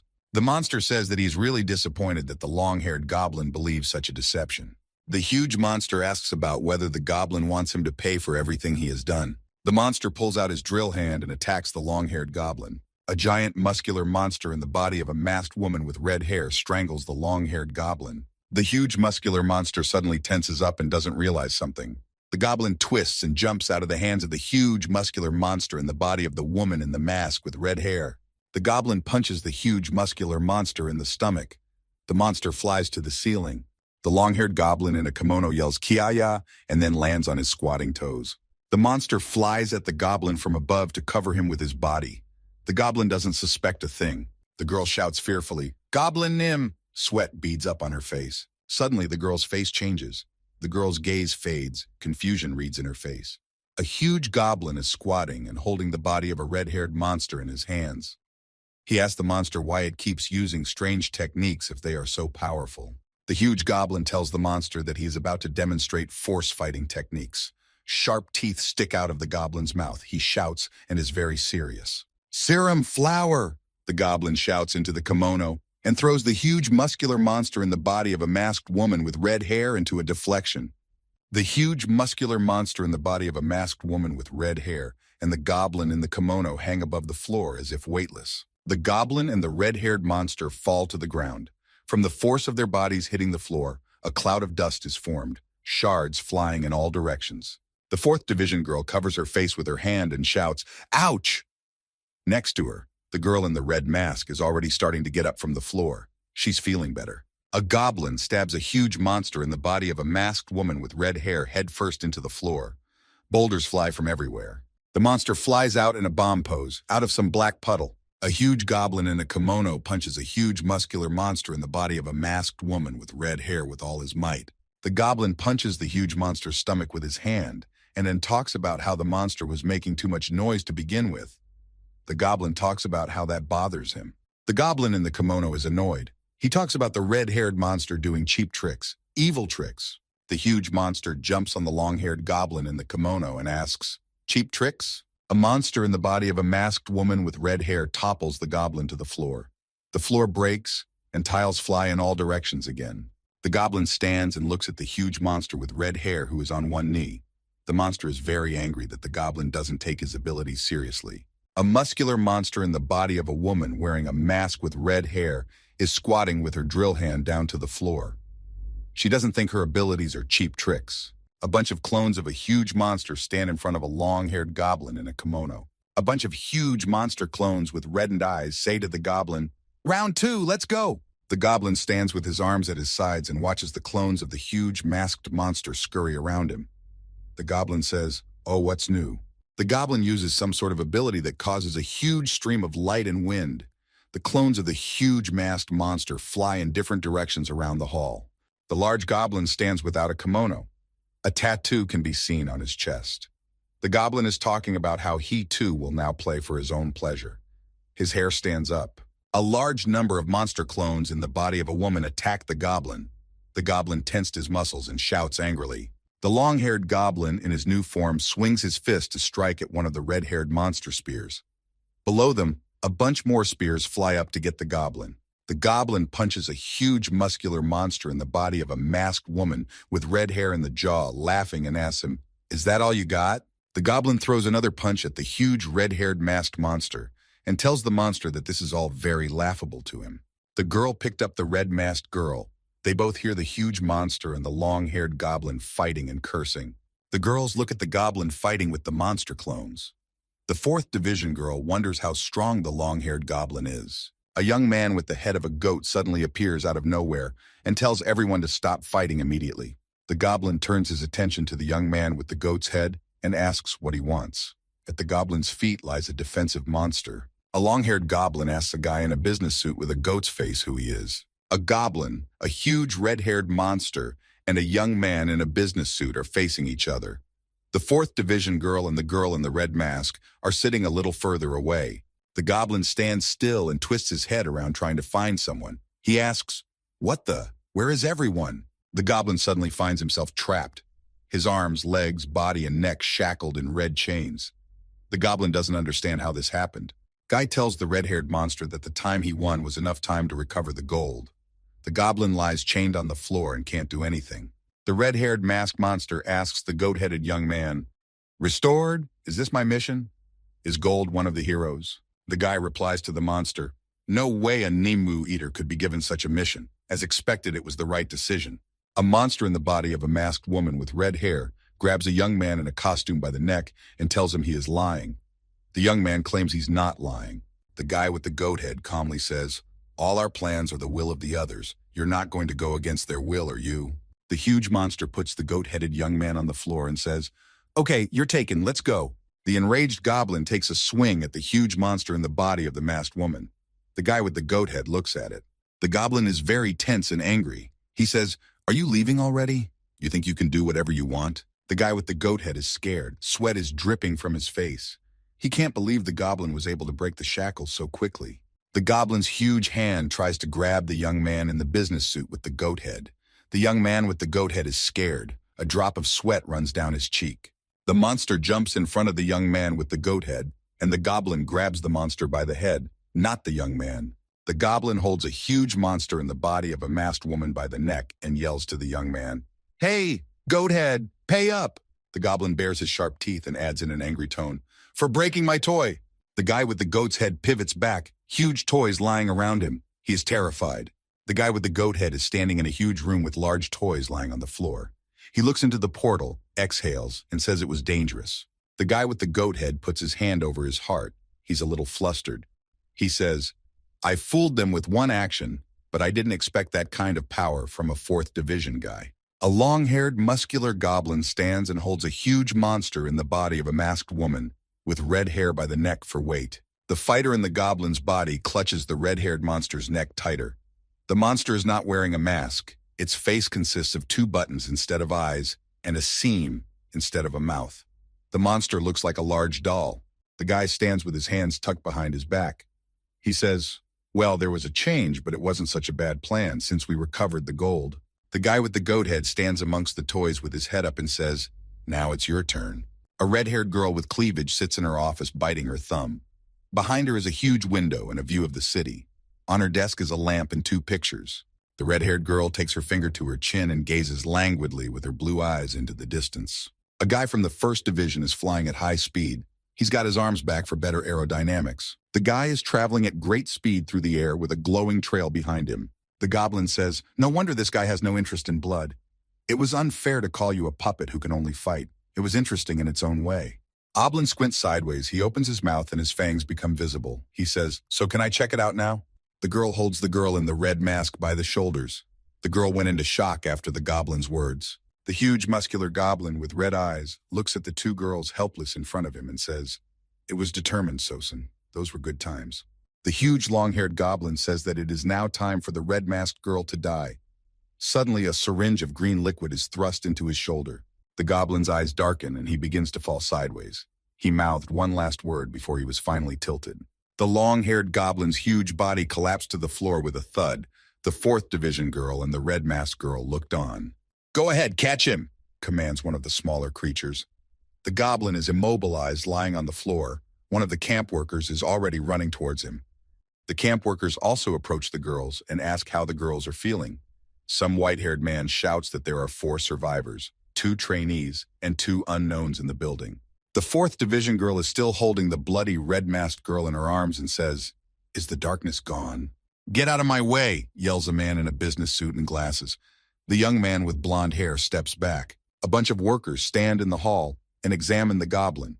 A man in a business suit runs up to the girls and asks why the 2 of them are left alone, and the other interns are nowhere to be found.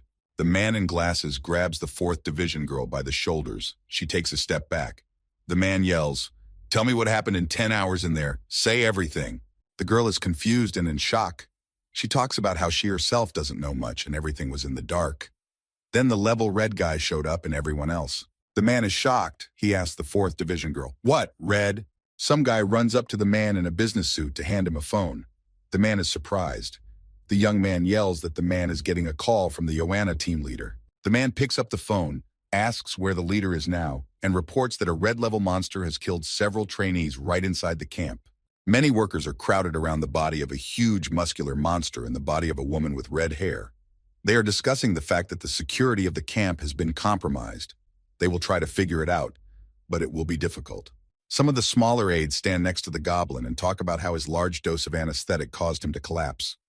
This little helper's son yells to his father that the medicine didn't get inside the goblin. The little assistant tenses up. He wonders what made the huge goblin fall then. The 4th Division girl in the background tenses up. The little helpers look at the immobilized body of the long-haired monster, and they talk about how it looks like the goblin went to sleep. The little helper says he's going to quarantine the huge goblin anyway. The girl in the red mask intervenes and says, "No." The little helper doesn't understand anything. The girl in the red mask is standing there, covered in blood. She talks in a calm voice about how the goblin is her co-worker. The masked girl looks at the long-haired goblin who has snot coming out of his nose and says that the goblin saved her. The blue-haired young man turns to the deputy manager and says, "Sir, there's something you need to see. One of the interns who is over the borders." The young man looks at a man in a black suit who is on the phone. The young man asks, "Sir?" The man is very nervous. He's holding the phone in his hand and a drop of sweat is running down his cheek. He asks, "Who?" A woman in a down jacket calls on a city phone. Behind her stand surprised children. The woman says, "Call headquarters and tell them to send agents in the building as soon as possible." The man cries out in horror that he is terrified to call headquarters and stop NPAN. A drop of sweat runs down his cheek and he clutches the phone harder. A huge glass building stands in the center of the night city. A sign on the building reads, "Utopia." The lights in some of the windows of the large building are on. A guy flies up to the huge glass building labeled Utopia. The guy with long green hair is very serious. His face is tense, he's grinding his teeth. One lock of his hair looms right in front of his eyes. A girl in cleavage is standing in a modern kitchen. She listens to pleasant music and quietly pours coffee into a cup. A girl with red hair and cleavage stands right in front of the coffee machine. She holds out both hands to take the mug of hot coffee. The girl in cleavage is sitting at a large table. She is calm. She slowly drinks her coffee. A strong wind blows in the room for some reason, and shards of glass fly at the girl with red hair and cleavage. The girl continues to sit quietly as well. The girl slightly opens her blue eye and sees a bunch of shards flying past her. A young man with long green hair appears in the room in front of the girl with red hair and cleavage. He is clutching a fan tightly in his right hand. The girl sits quietly at the table and says to the young man with long green hair, "I've been waiting. The moment when we will meet." The girl, and a little wilted, and tells the young man with long green hair that she knew she would be nervous in front of him. A girl with red hair and a black dress looks at a young man with long green hair and talks about how he is her hero. A guy with a fan in his hand tells the girl that he's not her hero and insultingly asks her to shut up. The guy, the lightning man, and the woman with the blue hair are looking frightenedly ahead. The green-haired guy asks, "Did you kill Chen Yul?" The 1st Division leader is hanging suspended by his arms. His body and clothes are covered in blood. A robot with the head of a red-haired girl sits tied up in a chair. Lightning Man, a green-haired guy, and a woman with blue hair stand in front of him. The leader of the utopia is looking sideways and downward. There is some sort of pendant hanging from her chest. The girl looks at the young man with long green hair again and says, "You're asking the wrong questions again." The girl gets up from her chair and talks about how the question should be asking, not if I killed him, but why I killed him. The guy stands confidently on his feet and holds his fan in his right hand. The man with green hair calmly asks the girl in the black dress, "Where is Chenul now?" The guy puts his hand with the fan out slightly sideways. His hair has started to flutter in the wind. He coldly tells the girl to tell her or he will kill her. The girl asks, "Really?" The young man with long green hair changes in his face. He is surprised by this question. The red-haired girl in a black dress holds a sharp knife and says to the young man, "Only I know where Chenul is. And even so, you still want to kill me?" The guy unhappily looks at the red-haired girl in the black dress and throws an insulting remark at her. The guy suddenly remembers something and says to the girl with red hair in the black dress, "Wait, are you a person?" The girl with red hair in the black dress is still holding the knife and asks, "Why are you surprised? Isn't most of human history on the side of evil?" The guy looks menacingly at the red-haired girl in the black dress and asks her why she is on this side then. The red-haired girl in the black dress holding a knife in her hand is distracted by something in the room and averts her blue eyes somewhere towards the ceiling. Then the girl with red hair, still holding the knife, still in the same position, says, "If I have to say, it's for work." The guy is standing across from the girl with red hair. The girl talks about how morals mean little to her. They just work to give clients the best advice possible. Guy, surprised, asks the red-haired girl with red hair, "Counseling?" The girl proceeds to stand in the center of the room with a knife in her hand and says, "The age of peace." The guy stands and gets angry at the red-haired girl in the black dress for speaking in riddles and asks her sharply, "What?" The girl with red hair in the black dress realizes that she is annoying the young man with long green hair with this behavior and so smiles slightly. The girl in the black dress looks sweetly at the First Division guy and talks about how those who needed peace were the dark side at all times. 4 heroes are fighting a huge masked monster. Fireballs are flying around, flashes and rumbles are standing because of this battle. A young man in armor and cloak has raised a huge glowing sword above his head. The light from the sword illuminates the monsters around the young man. A girl with red hair and wearing a black dress has her eyes closed. She holds the knife in front of her and says, "The key word that prompted them was our utopia. There was peace." The leader of the utopia, and in the black dress, runs her finger along the edge of her coffee cup and says, "Humanity needs heroes for peace. Humanity is finding peace." A girl with red hair and wearing a black dress looks at the knife with her blue eyes and says, "Humanity doesn't need heroes." A guy in a superhero costume with red eyes. A captain saluting and a hero showing off his muscles. The girl continues to hold the knife in front of her. She says, "History repeats itself and heroes fall again. In the sickness you call peace." A guy plops a red-haired girl on the floor and threatens her with a fan. He says, "Don't fool me. I'll never fall for that. Shut up and answer me." Guy soulless looks at a girl with red hair and wearing a black dress. He asks, "Where is Chenul?" The girl asks the young man why he is hesitating. The young man with green hair swallows his saliva nervously. He remains silent and looks at the red-haired girl. The guy sits on top of the girl and threatens her with a fan. The girl's knife she was holding lies to the side. She says, "You were the one who was ruthless to them." The red-haired girl lies on the floor with her arms spread out. She says to the young man, "Even if you can't kill me, wouldn't it be a lot easier if you ripped my face off or cut off my arm?" The girl calmly looks at the green-haired young man with her blue eyes. She asks, "Should I tell you?" The boy is already beyond angry. He is overwhelmed by his feelings and says, "Shut up now," and calls the girl a harsh word.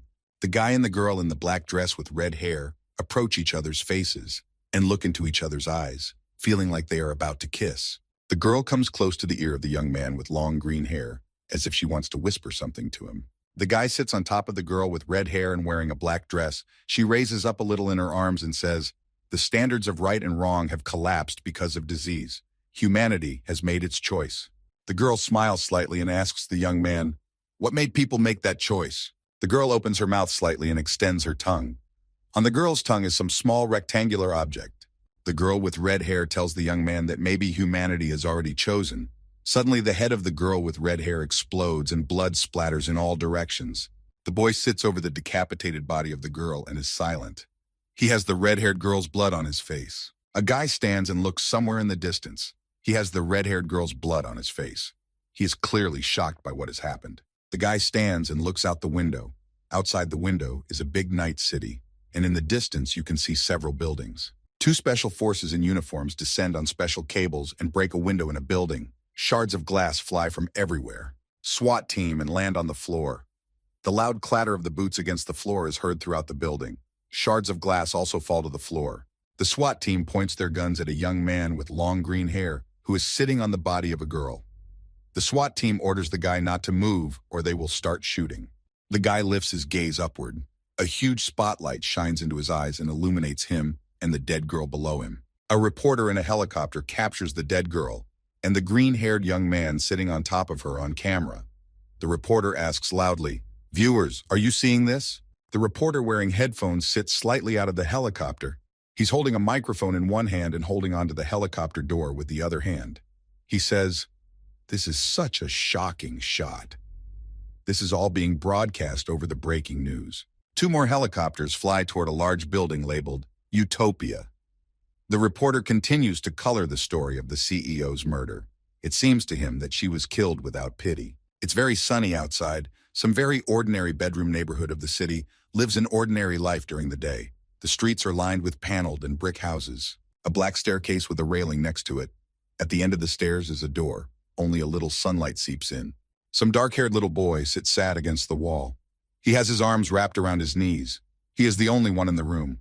Next to him is an unmade bed. Opposite the little boy, who has his hands around his knees, there is a tall young man in a blue sweater with long hair. The young man looks calmly at the little boy who is sitting against the wall. The boy with blue eyes looks at the dark-haired boy with a kind look. The little dark-haired boy who is straddling his lap is also cheered up by the young man's gaze. He doesn't look sad anymore. The clerk at the grocery store is punching a girl for some kind of drink. He informs her that she has to pay 4,800 won. A little guy in a hoodie walks between the rows and looks at the merchandise. The little hooded guy stops. He listens to the conversation between the seller and the buyer.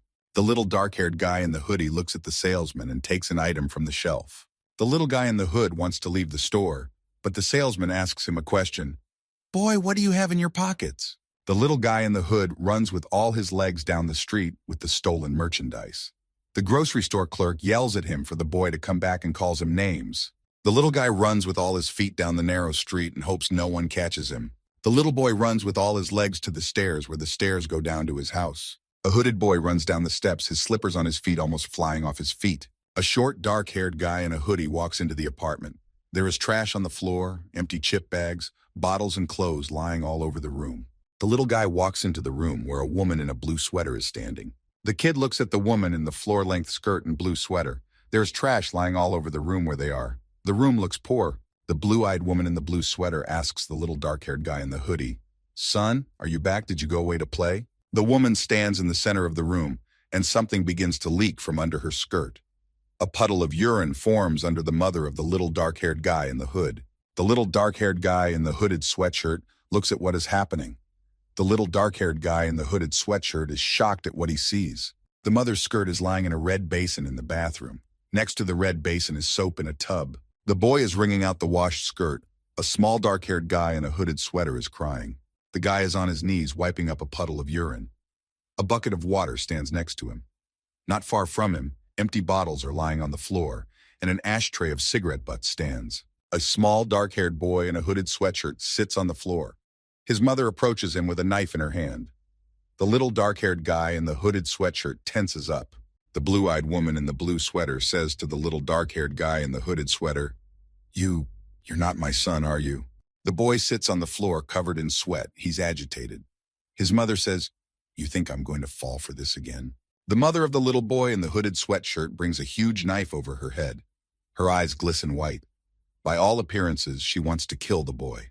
The little one moves his mother's hand to the side as she was about to stab him. The knife stabs into the floor. The little boy's mom, wearing a hooded sweatshirt, starts swinging the knife further and running around the room. The mom of the little boy in the hooded sweatshirt swings the knife around the room. At one point, she loses her balance and starts to fall. The little dark-haired boy in the hooded sweatshirt is on his knees, covering his little ears to hide from reality. The huge knife his mother had been swinging around the room falls to the floor with a clang.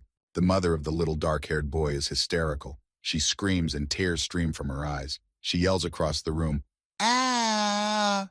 Mom falls to her knees in hysterics and grabs her head. She can't calm down. Something is tearing her soul apart. The mom crawls up on her knees to her son, a little dark-haired guy wearing a hooded sweatshirt. She puts her arms around him and says, I'm sorry. I'm sorry, son. It's night outside. The mom of the little dark-haired boy in the hooded sweater is asleep on the floor. The light from the moon comes through the window and falls on the floor. A dark-haired boy in a hooded sweatshirt stands over his mom's sleeping body. He stares at her intently, mouth slightly open. The little guy in the hooded sweatshirt lies down on the floor and hugs his mom in the blue sweatshirt from behind. A little guy in a hooded sweatshirt and shorts sits on a bed with his arms around his knees. A pink bedspread is spread on the bed.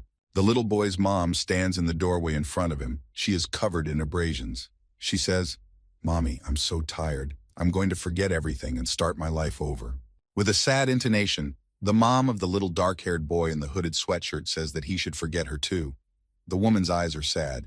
The boy wraps his arms around his knees. He says back, No, I can't forget, Mommy. I just can't. The little boy's mom closes the door, and the room is plunged into darkness. The little dark-haired boy in the hooded sweatshirt continues to sit on the bed with his arms around his knees. The boy realized that he didn't feel anything. He had just been pushing the feelings inside him all this time. He sobbed nervously and then cried. Suddenly, the door to the room opened, and the room was illuminated with light. Who asked the little boy, Why are you crying, boy? The boy sobbed once again, tears rolling down his cheeks, and he asked the stranger who he was. The boy is standing in a white restraining shirt. On his hands are huge, heavy black handcuffs. The guy is standing in a white restraining shirt. He is telling a little boy that he is a hero. A guy is on a bed with a pink bedspread and says to a young man with long green hair, What? The boy climbs out of the closet and says, Why are you here, teacher? Whoever opened this door? The guy sits up and cries. The man opens the door and looks at the crying little boy. The boy is still standing there in handcuffs, his hair fluttering in the wind, and he says, Who knows? Maybe the door needs to be reopened for you. The boy stands and holds on to the straps of his backpack. A young man with long green hair stands across from him in handcuffs. Both are silent. The guy asks the guy in the shirt why the guy in the shirt isn't interested in why he's in a straitjacket. They bicker with each other. The guy standing in the white restraint shirt, he stretches his cuffed hands forward and says to the guy in the shirt, You're so annoying. The guy standing in the white restraining shirt puts his cuffed hands on the head of the young man in the white shirt. The man in the white shirt stands shocked at what is happening. He has his eyes wide open and looks at the green-haired young man in surprise. The man with long green hair tells the guy in the shirt not to make that grimace because he finds it disgusting. The guy is standing in a white restraining shirt and leaning his hands against the shirt guy's head doing something. A purple sphere appears around them and blue swirls fly. The shirtless guy squirms in pain. The young man with long green hair continues to hold the guy's head tightly. The guy with the long green hair is serious. At one point, he wonders if he can give that much strength in the state he is in right now. The young man in the shirt asks the guy what just happened. A young man with long green hair tells the guy to shut up. The guy rubs his head after the incident. A young man with long green hair tells a guy to find him in 3 days, with team members matching the guy. The guy stands in a straitjacket and handcuffs and says, This is reckless, but right now you're the only one I can believe in. The rookie, no, you don't. Hero, called the guy in the shirt, a young man with long green hair. The guy stands at a loss and stares wide-eyed at the young man with long green hair. A man in a white tattered shirt and an electric suit is lying on the floor. He's greatly surprised by something. His eyes are wide open, and his mouth is slightly hanging open. His face is covered in small abrasions. There are 3 men in business suits standing around the young man in the white shirt. One of the men asks the guy in the shirt, Are you okay? Have you regained consciousness? The guy in the power suit gets up off the floor and holds his head. He doesn't realize where he is. The man in the business suit next to him asks, Are you a Division I intern? One man in a business suit turns his head and asks the other man, Oh, what are you doing? Can't you see he hasn't come to his senses yet? The other man replies to him that the guy here is the only one from the 1st Division. The man says in a calm tone of voice, Is he alone? Okay, take him to the infirmary and run to the control room immediately. Another young man runs up to the man and yells, Sir, there's news. The guy, the man in the business suit, and the guy in the brown suit look in shock at the young man who reports that the guy with the blade is accused of killing a civilian. A man in a white tattered shirt and electric suit sits on the floor with abrasions on his face. He asks confusedly, Prison, Naruka? A decent young man in a brown suit with a serious face. He greets the viewers and informs them that this is breaking news. A young man in a brown suit informs the viewers that the news is just terrible. He begins to talk about the murder of the director of the Shin Mari Utopia. The multi-story glass building of the Utopia appears on the viewer's screens. A decent young man in a brown suit says, "At 2 a.m. last night, Utopia director Shin Mari was murdered." On the viewer's screen, there is footage of a police officer preventing reporters from getting closer to the building, and doctors putting the body into an ambulance. A decent young man in a brown suit talks about the suspect sneaking into the Utopia office. A decent young man in a brown suit reports that police said it was a brutal murder. The victim's body was so mutilated that it was difficult to identify the face. A decent guy in a brown suit reports that the murder victim was a world-famous talent.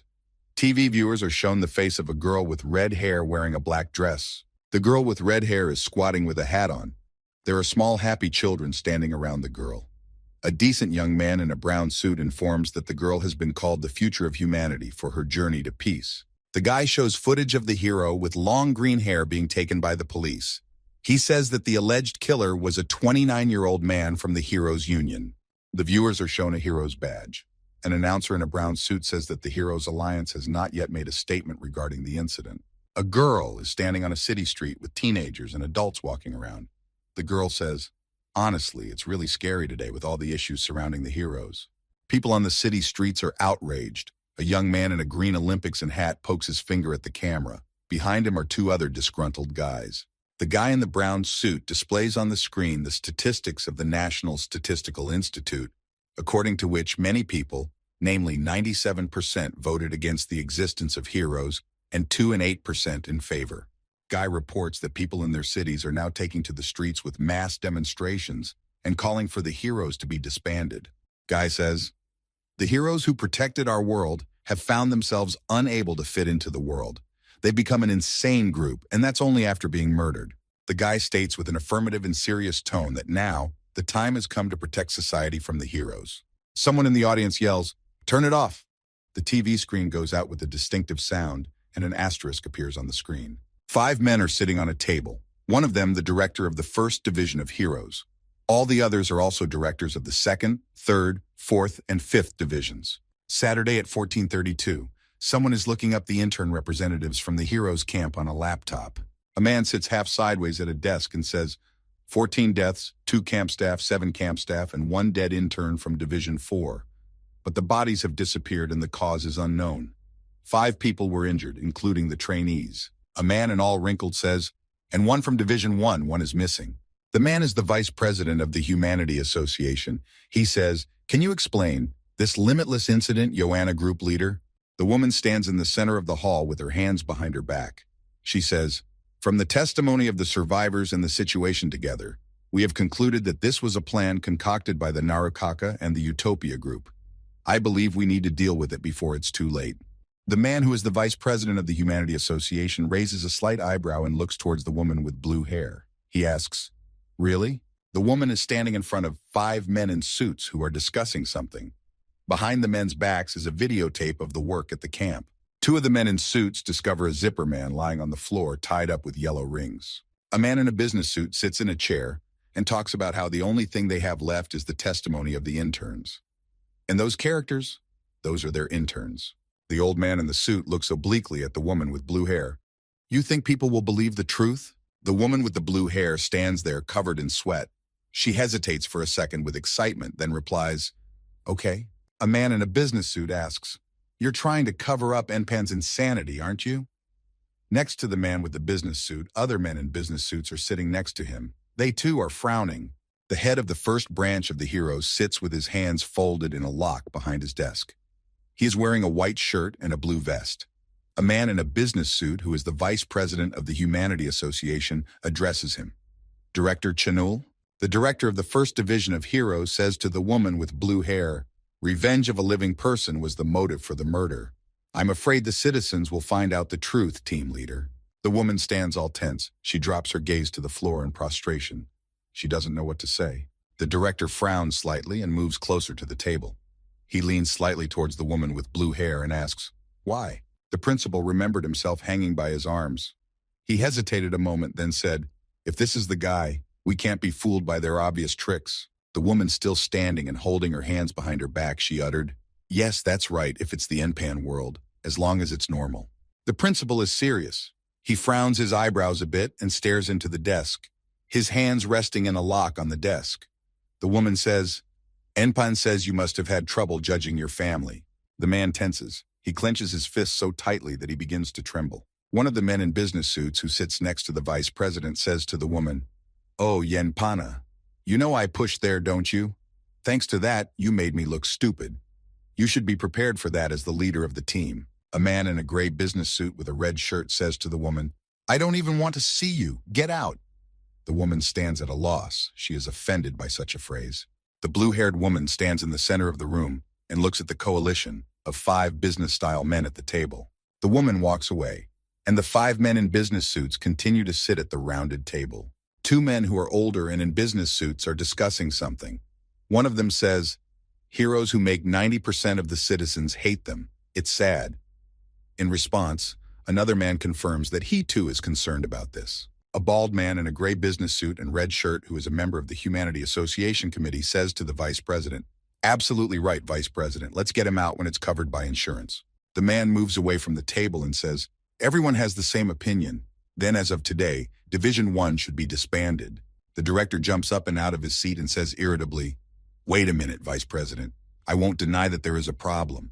But even so, we can catch up or I'll disband them right now." The vice president replies to the director, "Director, I know how much you care about Division 1. But do you?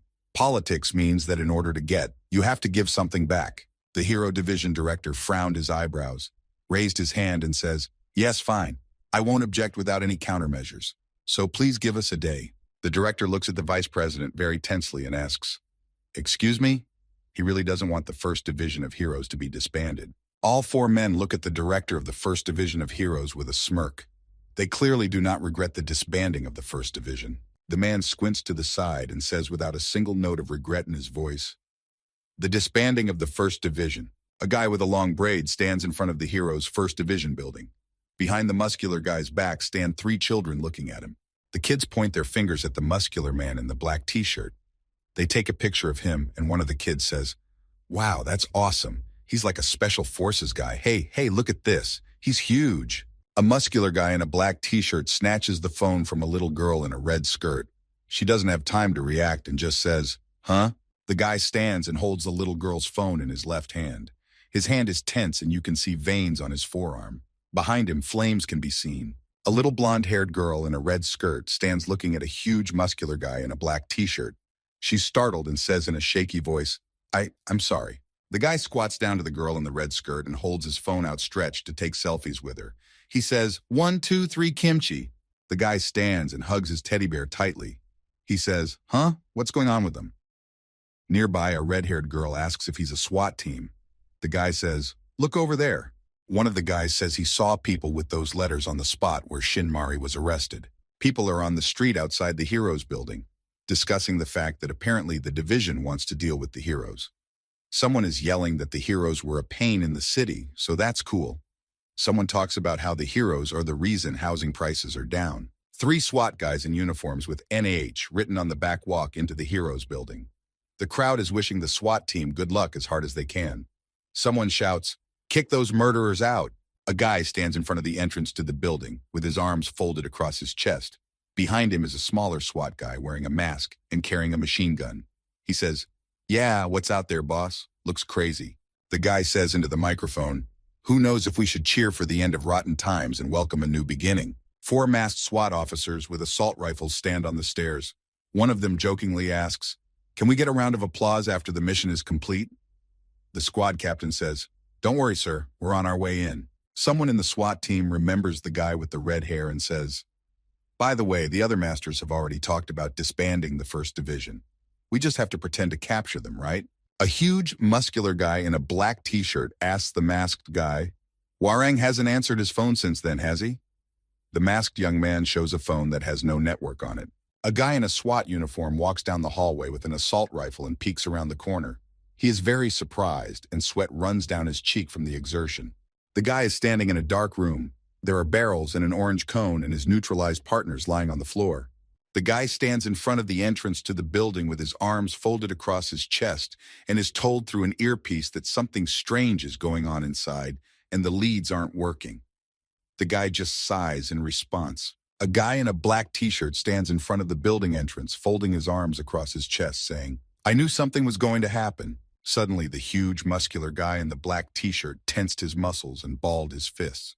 His eyes are red and flames are burning behind him.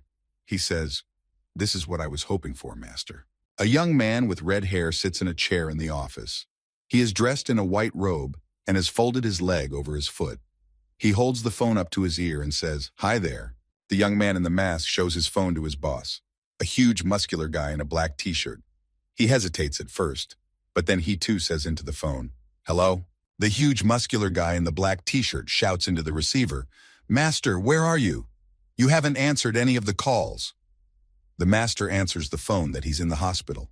The muscular guy yells, "Are you in surgery? Are you in the middle of treatment?"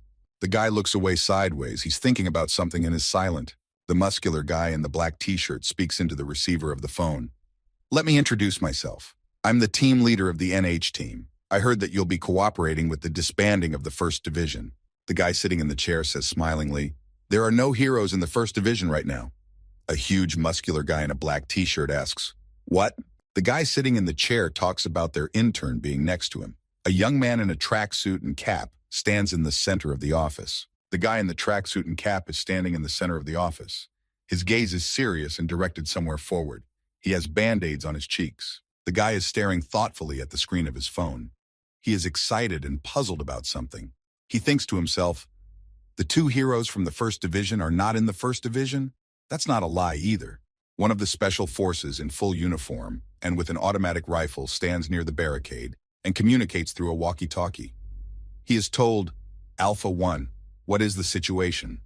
He replies, "It's still quiet, but it's dark, so it's hard to assess the situation." Suddenly, a young man in a special forces uniform notices something flying at high speed into his face.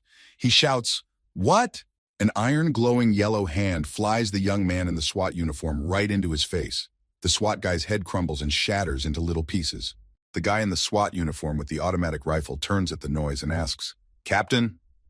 The young man sees only a column of dust behind him after the impact.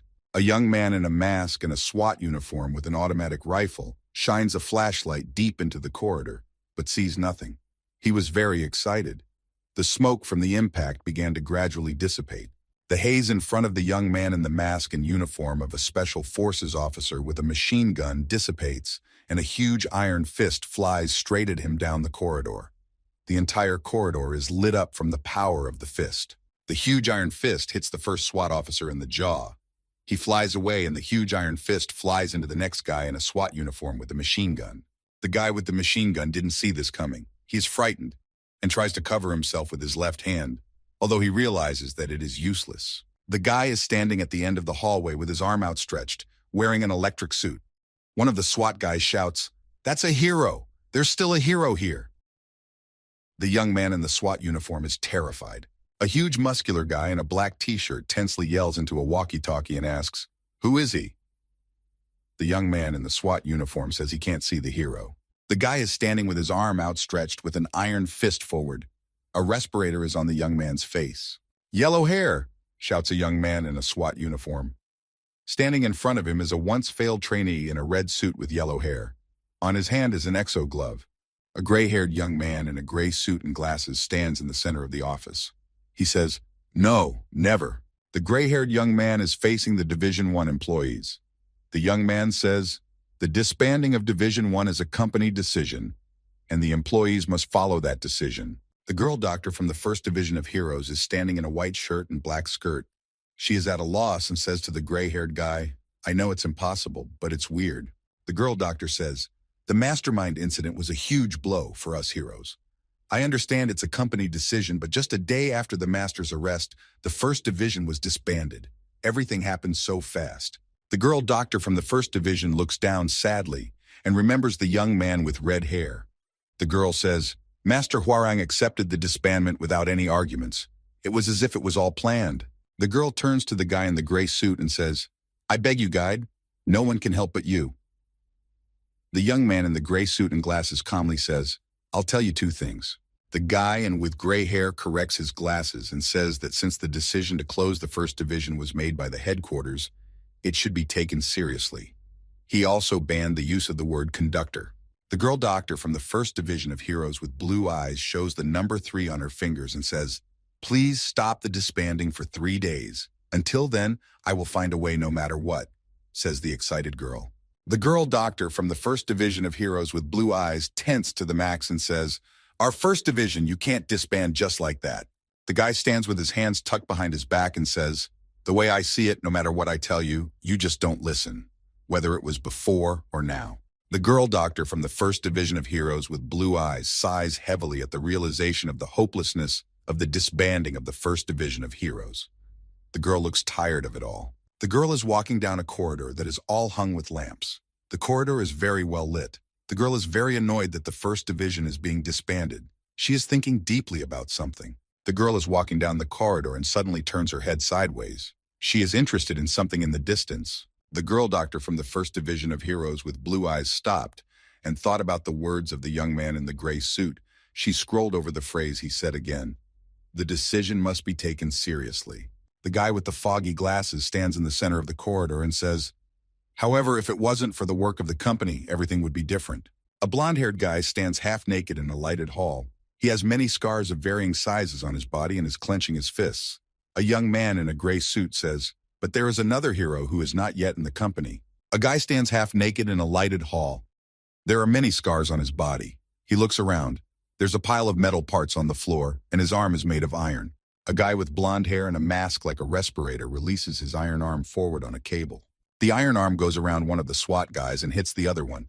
The SWAT officer is thrown off and moans in pain. A young man in a SWAT uniform standing nearby just looks at what is happening. A guy in a Spetsnaz uniform, who is the captain of the battalion, shouts to his guys, "Don't be scared, it's just one guy."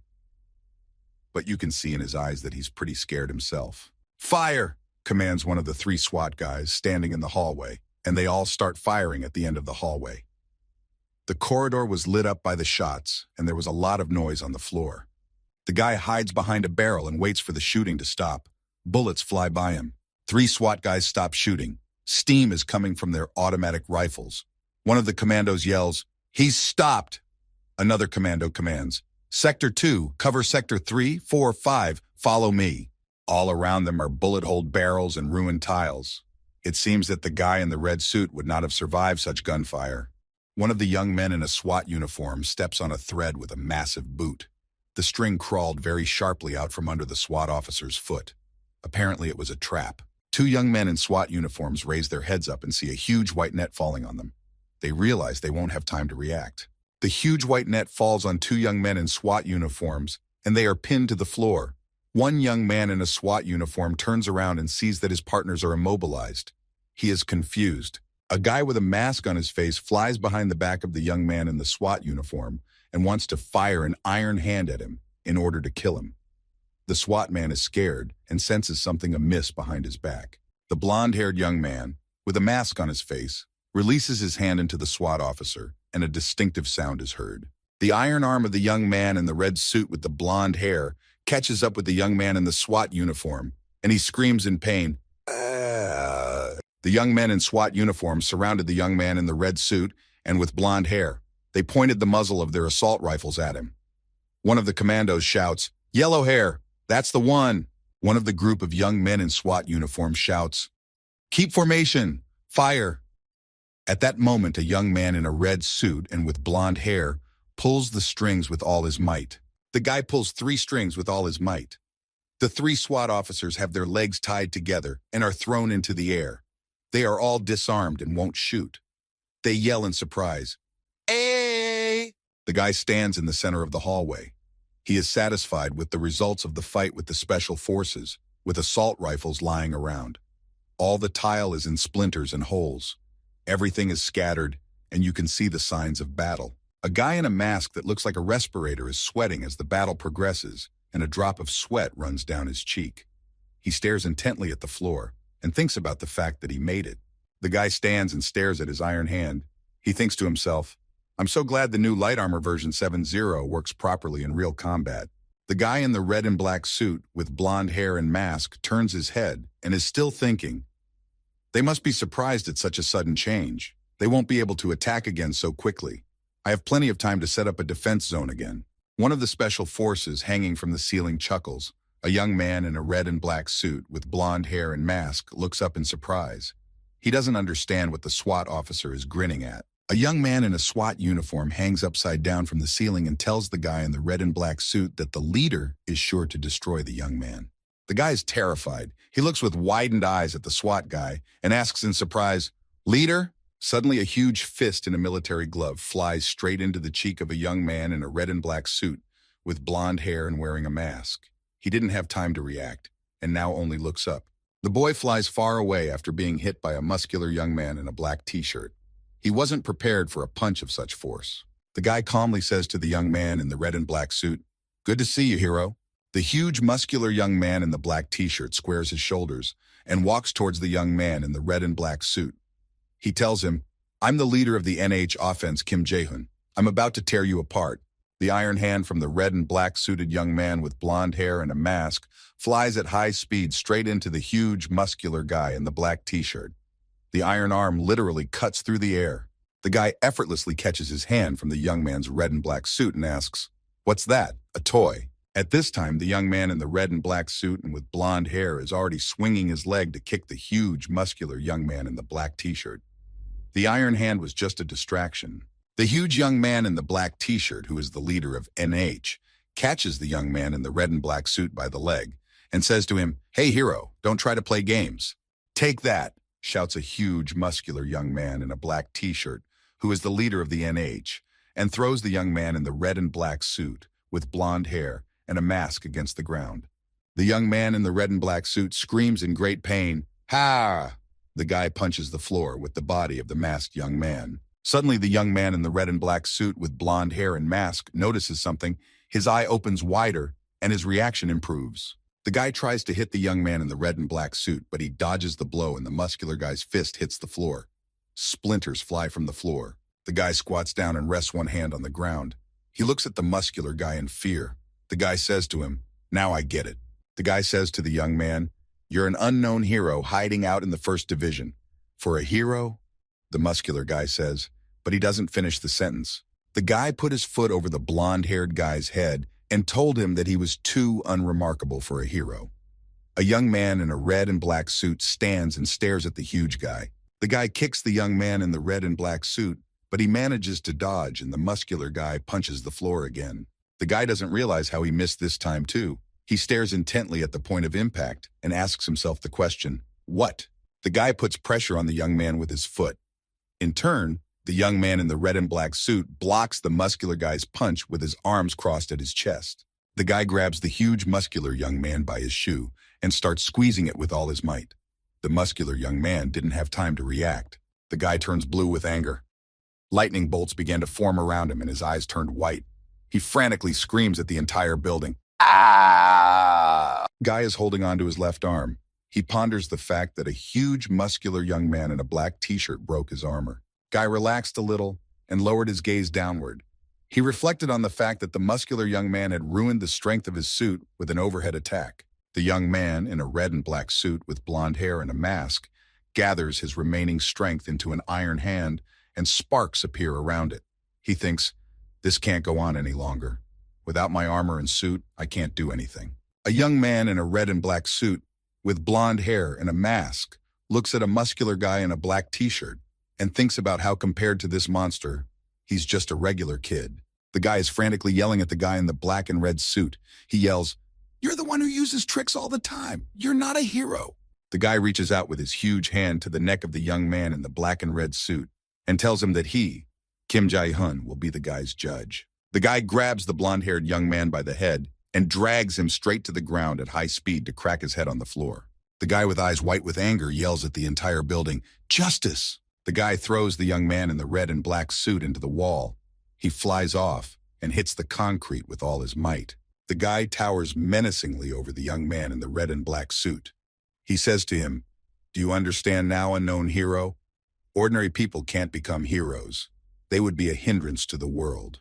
The guy tilts his head slightly to the side and stares intently at the young man in the black and red suit and tells him, "Look." The guy stands over the body of the guy in the red and black suit, which is sprawled out on the floor. He says, "Look, after all, he's dead. A young man in a red and black suit with blonde hair is lying on the floor without a mask. His face is battered, one eye is closed and has a black eye. The other eye is open, but it is white. The young man's whole face is scratched. There is blood around the guy's mouth. The guy is standing over the body of a guy in a red and black suit with his hands at his sides. He hears some noises and asks, "What?" A young man in a red and black suit with blonde hair is lying on the floor without a mask, lying right at the feet of a huge, muscular young man in a black t-shirt who is the leader of the NAH. The red and black suit loudly announces that the guy's heart has stopped. On the iron arm of the young man in the red and black suit, a small screen popped up saying, "Cardiac arrest detected." The suit requested permission to reboot the system to clear the malfunction. The system of the red and black suit of a young man with blonde hair reported that it was causing an electrical shock. The screen on the guy's iron arm read, "Initiating AED." A young man in a red and black suit with blonde hair suddenly jumped up. Electrical impulses are hovering around him and he screams. The guy stands in shock. He doesn't realize what is happening to the guy. The heart of the young man in the red and black suit started beating again. The red heart is pulsing frequently and pumping blood through his veins. The body of the young man in the red and black suit had life in it again. The young man in the black t-shirt, who is the leader of NEH, covers his face with his hand. He is a little scared and doesn't know what to expect. He creases his face and asks, "Clear?" The guy sees something. His eye is wide open and his pupil is constricted, so much so that it looks like a pea. A young man in a red and black suit with blonde hair is lying on the floor with his eyes open. Though he and his suit are shabby, he is clearly feeling better and can function normally. A huge, muscular young man in a black t-shirt covers his face with his hand. A guy in a red and black suit with blonde hair remembers sticking his head into the chiseled belly of a huge muscular monster with teeth all over his body. His sister at the time grabbed the monster's arm and pulled it out with all her might. The hero in the red and black suit with blonde hair remembers the way he looked when he stuck his head into the live, huge monster. The young man thinks to himself, "I'm not fighting at the cost of my life." The guy in the red and black suit with blonde hair is very angry. He grinds his teeth, his forehead is tense. He puts his iron hand in front of his face and says, "I will destroy you by staring you in the face of death." The guy is folded in half as the blow goes straight to his stomach. The guy is holding a cell phone in his hand. The screen of the phone says that the call has been ringing for 1 minute and 3 seconds. A young man with red hair, a tattoo over his eye, and wearing a white coat pulls his hand away from his cell phone and says, "He hung up." Well, it doesn't matter. The guy with the tattoo on his eye and in the white coat is sitting in a chair with his eyes slightly covered. His foot rests on his leg and he says, "Because of this call, our conversation was interrupted. I apologize." The guy in the white coat opens his eye wider with a tattoo on it. His pupil is white and his eye shade is black. He says, "But still, what is it?" A young man in a cap and tracksuit stands in front of a young man with red hair and a white robe with his fists clenched. The guy asks, "What favor do you want to ask of me?" The guy stands calmly in the center of the office, patches pasted on his cheeks. The young man in the cap and blue suit is silent. Suddenly, and in a confident tone, he says to the young man with red hair sitting in the chair, "Yen Pan Nim, come and rescue him with me." The guy didn't expect such an offer. He sharply twisted his face into some sort of grimace with saliva flowing out of his mouth. He utters, "PFT." The guy sitting in the chair leg to leg laughs loudly at the suggestion of the young man in the tracksuit. The young man in the tracksuit and cap in turn stands quietly in the center of the office. The guy to his chin and calming down with laughter, he says to the guy in the tracksuit, "Ugh, sorry, I wasn't expecting that. You're even dumber than I thought." The young man about not being able to save Enpan. The young man in the chair talks about how Enpan killed a man, also a very famous man. The strong character with red hair, tattoo on his eye, says that Enpan was imprisoned for a good reason and he is a criminal. A guy with long green hair sits on a bench wearing a straitjacket. He has bulky, heavy handcuffs on his hands. The guy sits on the bench with a calm face. His long green hair flows down his shoulders. The young man's eyes cannot be seen as they hide in the shadows. The guy says with a smirk to the young man in the tracksuit, "Heroes only save those who are in danger. There are heroes who save criminals and their kind." "Yes," replies the young man in the cap and blue tracksuit sharply. The young man with red hair, a tattoo over his eye, and wearing a white robe, opens his tattooed eye wider in surprise. The guy in the center of the office clenches his fists. He lowers his gaze down a little and says in a calm, slightly sad tone, "I know that, but..." The character recalls the guy handing him his power. The guy says, Empanim asked me for a favor. He told me to come get him, the guy says in a confident voice to the young man in the chair. I'm sure there must be a reason for that. And I believe him. The guy with the patches on his cheek stands in the center of the office and adds to the sentences he said earlier. The young man in the cap thinks he and the young man with long green hair are a team. The boy sits in the office on a chair, putting one foot on the other leg. He puts his head down and laughs loudly after the words of the guy in the tracksuit. The laughter is loud enough. The guy stands in semi-darkness and stares intently at someone, his long hair flowing along his own face, and he says, "Of course he'll believe me. After all, we're a team." The guy leans forward slightly toward the young man in the blue tracksuit and says, "Really? Then try this." The guy suddenly transforms into a huge fire demon. It pounces on the guy in the blue tracksuit. The guy doesn't move. The whole place is in flames. It's getting dark outside. Behind the white window of a brick building, you can see red flashes created by a young man with red hair, a tattoo on his eye, and wearing a white robe. A huge explosion occurs. The blast wave hits the glass. A huge column of tongues of flame and smoke rushes out. The guy is thrown back by the tongues of flame. His cap flies off the young man. A circle of flames forms around the guy. The guy falls helplessly to the ground and rolls a few meters on the ground. A huge column of dust remains behind him. He flies on the ground with his hands up in the air. The guy sits against a brick wall and stares menacingly ahead, dust flying around him. A young man with red hair and a tattoo over his eye asks the guy if he remembers the day of the interview. The guy stands there with little sparks flying around him. He says to the young man in the blue tracksuit, "Like yesterday, I remember you said you were strong." A red-haired young man with a tattoo on his eye and wearing a white coat and black badlan is standing on a brick wall with his hands in his pockets, with puffs of black smoke flying behind him. He says to a young man in a tracksuit, "Kill me." The guy is standing capless at the bottom of a high brick wall in puffs of smoke. The guy points his finger at his neck and says to the young man in the tracksuit, "If you cut my neck here, I'll help you." The guy stands in a tired pose, one of his arms hanging loose. He says in a tired and angry voice, "No, I can't kill Hwarangnim." The guy stands with his hands tucked into the pockets of his black pants and says, "Where did your old spirit go? I thought you had the courage, but was I wrong?"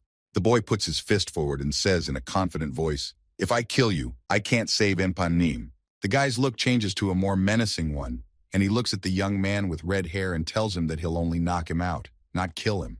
The guy stands against the backdrop of the sunset and the city. He has his hands tucked into his pants pockets and his white robe is developing in the wind. He himself is calm.